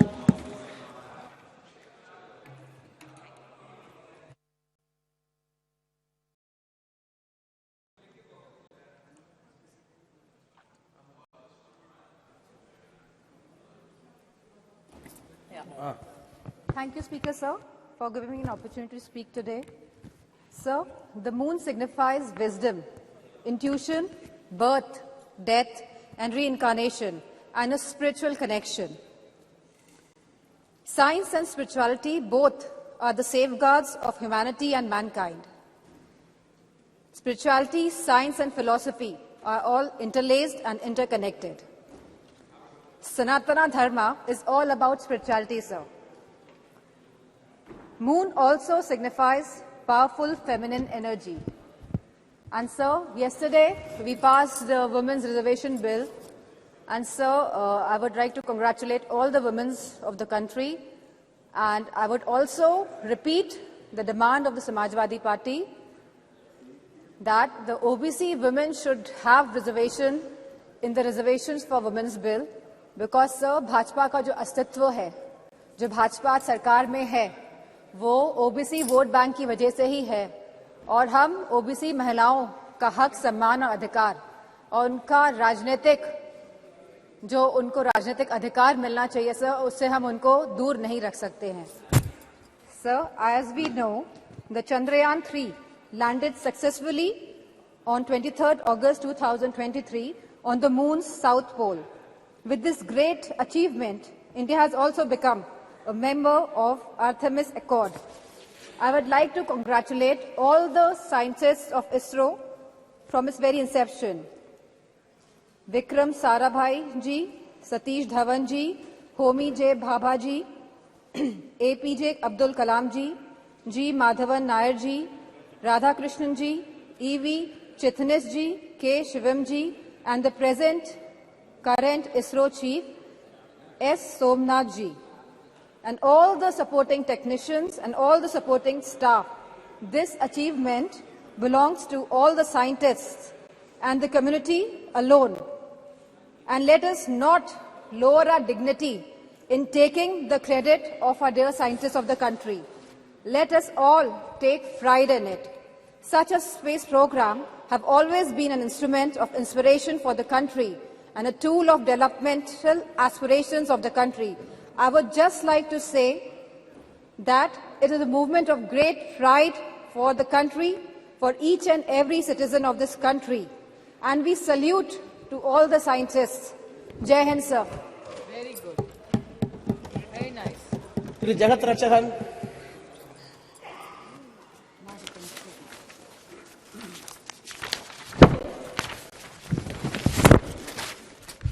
Thank you, Mr. Renowned astronomer Galileo from West had discovered moon in 1678. But our Tamil poet and scholars have spoken about the moon mission way back in 2nd century itself, which can be seen in our Sangam literature. Tamil literature is a testimony to the fact that Tamils know the scientific method of measuring the planets and their orbits in the sky, their movement and time scales. Tamil Sangam poet sung about various planets and galaxies in the sky, including the moon. In 1930s, our Tamil poet Mahagavi Bharatiya sung about the moon in his new Aathithudi that we will explore more. Also, our great Tamil poet Kaviyar Kannadasan, who predicted the day in the early 1966, stated in his song, Sandranai Thedi Sendu Kudiyirupoma, Tamilukku Seidi Solli Alizhuthu Kolvoma, which means we will go in search of the moon and live there and we will inform our Tamil language to come there and be with us. This is about our love for our language, which is equal to our life. Our great leader and the Prime Minister, Madam Indira Gandhi, pioneered this mission and sent Sri Rakesh Sharma to the space in 1984. He was the first Indian to go to the space. We all remember the memories of the Sri Rakesh Sharma briefing Madam Indira Gandhi about his feeling of seeing the beauty of Mother India from this space. We have a long history of our initiative to explore the moon. Whether it is a history of the politics, South is always special. India's third lunar mission, Chandrayaan-3, made India the first country to successfully land near the moon's south pole. Besides the study, Chandrayaan-3 is going to make about the moon's history and the search of water, ice in the moon and other materials. It is making me feel very proud about our nation. India may be the fourth nation to launch this mission and the third successful accomplish this. But it is the first developed nation to achieve this as the other all developed countries. We are not only strong technologically, but also the technique such as soft landing, which ensure achieving this mission at the lowest possible cost. No country has ever attempted the soft landing on moon's south pole. The US, China and Russia have attempted the soft landing on moon's equatorial region, but attempting the same of moon's south pole region is considering difficulty due to the rough terrain. As we have achieved this, it will open new chapter for India.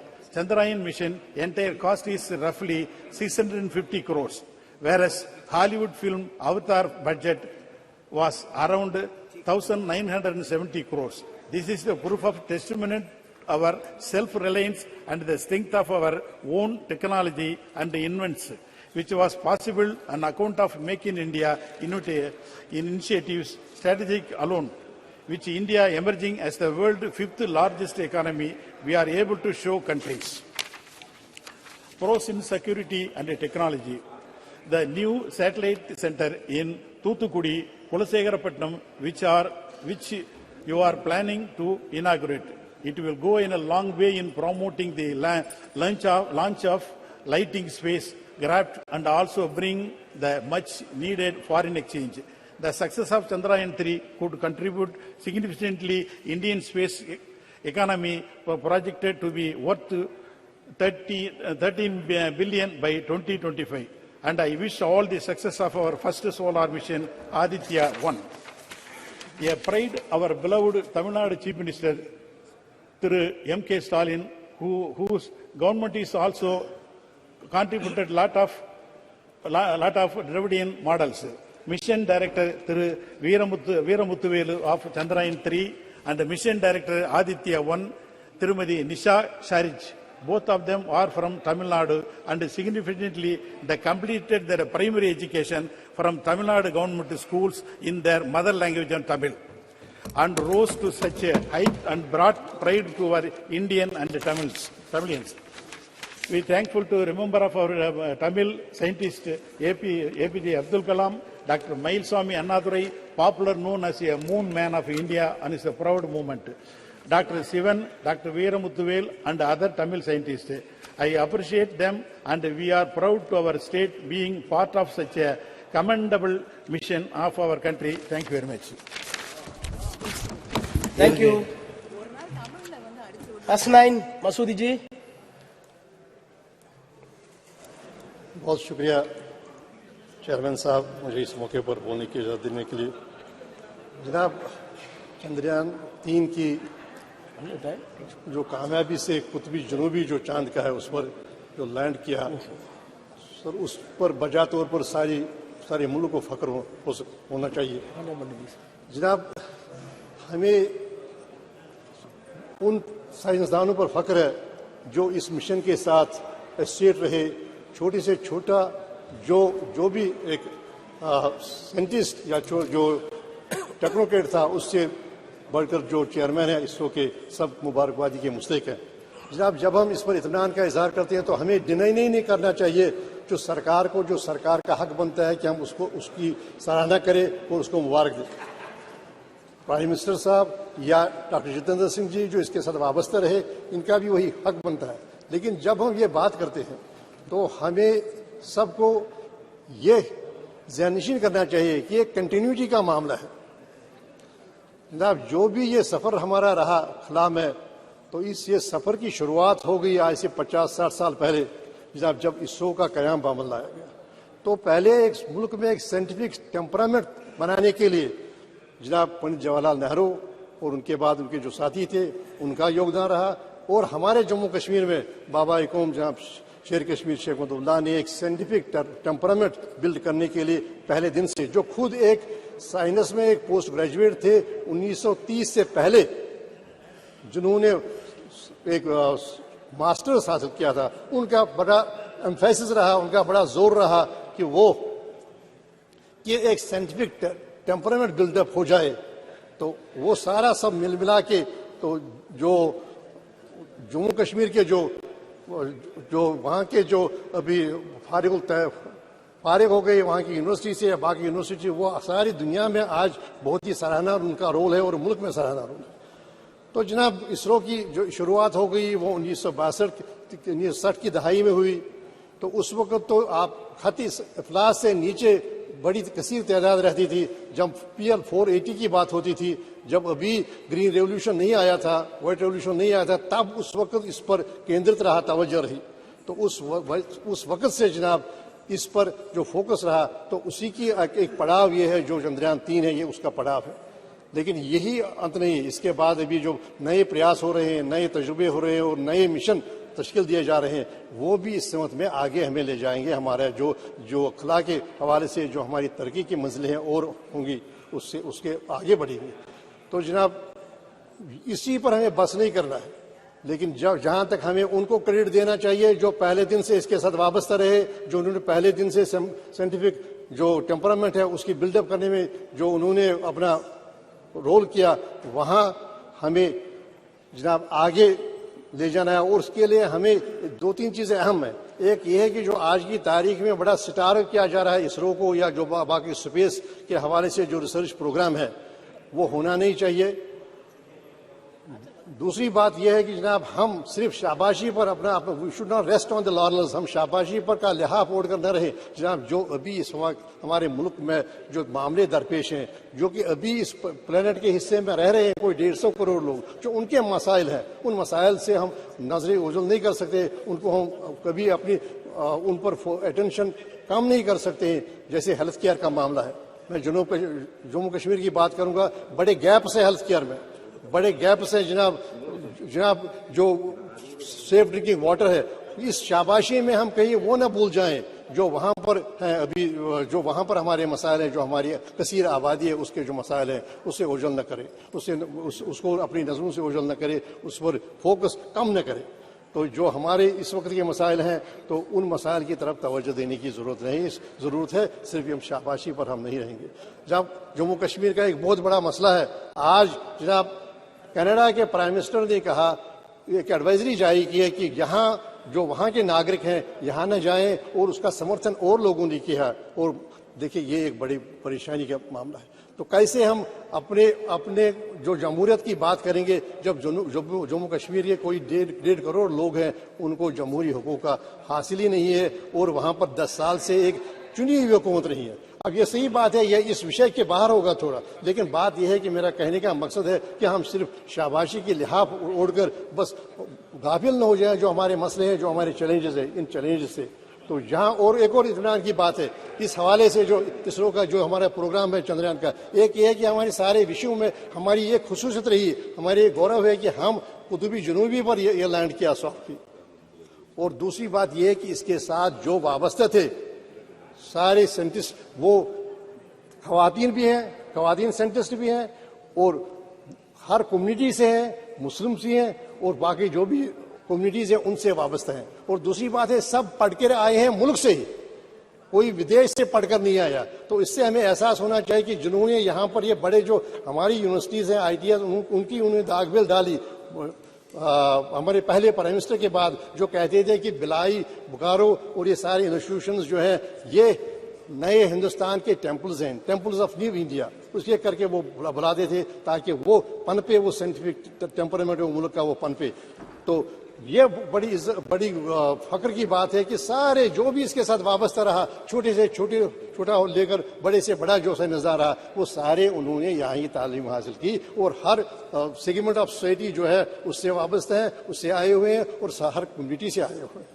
तो मैं जहाँ बधाई देता हूँ इस सरकार को जो मौजूदा है, उन साइंसदानों को जिसके साथ वाबस्ता है, साथ ही मैं ये तलकीन भी करता हूँ हमें भूलना नहीं चाहिए उनको जिन्होंने इसकी दागबेल डाली। अब हम अगर किसी इमारत की 5वीं मंजिल तामीर करें तो उसका मतलब नहीं है कि हम उनको भूल जाएं जिन्होंने इस इमारत की बुनियाद डाली और 4 मंजिलें बनाई।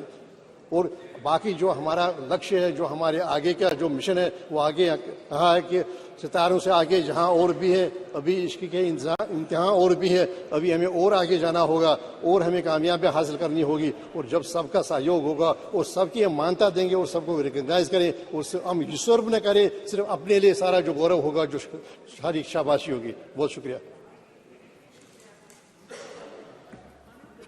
श्री जी सत्यपाल सिंह जी। आदरणीय अध्यक्ष महोदया, आपका मैं बहुत बहुत धन्यवाद करता हूं और ये मेरा सौभाग्य है कि कल ही हम सब लोगों ने, इस पूरे सदन ने मिलकर के जिस नारी शक्ति वंदन अधिनियम को पारित किया है, उसकी प्रत्येक रूप में इस शासन पर आज विराजमान है। जब मैं बोल रहा हूं, अध्यक्ष महोदया, ये आपके आसन के ऊपर धर्म चक्र लगा है और इस आसन का काम है कि देश में, इस पूरे समाज के अंदर धर्म का चक्र चलता रहे। इसलिए हम लोग आज हम जिस चंद्रयान की और इसरो की सफलता की बात कर रहे हैं, लाखों करोड़ों वर्षों से जब हम अपने कल्याण की कामना करते हैं, हम लोग, हमारे ऋषि मुनि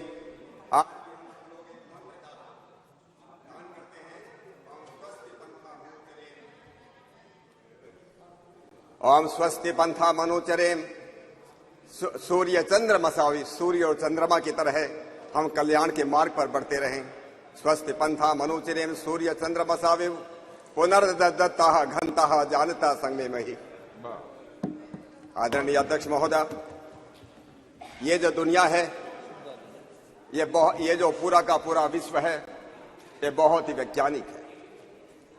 हम लोग भी मानते हैं, आज के वैज्ञानिक भी मानते हैं, ये सारी की सारी दुनिया, इस विश्व के अंदर प्रत्येक वस्तु, चर और अचर जगत में प्रत्येक वस्तु बड़ी वैज्ञानिक है, बहुत व्यवस्थित है और बहुत ही सुंदर है और बहुत ही उद्देश्यपूर्ण है। It is very organised, very scientific, very beautiful and very purposeful. और इसका उदाहरण हम देखते हैं, एक शरीर, मानव शरीर की तरफ हम देखते हैं कि मानव शरीर इतना वैज्ञानिक, इतना साइंटिफिक है कि दुनिया के लाखों करोड़ों साइंटिस्ट मिलकर के भी आज तक इस शरीर को सुधारने के लिए कि 2 की जगह 3 आंख होनी चाहिए थी, 2 कान के बजाय 4 कान होना चाहिए था, 5 उंगलियों के बजाय 6 उंगली 4 उंगली होना चाहिए, इस बारे में कुछ सोच नहीं सका। इसलिए अध्यक्ष महोदय, मैं इससे, ये दुनिया जो इतनी साइंटिस्ट, इतनी जो वैज्ञानिक बनी है, उसी के उसमें हम लोग, मैं जो खड़ा हूं आज, इस चंद्रयान और इसरो की अंतरिक्ष की यात्रा हमारी इस देश की जो रही, जो अभूतपूर्व सफलता इस देश को मिली है, इसलिए मैं सबसे पहले अपने सभी इसरो के सभी वर्तमान और पुराने जितने भी वैज्ञानिक हैं, मैं उन सबका बहुत बहुत अभिनंदन करता हूं। मैं इस देश के बहुत ही यशस्वी और बहुत ही दूरदर्शी प्रधानमंत्री आदरणीय नरेंद्र मोदी जी का भी मैं बहुत बहुत अभिनंदन करना चाहता हूं।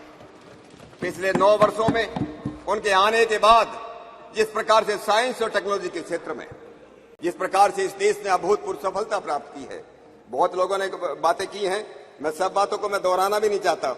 चाहे 2018 के गगनयान प्रोग्राम की बात हो, 2017 में जो हम लोगों ने जो एक साथ 104 सैटेलाइट को छोड़ने की बात हो, new space India limited public undertaking बनाने की बात हो, 2020 में प्राइवेट प्लेयर्स को अलाउ करने की बात हो, 2022 में इंडियन स्पेस पॉलिसी लाने की बात हो, या 2023 जिस चंद्रयान की हम बात कर रहे हैं 23 अगस्त को, जिन्होंने जिस चंद्रमा पर हमारा चंद्रयान उतरा, प्रत्येक भारतवासी का सीना जो है गर्व से फूल गया, अभिमान से भर गया। और इस बात के लिए मैं अपने आदरणीय प्रधानमंत्री जी का बहुत बहुत मैं उनका अभिनंदन करता हूं। बहुत लोग हुए अध्यक्ष महोदया, हमारे इस देश में, दुनिया में बहुत लोग हुए कि जो वक्त के सांचे में ढल गए, बहुत लोग हुए जो वक्त के सांचे में ढल गए, लेकिन मोदी जी उठे कि वक्त का सांचा बदल गई, वक्त का सांचा बदल गई। इसलिए न केवल अंतरिक्ष विज्ञान और टेक्नोलॉजी के क्षेत्र में उन्होंने इंडियन रिसर्च काउंसिल बनाई, उन इनोवेशन पॉलिसी लाए, अटल टिंकरिंग, हजारों स्कूलों के अंदर अटल टिंकरिंग लैब्स उन्होंने खोले, और अभी PM national science research fellowship शुरू की।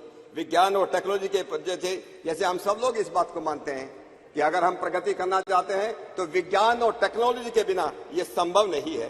देश को अगर पुनः विश्व गुरु बनाना है इस अमृत काल के अंदर 2047 तक, अगर इस दुनिया को विश्व गुरु बनाना है, वो साइंस और टेक्नोलॉजी के बिना ये संभव नहीं है।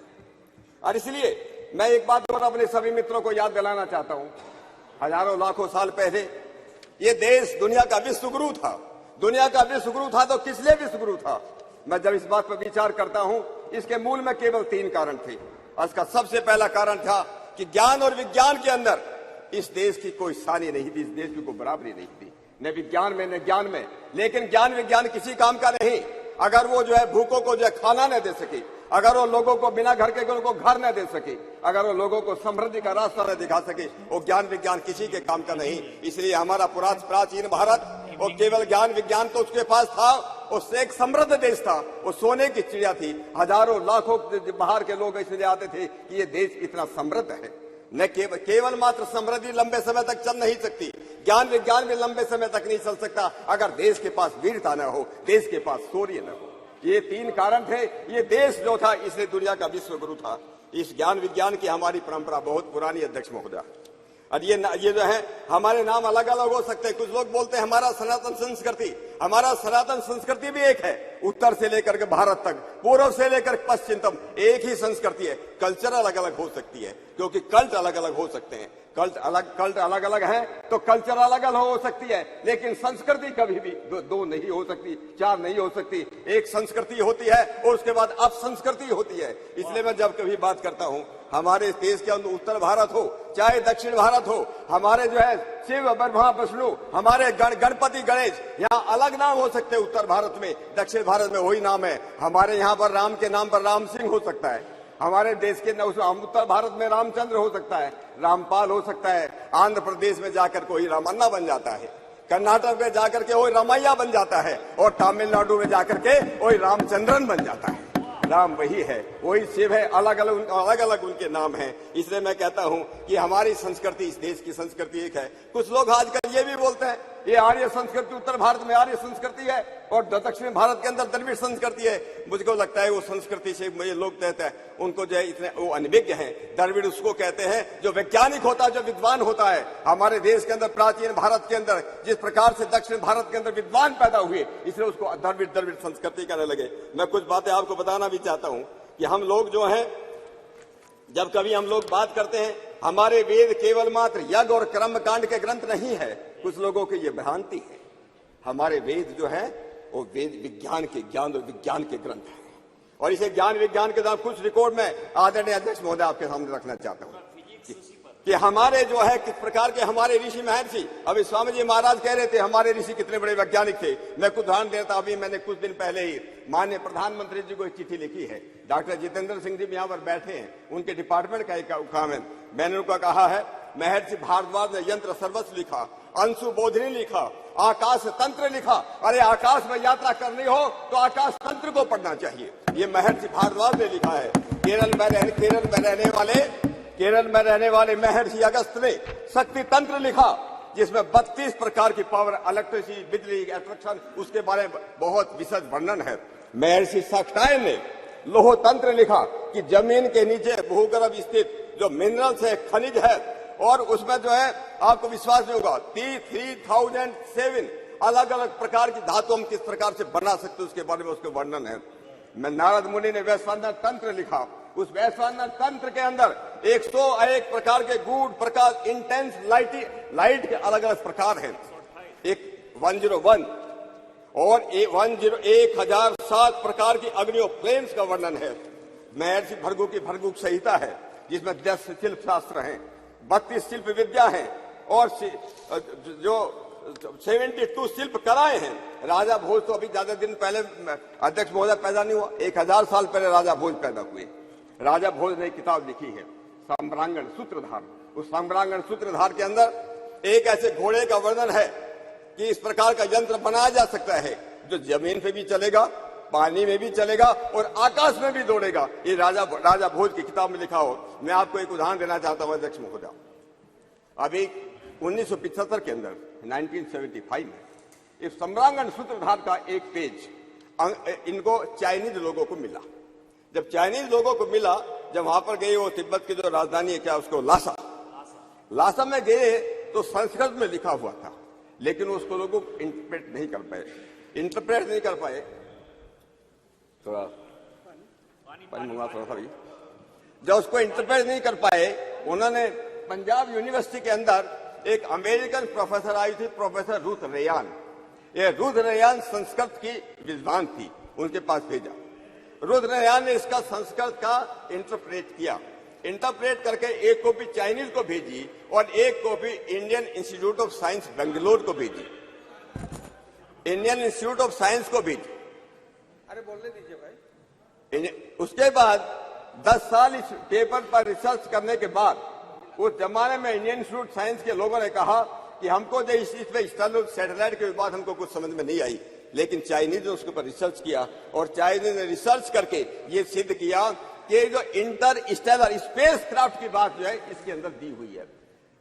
अध्यक्ष महोदय, इस बात का हमको मालूम नहीं चला। मालूम कब चला? जब एक अमेरिकन वैज्ञानिक का नाम है डेविड हैचर चाइल्डरेस, उसने किताब लिखी एंटी ग्रेविटी हैंडबुक। उस एंटी ग्रेविटी बुक के अंदर उस वैज्ञानिक ने यह वर्णन किया है कि ऐसे ऐसे एक चैप्टर मिला था जो चाइनीज को मिला, इंडिया में भेजा गया। इंडिया के लोगों ने उस पर कोई काम नहीं किया, चाइना के लोगों ने उस पर काम किया और चाइना हमसे आगे निकल गया। तो मैं अध्यक्ष महोदय ये कहना चाहता था कि ये जो बातें थी कि हमारे शास्त्र, हमारे वेद साइंस के ग्रंथ हैं, और आधुनिक काल में इस बात को याद दिलाने के लिए महर्षि दयानंद सरस्वती ने बड़े दम ठोक करके लिखा, बड़े दम ठोक करके कहा, वेद सब सत्य विद्याओं की पुस्तक है। वेद में सब सत्य विद्याओं की पुस्तक है। ऋग्वेद आदि भाष्य भूमि का उन्होंने लिखी। ऋग्वेद आदि भाष्य भूमि के अंदर लिखा कि हमारे वेदों के अंदर जो है हमारे विमान विद्या भी है, गणित की विद्या भी है, इस तरह दूसरी प्रकार की विद्या है, ये उन्होंने कहा। और उसके बाद उन्हीं का एक शिष्य, मैं एक नया उदाहरण देना चाहता हूं। महर्षि दयानंद का शिष्य, मुंबई की नगरी में रहने वाला एक पंडित, उस पंडित का नाम था पंडित शिवकर बापूजी तलपदे। और बेंगलोर का एक पंडित सुबराय शास्त्री, इन दोनों ने मिलकर मुंबई के समुद्र तट पर 1895, प्रोफेसर सोगत राय नहीं है इस समय, सबसे पहले गुब्बारा बना 1903 में, 1900 में जो बैलून उड़ाया गया 1895, उससे 8 साल पहले मुंबई की चौपाटी पर समुद्र तट पर एक प्लेन बना करके उसको उड़ाने का प्रयत्न किया गया। और उन्होंने, मैं किल्लाई का आया हूं अध्यक्ष महोदय, ये किताब है उसी पंडित की लिखी हुई किताब है, प्राचीन विमान कला का शोध। ये 1907 की पब्लिश्ड है, 1907 जो उन्होंने जैसे किताब के अंदर लिखा है कि किस प्रकार से विमान बनाया जाना चाहिए, उसमें क्या उसमें लिखना चाहिए। अब पुष्प विमान की बात कर रहे थे, स्वामी जी महाराज ने उसका जिक्र किया, यंत्र सर्वस्व का जिक्र किया। यंत्र का बृहत विमान शास्त्र है और बृहत विमान शास्त्र आज भी अवेलेबल है। बृहत विमान शास्त्र का भारत सरकार ने, या पंडित जवाहरलाल नेहरू इस देश के प्रधानमंत्री थे, उस समय पंडित जवाहरलाल नेहरू ने ही इस बृहत विमान शास्त्र का इंटरप्रिटेशन करने के लिए एक हमारे स्वामी यज्ञ मुनि परिव्राजक हुई, ब्रह्म मुनि परिव्राजक, वो ब्रह्म मुनि परिव्राजक ने उस किताब का ट्रांसलेट 1956 में किया है। यह सरकार की तरफ से किया गया था। तो मैं आपसे ये कहना चाहता हूं अध्यक्ष महोदय कि हमारे लगभग आज भी 10,000 स्क्रिप्ट मैन्यूस्क्रिप्ट जिसको संस्कृत में बोलते हैं, हमारे तमिलनाडु की तंजौर की लाइब्रेरी में, जिसको सरस्वती महल लाइब्रेरी कहते हैं, मैसूर की ओरिएंटल रिसर्च लाइब्रेरी है, बड़ौदा की ओरिएंटल रिसर्च लाइब्रेरी है, पटना की जगह जगह हजारों ग्रंथ आज भी इस देश के अंदर अवेलेबल है, जहां प्राचीन शिल्प कला के बारे में, विमान विद्या के बारे में, आकाश तंत्र के बारे में जो हमारे जो ग्रंथ, मैं 2 मिनट लेता हूं, समाप्त कीजिए। मैं library, it doesn't teach us anything scientific. So don't definitely please don't मैं mislead. अपनी बहन